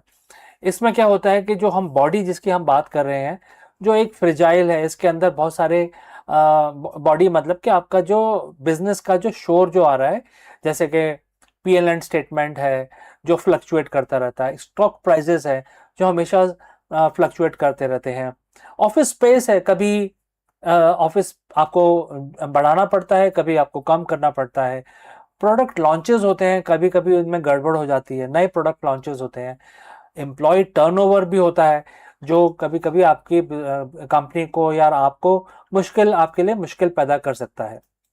लेकिन गीता के अनुसार इसको बॉडी कहा गया है क्योंकि बॉडी एक नश्वर है, ये खत्म हो जाती है। तो ये इससे इक्वेट किया गया है कि जो बॉडी है वो तो टेम्परेरी है, तो इसको आप परमानेंट कैसे मान सकते हैं? जो मार्केट जो नॉलेज है, इसको आप कैसे ये मान सकते हैं कि यही एकदम सच है? राइट। तो इससे ये बोलते हैं भगवान कृष्ण अर्जुन को ये बोलते हैं कि आप जो नश्वर चीज है, जो परमानेंट नहीं है, उसके ऊपर शोक क्यों करते हैं? तो इसी तरह से अगर आज के जो सीईओज हैं, जो मार्केट नॉलेज है, शेयर प्राइसेस है, प्रोडक्ट लॉन्चेस है, इसके ऊपर आप क्यों उतना ध्यान देते हैं? अगर इसको ना ध्यान देके बेसिक्स पे ध्यान देंगे तो हो सकता है आपके डिसीजंस अलग तरीके के आए और लॉन्ग टर्म को ध्यान में रखते हुए आए। तो एक तो ये बात होगी। दूसरा ये है कि मोस्ट सीईओज जो हैं, 100% ऑफ द सीईओज वो इसी चीज को देखते हैं, वो लॉन्ग टर्म नहीं देखते। वो देखते हैं कि मार्केट नॉलेज क्या चल रही है, शेयर प्राइस क्या चल रहा है, इस क्वार्टर में क्या होने वाला है। तो उससे क्या होता है कि आपका जो डिसीजंस है they are very very knee jerk reaction के हिसाब से होते हैं, और जो आपको मार्केट बता रहा है उसी तरह से आप अपने डिसीजंस लेते हैं। अगर मार्केट आपको बता रहा है कि आप फ्लॉप होने वाले हैं तो आप हाथ पैर मारने लग जाते हैं और अपने आप को भूल जाते हैं। आप ये नहीं समझ पाते कि हमारे अंदर कितनी क्षमता है, और आप मार्केट आपको ही ड्राइव करने लगता है। मतलब मार्केट तो ड्राइव हो रहा है किसी भी तरीके से, लेकिन वो आपको भी ड्राइव करने लगता है, तो आप उसी की चपेट में आ जाते हैं। उससे क्या होता है, उससे ये होता है कि आपके जो डिसीजंस हैं वो गलत हो जाते हैं। अब आती है बात दूसरे शब्द की जो इस श्लोक में दिया गया है, उसका नाम है सेल्फ। सेल्फ का मतलब क्या है? सेल्फ का मतलब है कोर विजन, आपकी कंपनी का, आपका खुद का। और आपकी कंपनी बनी क्यों है, वाई बिहाइंड योर ऑर्गेनाइजेशन। आपकी कंपनी का काम क्या है, आपकी कंपनी का अनचेंजेबल मिशन क्या है, इनटेंजिबल आपकी स्ट्रेटेजी क्या है। चाहे क्वार्टर ग्रोथ 2% हो या 20%, लेकिन ऐसी क्या चीज है जो सेल्फ है, मतलब जो चेंज नहीं होती आपकी कंपनी में। तो उसको ध्यान ना देके आप मार्केट वाली, जो पहले जो मार्केट का शोर है उसके ऊपर ध्यान देते हैं। इसको सेल्फ को केयर नहीं करते, लेकिन जो मार्केट से जो टेम्परेरी इंफॉर्मेशन आती है उस पे आप ज्यादा ध्यान देते हैं। तो ये जो चीज है, ये पहले तो गीता का जब हम श्लोक पढ़ते हैं तो पहले हमें समझना चाहिए कि हम किस चीज के बारे में बात करें। तो आज दो चीजों के बारे में बात हो रही है, एक है बॉडी, दूसरा है self. Body is market noise और सेल्फ इज योर स्ट्रेटेजी, आपका मिशन, एक्सेट्रा। अब आप देखिए, कोई सर्जन है जो एक सीईओ के समान है, कभी भी फियर से पैरालाइज नहीं होता है। मतलब जो पेशेंट पे के ऊपर जो वो काम कर रहे होते हैं, अपना उनके ऊपर उपचार या इलाज कर रहे होते हैं, तो कभी इतना इमोशनल नहीं होते हैं। क्यों? इसका मतलब यही है कि अगर वो इमोशनल हो जाएंगे तो वो पेशेंट की ठीक तरीके से इलाज नहीं कर पाएंगे। तो इसी तरीके से सीईओ इतना इमोशनल नहीं होना चाहिए मार्केट नॉलेज को लेकर। अपने बेसिक, अपनी सेल्फ के ऊपर ज़्यादा ध्यान देना चाहिए, और अपने जो स्ट्रेटजी है उसको ऑपरेशनलाइज करने के लिए उसको एक लॉन्ग टर्म स्ट्रेटजी बनानी चाहिए जो बिल्कुल चेंज ना हो, कभी चेंज ना हो, अनचेंजेबल जिसको बोलते हैं। तो भगवान कृष्ण ने बताया कि आपकी स्ट्रेटेजी, आपका मिशन, आपकी वैल्यूज बिल्कुल अनचेंजेबल होनी चाहिए। अब इन चीजों को हम करेंगे कैसे? अगर आपको आज ये करना हुआ तो ऑब्वियसली एक दिन में तो ये हो नहीं पाएगा। तो चार चीजें मैं अपनी तरफ से आपको बताता हूं जो आपको प्रैक्टिस करनी है। पहला है सेल्फ ऑडिट। आप किसी भी डिसीजन, कोई भी डिसीजन लेने से पहले आप पहले इस सिचुएशन का ऑडिट कर लें। ऑडिट का मतलब ये है कि अगर मैं कोई डिसीजन लेने वाला हूं या वाली हूं, तो ये देख लें कि मैं डिसीजन जो ले रहा हूं लॉन्ग टर्म को ध्यान में रख के ले रहा हूं, या मैं जो मार्केट का नॉइज है, पैनिक होके, फियर के अंदर आके मैं इसको ले रहा हूं। तो ये ऑडिट करना बहुत ज़रूरी है। आपको 1 मिनट, 5 मिनट, आधा घंटा, 1 घंटा, जितना भी आपको टाइम लगे, इस चीज़ का आप ऑडिट करें और देखें कि मैं शॉर्ट टर्म से इफेक्ट हो रहा हूँ क्या, या मैं लॉन्ग टर्म के को कंसिडर करते हुए इस पे काम कर रहा हूँ। नंबर 2 है प्रैक्टिस रेडिकल एक्सेप्टेंस। आपको ये एक्सेप्ट करना चाहिए कि जो अनचेंजेबल है मार्केट के अंदर, वो कभी चेंज नहीं हो सकता, उसको कोई भी हिला नहीं सकता है। उसके उसको कोई भी आ जाए, कितना भी ताकतवर आ जाए, जो अनचेंजेबल चीजें हैं उसको आप उसको आप चेंज नहीं कर सकते। तो आपके पावर में ही नहीं है, आपके और किसी के भी पावर में नहीं है। तो पहले उन चीज़ों को आपको समझना चाहिए, क्योंकि अगर आपको उस चीज़ की नॉलेज होगी कि ऐसी कौन सी चीज़ है जो बदली नहीं जा सकती, तो फिर आपके डिसीजंस बिल्कुल अलग तरीके से आएंगे और रिएक्टिव नहीं होंगे, फियरफुल नहीं होंगे आपके डिसीजंस। तीसरा जो सबसे इंपॉर्टेंट पार्ट है वो है लीड फ्रॉम द कोर। जब आपके पहले 2 पॉइंट आपने अच्छी तरह कर लिया, आपने ऑडिट कर लिया और आपने ये समझ लिया कि मार्केट में कौन सी अनशेकेबल, अनचेंजेबल चीज़ें हैं, तो फिर आप लीड फ्रॉम द कोर अपने डिसीजंस जो होंगे अनशेकेबल सीईओज की तरह आप लेंगे, और फिर आपको किसी चीज़ की फिक्र नहीं रहेगी। आपके सारे डिसीजंस एकदम लॉन्ग टर्म बेसिस पे होंगे, जो आपके ग्रुप को, आपकी कंपनी को, आपको हमेशा पॉजिटिव डायरेक्शन में लेके जाएंगे, हमेशा रेवेन्यू ग्रोथ देंगे। कभी क्वार्टर ऊपर नीचे होगा उससे आपको फर्क ही नहीं पड़ता है। तो ये आपका हो जाता है, एक बुलेट प्रूफ मैनेजर आप बन जाते हैं, और आप बिल्कुल, आपका जो नज़रिया है बात करने का, सोचने का, कंपनी को रन करने का, बिल्कुल बदल जाता है। तो ये जो 2 लाइनें हैं इस श्लोक में, कितना पावरफुल श्लोक है देखिए। अगर आप इसको प्रैक्टिस करें तो आप अनशेकेबल सीईओ बन सकते हैं। तो दोस्तों, अगर आपके पास कोई क्वेश्चन है या आप और डिटेल में इसके बारे में जानना चाहते हैं, जरूर कमेंट करके बताएं। और ये भी बताएं कि आपकी कंपनी या आपका ग्रुप कोई क्राइसिस फेस कर रहा है, सो हम आपको उसमें हेल्प कर सकते हैं। गीता का जो ज्ञान है उसको यूज करके आपको हेल्प कर सकते हैं, how do you move forward. और आपको ये भी हेल्प कर सकते हैं कि टेम्परेरी क्या है, परमानेंट क्या है, इस चीज़ का आप आइडेंटिफिकेशन कर सकें। तो दोस्तों, थैंक यू फॉर वॉचिंग। मैं मिलता हूँ आपसे अगले वीडियो में जल्द ही। Lead well and I will see you again in the next one.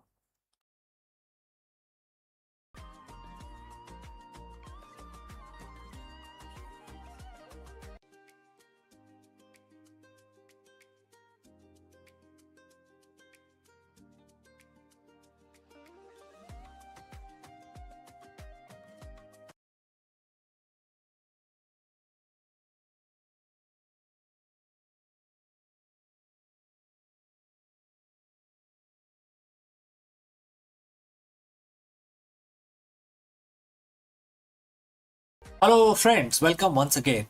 The biggest question in the boardroom today is the CEO or the leadership burnout. And it's becoming a very big problem in the 21st century, especially in 2026. So let me ask you, can ancient wisdom solve the 21st century burnout crisis? Therefore, in this video, we dive deep into Bhagavad Gita to uncover the secret weapon of the world's most effective CEOs, the inward gaze. While most leadership training focuses on the external strategy, the Gita teaches that the true power comes from the internal mastery. Let us explore this further.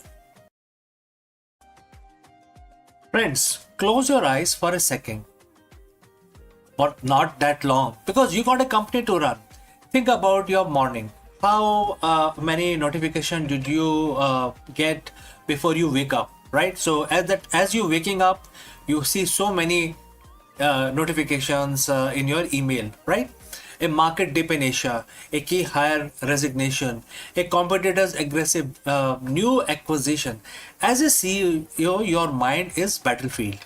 You are expected to be most external person in the organization, watching the charts, the people, and the future as well. But what if I told you that the most successful leaders in history, the one who remain unshakable when the ship is sinking, don't look outward for their primary strategy. They actually look inwards. Today we are decoding 7,000-year-old blueprint for executive excellence. It comes from Bhagavad Gita, chapter 5, verse 28. It's verse about liberation, but for a modern leader, it's a manual for mental sovereignty. Let's look at the text of the verse 28, right? And the quote starts, shutting out all external sense objects, keeping the eye and vision concentrated between the two eyebrows, suspending the inward and outward breathing within the nostrils, and thus controlling the mind and senses and intelligence. The transcendental leader seeking liberation becomes free from desire, fear, and anger. Quote close.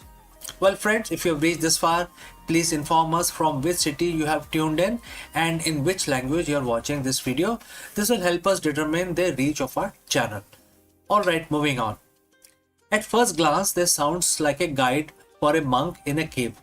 But let's translate this into a CEO speak. Let's look at it again. Shutting your external sense object, which is equal to filtering out the noise. Data is useful, but noise is deadly. Next is vision between the eyebrows. Single pointed focus, eliminating shiny object syndrome. Next, suspending the breathing, regulating the nervous system. You cannot lead if your body is in a permanent state of fight or flight, right? Free from desire, free from anger. That is the next phrase. This is the definition of objective decision making. Why does CEO need an inward gaze? Because the biggest threat in your company isn't the competition. It is your own unprocessed reactivity. When the CEO reacts out of fear, they cut costs into too early and stifle innovation. When they react out of desire, they over leverage and chase vanity metrics. When they react out of anger, they destroy corporate culture. The inward gaze mentioned in Gita is about becoming witness. In business psychology, we call this metacognition. It is the ability to watch your thoughts without being hijacked by them. Imagine a board meeting where room is heated, everyone is shouting, and if your gaze is inward, you aren't caught in the emotional crossfire. You are observing the pattern. You are the eye of the storm. That is a secret weapon. It allows you to see the signal while everyone else is drowning in the noise. The verse specifically mentioned equalizing the inhalation and exhalation. What does a spiritual text care about breathing? Well, because your breath is the remote control of your brain. Many of us know this fact. Breathing is the only a process in the body which can be controlled by you, as well as it is involuntary as well. Even if you don't think about breathing, your body continues to breathe, right? So there is a fine line using which you can start controlling your mind. So it's a common knowledge. Now let's proceed further. Science tells us that when you are stressed, your breathing becomes shallow and rapid.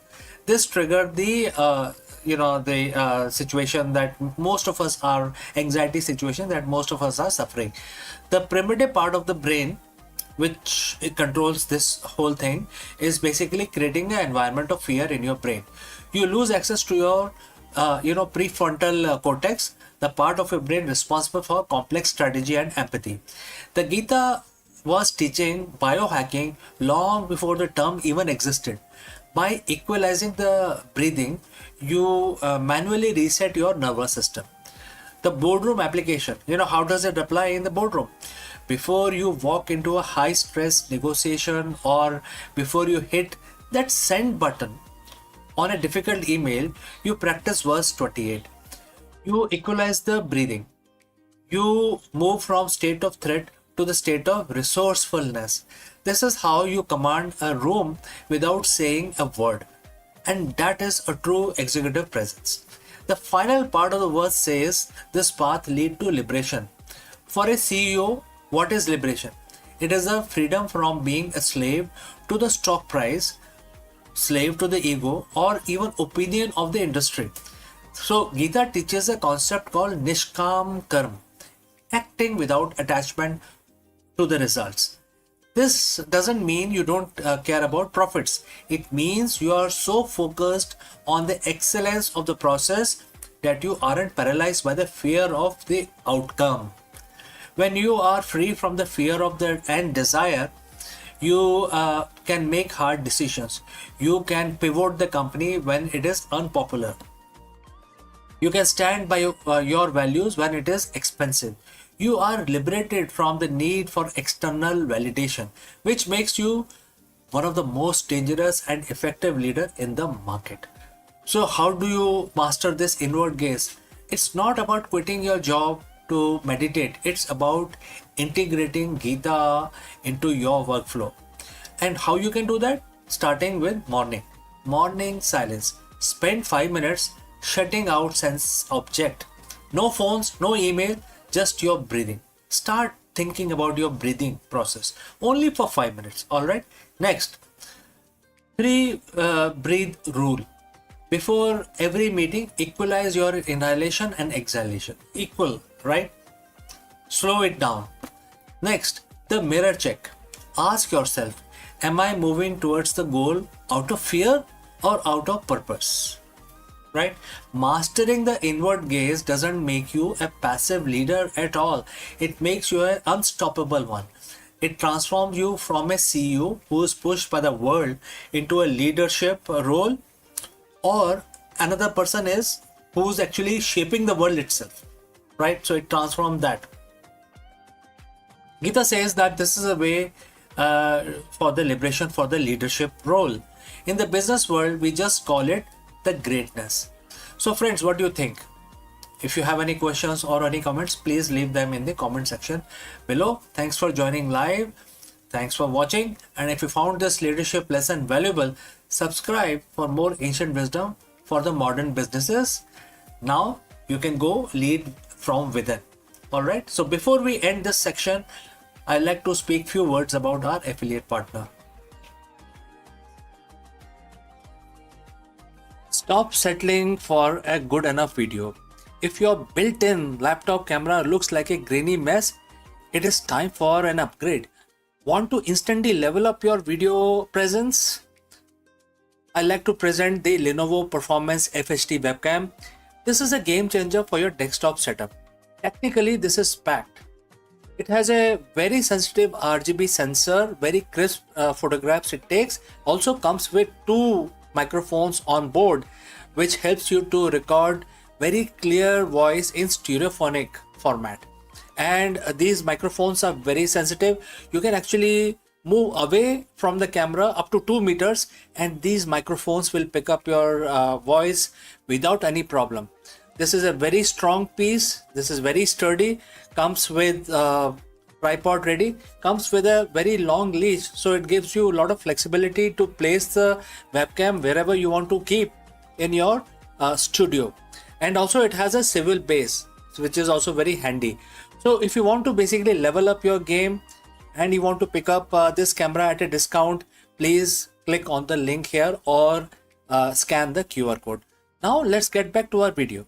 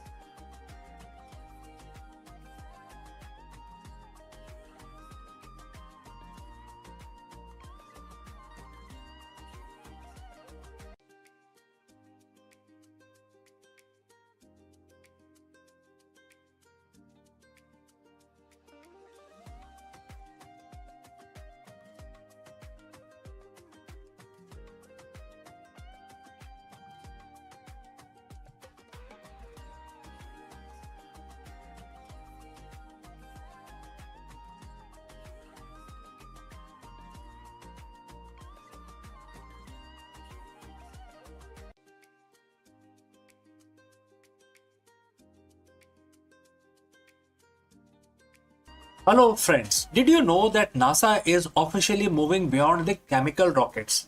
In this video, we dive deep into the revolutionary nuclear thermal propulsion (NTP) technology that is set to slash travel time to red planet. Imagine a future where Mars isn't a grueling 7 months journey, but a weekend trip in comparison to everything we have known about the space exploration. Let us explore this further.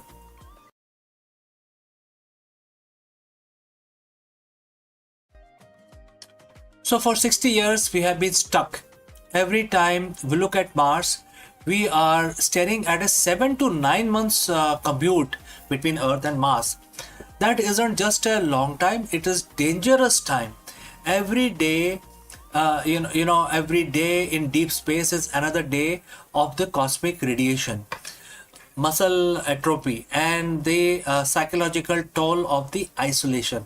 But what if we could break that speed limit of space travel? What if we could treat the journey to the red planet not in months, not in years, but in few days, right? Like a weekend trip in comparison to the current tech. NASA has just officially crossed the Rubicon with the announcement of SR-1 Freedom and a roadmap of 2028. The era of chemical rocket is ending. Today we are looking at the nuclear engine that are finally turning science fiction into an interplanetary reality. So friends, if you have reached this far, please inform us from which city you have tuned in and in which language you are watching this video. This will help us determine the reach of our channel. Alright, moving on.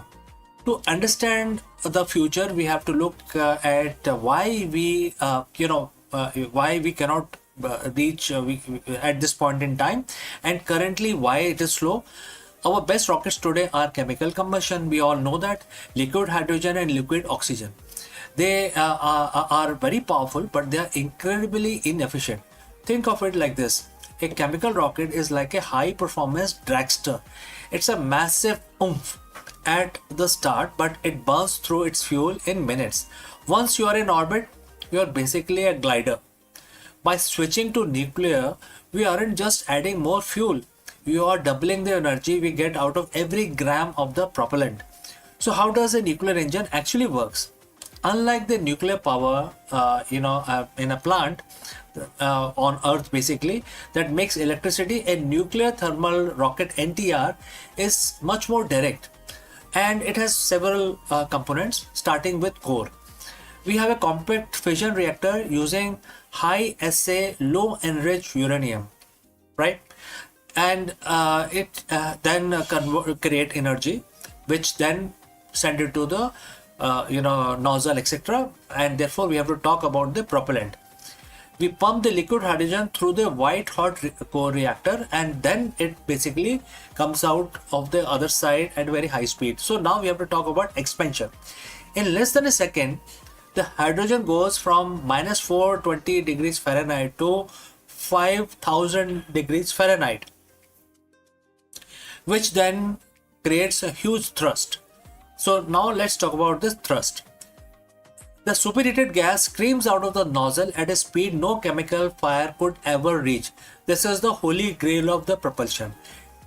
It gives us the high thrust of a rocket with a very long-term efficiency of an electric drive. We are currently in the pivotal year. As of April 2026, the design is right now on the drawing table. However, there is a roadmap, and that is June 2026. The final hardware development begins, and the mission will be SR1. It's a design as a nuclear electric hybrid. It uses the reactor to generate massive amount of electricity, powering high efficiency thruster to basically increase the speed. And it can run for months. It can go for very long time. And what is the goal? The goal is a direct mass mission capability by 2028. This isn't just a lab experiment anymore. We are building the flight hardware right now. So when we say weekend trip, we are talking about relative transit time. By cutting the journey to Mars from 250 days down to 100 or even 60 days, we solve the two biggest threats to human life. Number one is radiation. Less time spent in the void, which is open space, lower the dose of the solar particles or any cosmic radiation. Number two is the abort capability. Nuclear engines allow us to turn around or change course. Well, in a chemical rocket, once you are on your path, you are committed. Nuclear gives the pilot a steering wheel. Our multi-planetary future, which is to the stars, will have will always remain a dream if we do not have faster mode of transport. We just don't have the engine to reach them. Why, right? So if we want to go to other worlds, other stars, we need faster mode of transport. So with the breakthrough that we are going to see in 2026, the gap between Earth and Mars is finally closing. We are no longer limited by how much fire we can make. We are now limited only by our ambition to explore. So friends, we have come to the end of our discussion today. My name is CK and you are watching Akulmach. And if you want to stay on the cutting edge of the Artemis era and the nuclear revolution, hit that subscribe button and the future is arriving faster than you think. So before I go, a word about our affiliate partner. Stop settling for a good enough video. If your built-in laptop camera looks like a grainy mess, it is time for an upgrade. Want to instantly level up your video presence? I'd like to present the Lenovo Performance FHD webcam. This is a game changer for your desktop setup. Technically, this is packed. It has a very sensitive RGB sensor, very crisp photographs it takes. Also comes with 2 microphones on board, which helps you to record very clear voice in stereophonic format. And these microphones are very sensitive. You can actually move away from the camera up to 2 meters and these microphones will pick up your voice without any problem. This is a very strong piece. This is very sturdy. Comes with tripod ready. Comes with a very long leash, so it gives you a lot of flexibility to place the webcam wherever you want to keep in your studio. And also it has a swivel base, which is also very handy. So if you want to basically level up your game and you want to pick up this camera at a discount, please click on the link here or scan the QR code. Now let's get back to our video.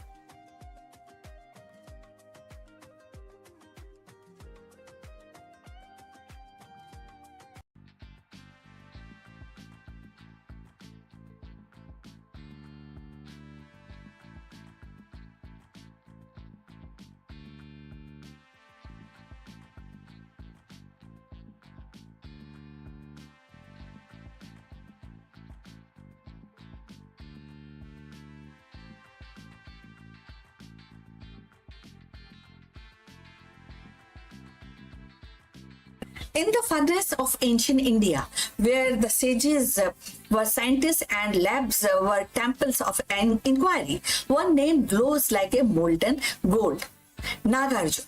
Not the philosopher of Mahayan fame, but the metallurgist and alchemist whose experiments with mercury, iron, and transmutation blurred the line between mysticism and the material science. Legend places him in a Vidarbha and Satvahana dynasty, working in hidden labs, chasing immortality, while perfecting techniques that still echoes in modern metallurgy. In 2026, as nanotechnology, refined alloys, and imitation jewelry thrives on his ancient method, Nagarjuna's story reminds us that the quest to transform matter is timeless as human spirit itself. So let's find out more. In the annals of Indian science, Nagarjuna stands as a figure both enigmatic and luminous. While the name Nagarjuna is often associated with great Buddhist philosopher of 2nd century CE, another tradition celebrates him as a metallurgist and alchemist of medieval India. The Nagarjuna, remembered in text and oral tradition, was a master of rasayan, the ancient Indian science of alchemy, and a pioneer in the metallurgy whose contribution continues to echo into the 21st century.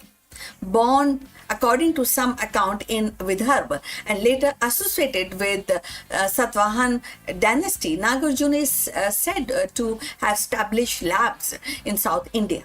Archaeological evidence from Nagalwadi in Maharashtra suggests that he conducted experiment in metallurgy and chemistry, working with substances like iron, mercury, and his curiosity was not limited to metals.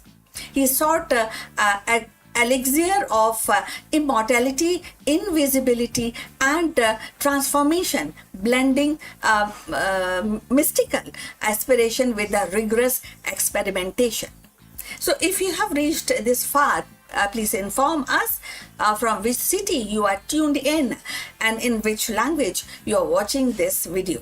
This will help us to determine the reach of our channel. So moving forward, his most celebrated text is Rasa Ratnakar, is a compilation of chemical knowledge. In it, Nagarjuna discussed the acid, the metals, and the process of purification. He described a method for extracting gold, silver, tin, and copper, and even outlined the distillation techniques. These writings reveal a mind deeply engaged with the material world, yet always linking a chemical process to the spiritual purification. For Nagarjuna, the act of refining metal mirrored the refining or refinement of soul. Impurities must be removed, whether in the matter or in human character. One of his most intriguing contribution was gold shine mechanism. Through experiment, he discovered the ways to transmute the base metal into substance that resemble gold. While not true transmutation, this process produced a gold-like sheen technology that remarkably is still used today in the jewelry industry for imitation of ornament. Thus, a technique born in ancient labs continues to shape the modern aesthetics. Nagarjuna's influence extended beyond the metallurgy. He was also a physician, a yogi, contributing to Ayurveda through texts like Yoga Satak and the Jeev Sutra. His integration of chemistry with medicine enriched Indian medieval traditions, offering insight into the preparation of compound and the treatment. In this way, he embodied the interdisciplinary spirit, a scientist, a healer, a philosopher rolled into one. In 2026, his legacy feels strikingly modern. His principle of articulated systematic experimentation, purification, and transformation resonate with the contemporary chemistry and the material science. His vision of linking matter and spirit anticipates today's holistic approach, where the science and philosophy are not seen as an opposite, but as a contemporary path of understanding. Moreover, his experiment in distillation and metallurgy remind us that India's scientific heritage is not peripheral, but central to the global history of science. Nagarjuna, the metallurgist, thus emerged as a bridge builder between philosophy and chemistry, between ancient aspiration and modern technologies. His labs may have been simple by today's standards, but his imagination was vast, reaching for the immortality and the cosmic truth, while the grounding itself in the practical art of working with the metals. In honoring him, we recognize not only as a pioneer of Indian alchemy, but also a timeless symbol of human curiosity, the drive to transform, to refine, and to discover. Nagarjuna's alchemy was more than a pursuit of gold.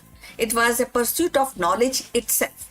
In 2026, as we refine materials at nanoscale, explore new alloy for space exploration, we walk a path he helped to lay centuries ago, providing the fire of inquiry he kindled still that inquiry which he kindled that still actually burns within us in 2026. We have come to the end. Please like and subscribe this channel. Look forward for your comments. But before we end, few words about our affiliate partner. Stop settling for a good enough video. If your built-in laptop camera looks like a grainy mess, it is time for an upgrade. Want to instantly level up your video presence? I like to present the Lenovo Performance FHD webcam. This is a game changer for your desktop setup. Technically, this is packed. It has a very sensitive RGB sensor, very crisp photographs it takes. Also comes with 2 microphones on board, which helps you to record very clear voice in stereophonic format. And these microphones are very sensitive. You can actually move away from the camera up to 2 meters and these microphones will pick up your voice without any problem. This is a very strong piece. This is very sturdy. Comes with tripod ready. Comes with a very long leash, so it gives you a lot of flexibility to place the webcam wherever you want to keep in your studio. And also it has a swivel base, which is also very handy. So if you want to basically level up your game and you want to pick up this camera at a discount, please click on the link here or scan the QR code. Now let's get back to our video.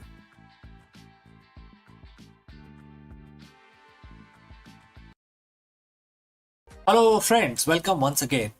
The biggest question in the boardroom today is the CEO or the leadership burnout.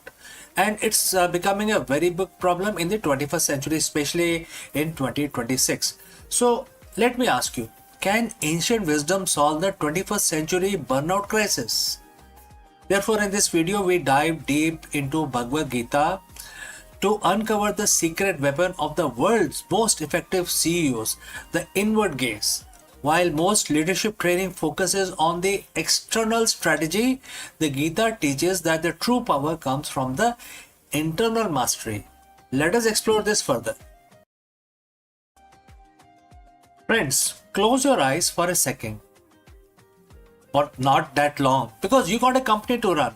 Think about your morning. How many notifications did you get before you wake up, right? So as you waking up, you see so many notifications in your email, right? A market dip in Asia, a key hire resignation, a competitor's aggressive new acquisition. As a CEO, your mind is battlefield. You are expected to be most external person in the organization, watching the charts, the people, and the future as well.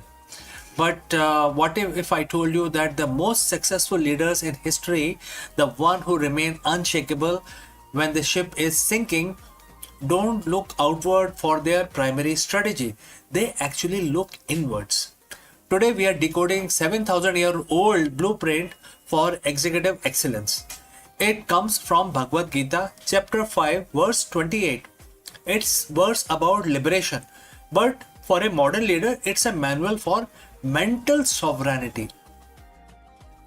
Let's look at the text of the verse 28, right? And the quote starts, shutting out all external sense objects, keeping the eye and vision concentrated between the two eyebrows, suspending the inward and outward breathing within the nostrils, and thus controlling the mind and senses and intelligence. The transcendental leader seeking liberation becomes free from desire, fear, and anger. Quote close. Well, friends, if you have reached this far, please inform us from which city you have tuned in and in which language you are watching this video. This will help us determine the reach of our channel. Alright, moving on. At first glance, this sounds like a guide for a monk in a cave. But let's translate this into a CEO speak. Let's look at it again. Shutting your external sense object, which is equal to filtering out the noise. Data is useful, but noise is deadly. Next is vision between the eyebrows. Single pointed focus, eliminating shiny object syndrome. Next, suspending the breathing, regulating the nervous system. You cannot lead if your body is in a permanent state of fight or flight. Right? Free from desire, free from anger. That is the next phrase. This is the definition of objective decision making. Why does CEO need an inward gaze? Because the biggest threat in your company isn't the competition. It is your own unprocessed reactivity. When the CEO reacts out of fear, they cut cost into too early and stifle innovation. When they react out of desire, they over leverage and chase vanity metrics. When they react out of anger, they destroy corporate culture. The inward gaze mentioned in Gita is about becoming witness. In business psychology, we call this metacognition. It is the ability to watch your thoughts without being hijacked by them.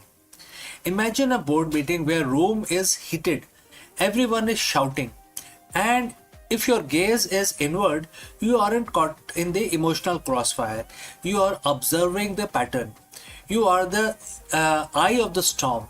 That is a secret weapon. It allows you to see the signal while everyone else is drowning in the noise. The verse specifically mentioned equalizing the inhalation and exhalation. What does a spiritual text care about breathing? Well, because your breath is the remote control of your brain. Many of us know this fact. Breathing is the only a process in the body which can be controlled by you, as well as it is involuntary as well. Even if you don't think about breathing, your body continues to breathe, right? So there is a fine line using which you can start controlling your mind. So it's a common knowledge. Now let's proceed further. Science tells us that when you are stressed, your breathing becomes shallow and rapid. This triggered the situation that most of us are, anxiety situation that most of us are suffering. The primitive part of the brain, which it controls this whole thing, is basically creating an environment of fear in your brain. You lose access to your prefrontal cortex, the part of your brain responsible for complex strategy and empathy. The Gita was teaching biohacking long before the term even existed. By equalizing the breathing, you manually reset your nervous system. The boardroom application, how does it apply in the boardroom? Before you walk into a high stress negotiation, or before you hit that send button on a difficult email, you practice verse 28. You equalize the breathing. You move from state of threat to the state of resourcefulness. This is how you command a room without saying a word. And that is a true executive presence. The final part of the verse says this path leads to liberation. For a CEO, what is liberation? It is a freedom from being a slave to the stock price, slave to the ego, or even opinion of the industry. So Gita teaches a concept called Nishkam Karma, acting without attachment to the results. This doesn't mean you don't care about profits. It means you are so focused on the excellence of the process that you aren't paralyzed by the fear of the outcome. When you are free from the fear of the and desire, you can make hard decisions. You can pivot the company when it is unpopular. You can stand by your values when it is expensive. You are liberated from the need for external validation, which makes you one of the most dangerous and effective leaders in the market. So how do you master this inward gaze? It's not about quitting your job to meditate. It's about integrating Gita into your workflow. And how you can do that? Starting with morning silence. Spend 5 minutes shutting out sense object. No phones, no email, just your breathing. Start thinking about your breathing process only for 5 minutes. All right. Next, 3 breathe rule. Before every meeting, equalize your inhalation and exhalation. Equal, right? Slow it down. Next, the mirror check. Ask yourself, am I moving towards the goal out of fear or out of purpose? Right? Mastering the inward gaze doesn't make you a passive leader at all. It makes you an unstoppable one. It transforms you from a CEO who is pushed by the world into a leadership role, or another person is who's actually shaping the world itself. Right? So it transforms that. Gita says that this is a way for the liberation for the leadership role. In the business world, we just call it the greatness. So friends, what do you think? If you have any questions or any comments, please leave them in the comment section below. Thanks for joining live. Thanks for watching. And if you found this leadership lesson valuable, subscribe for more ancient wisdom for the modern businesses. Now you can go lead from within. All right. So before we end this section, I'd like to speak few words about our affiliate partner. Stop settling for a good enough video. If your built-in laptop camera looks like a grainy mess, it is time for an upgrade. Want to instantly level up your video presence? I like to present the Lenovo Performance FHD webcam. This is a game changer for your desktop setup. Technically, this is packed. It has a very sensitive RGB sensor, very crisp photographs it takes. Also comes with 2 microphones on board, which helps you to record very clear voice in stereophonic format. And these microphones are very sensitive. You can actually move away from the camera up to 2 meters, and these microphones will pick up your voice without any problem. This is a very strong piece. This is very sturdy. Comes with tripod ready. Comes with a very long leash, so it gives you a lot of flexibility to place the webcam wherever you want to keep in your studio. And also it has a swivel base, which is also very handy. So if you want to basically level up your game and you want to pick up this camera at a discount, please click on the link here or scan the QR code. Now let's get back to our video. Hello friends and namaskar. Let me ask you, are you leading your company through a chaos, or are you creating a legacy that transcends market volatility? In this video, we decode the profound wisdom found in Bhagavad Gita and try to answer this question. For a CEO, this isn't just a philosophical statement.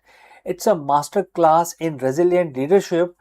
And therefore, in this video, we will discover why the greatest business leaders operate from a place of eternal perspective and shedding the fear of failure and illusion for gaining total control. Let's go and discuss this further. Every day as a CEO, you wake up to the same pressure, and that is the numbers, the quarterly target, the market volatility, the competition, the fear of losing market share, losing your edge, or even losing your company. We treat business like a battleground where one wrong move results in total destruction. But what if I told you that the fear of business and all other fears are rooted in a fundamental misunderstanding of the reality. Today we are stepping beyond the balance sheet and we are looking at 5,000-year-old secret from Bhagavad Gita that changes everything about how you lead, how you decide, and how you survive. So friends, if you have reached this far, please inform us from which city you have tuned in and in which language you are watching this video. This will help us determine the reach of our channel. Alright, let's proceed further. The verse is chapter 2, verse 19, and Bhagwan Krishna tells Arjun, and the quote starts, "In ignorance, one may think that a soul can slay another soul, or the soul gets slayed by another soul. But in truth, the learned know that the soul neither kills nor is killed." And the quote close. Now let's bring it into the boardroom, modern boardroom.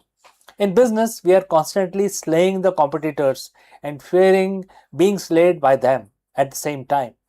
We think if a product fails, the business dies.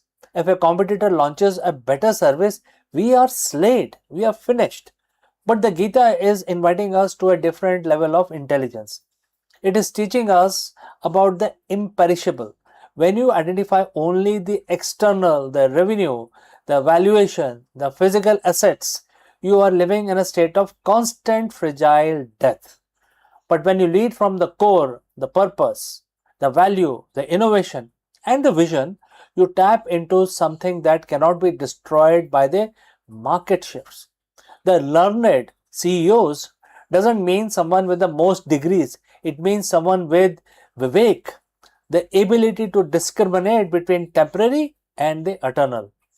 When you are attached to the outcome, you are anxious.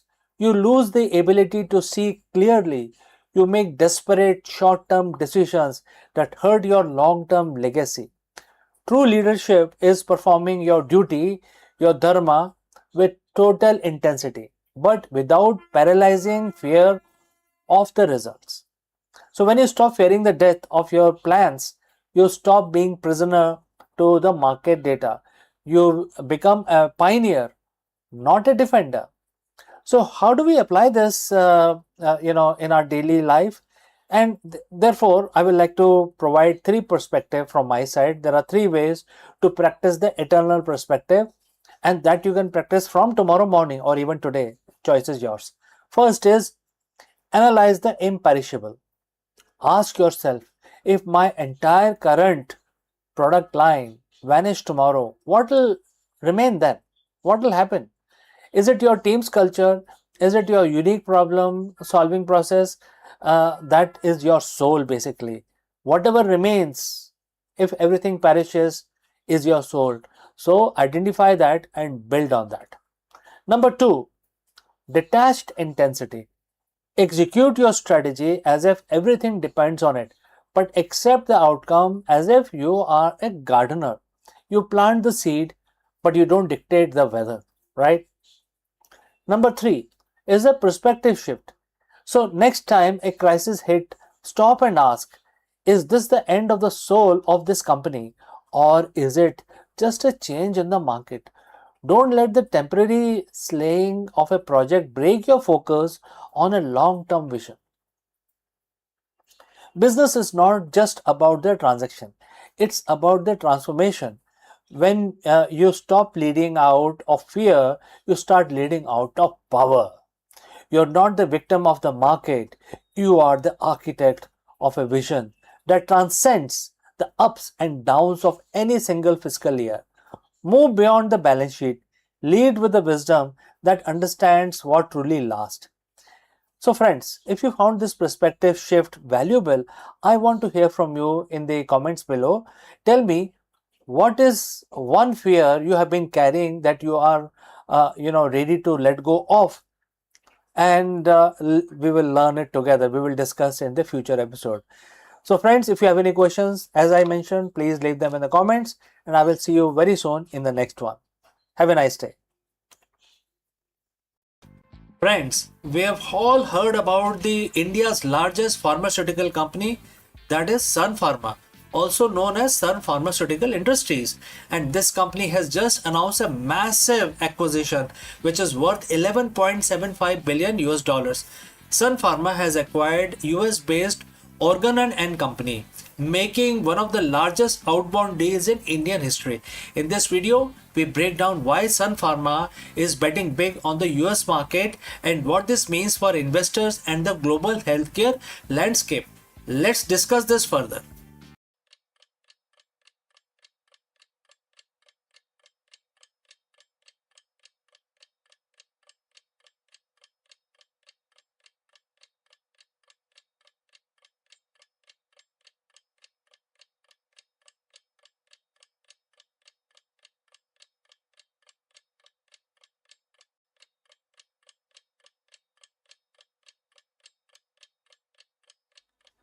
Imagine a darkness so deep it lasts 336 hours, where temperatures plummet to a lethal minus 170 degrees Celsius. If our technology fails for even a second, the Artemis base camp batteries will freeze solid, ending the mission forever. Here is how we use the fission power to survive the shadow. So, in this video, we will learn more about it. NASA is about to build the ultimate fortress on the surface of the lunar South Pole. But there is one giant problem, the brutal 2 week night. By deploying a towering vertical solar array and burying the habitats under the protective lunar regolith, we are finally hacking the moon's environment. Therefore, in this video, friends, we will be studying the engineering behind our lunar survival. Let's go. Welcome once again, everyone. When we talk about returning to the moon, we often focus on the excitement of the landing, the dust kicking up, the iconic first steps, and the exploration of the lunar surface. But there is a silent, invisible antagonist that has claimed more missions than any other, which is the lunar night.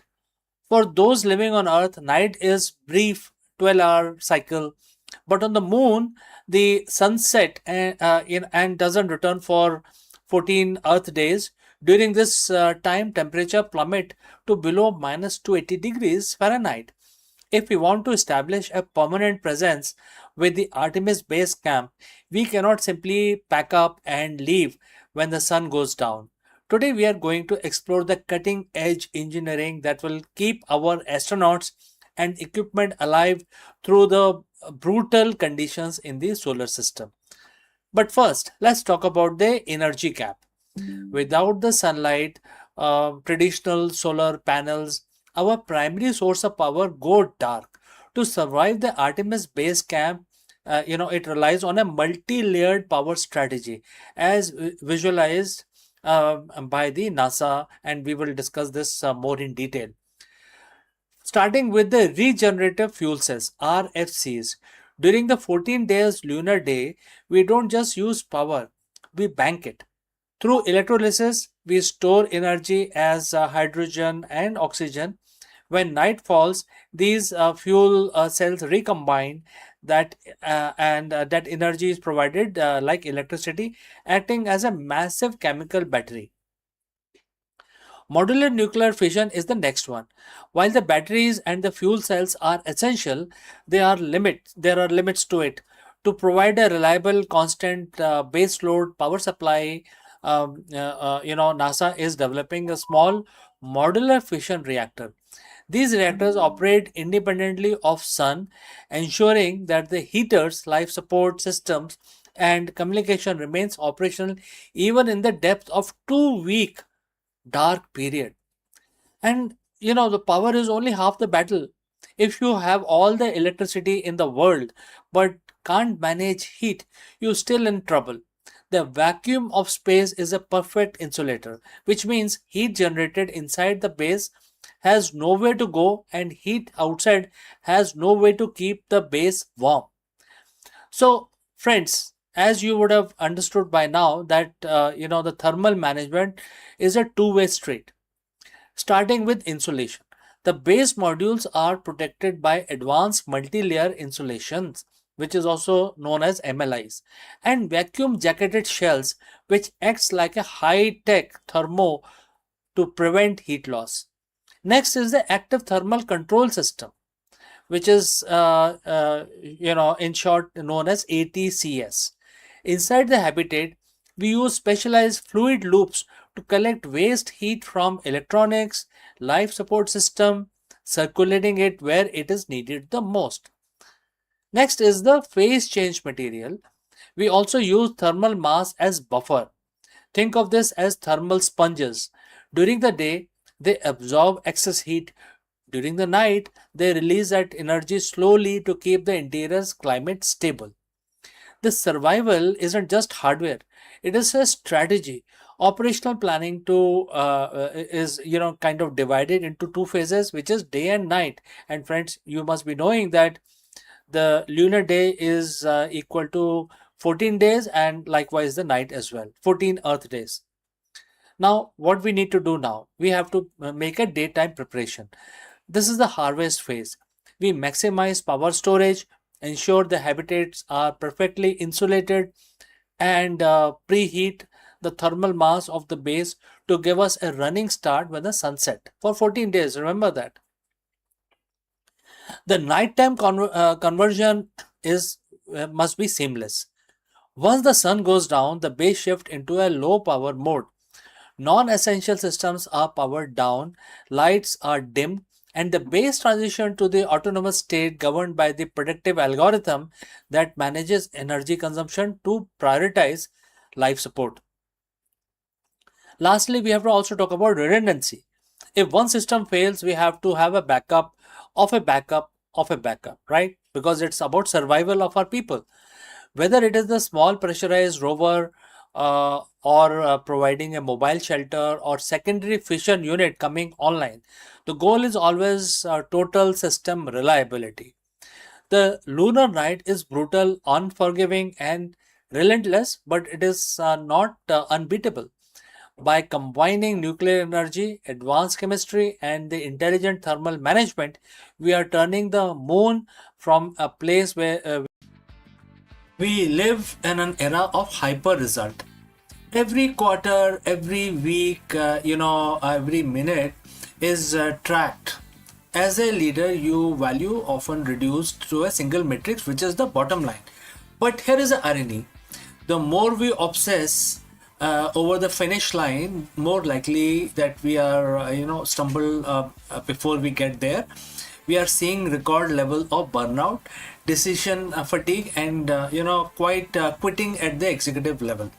What if I told you that 7,000 years ago, a text which was written or recited holds the secret to modern high performance?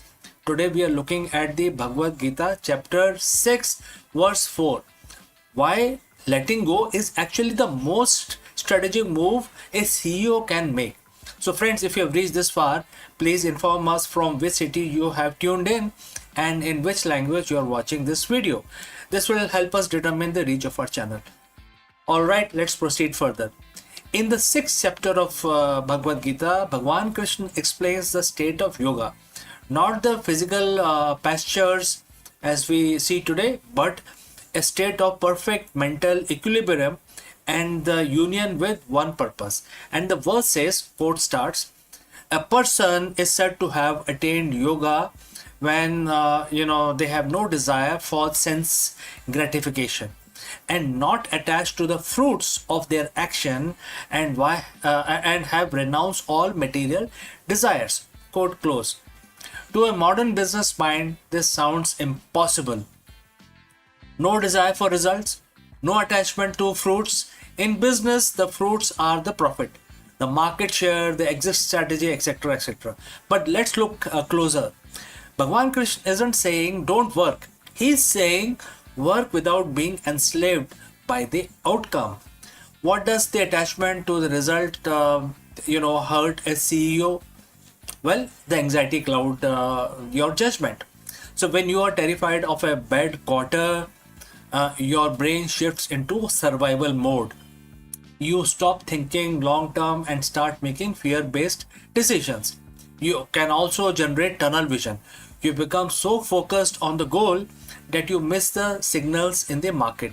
You stop innovating because you are too busy defending a specific outcome.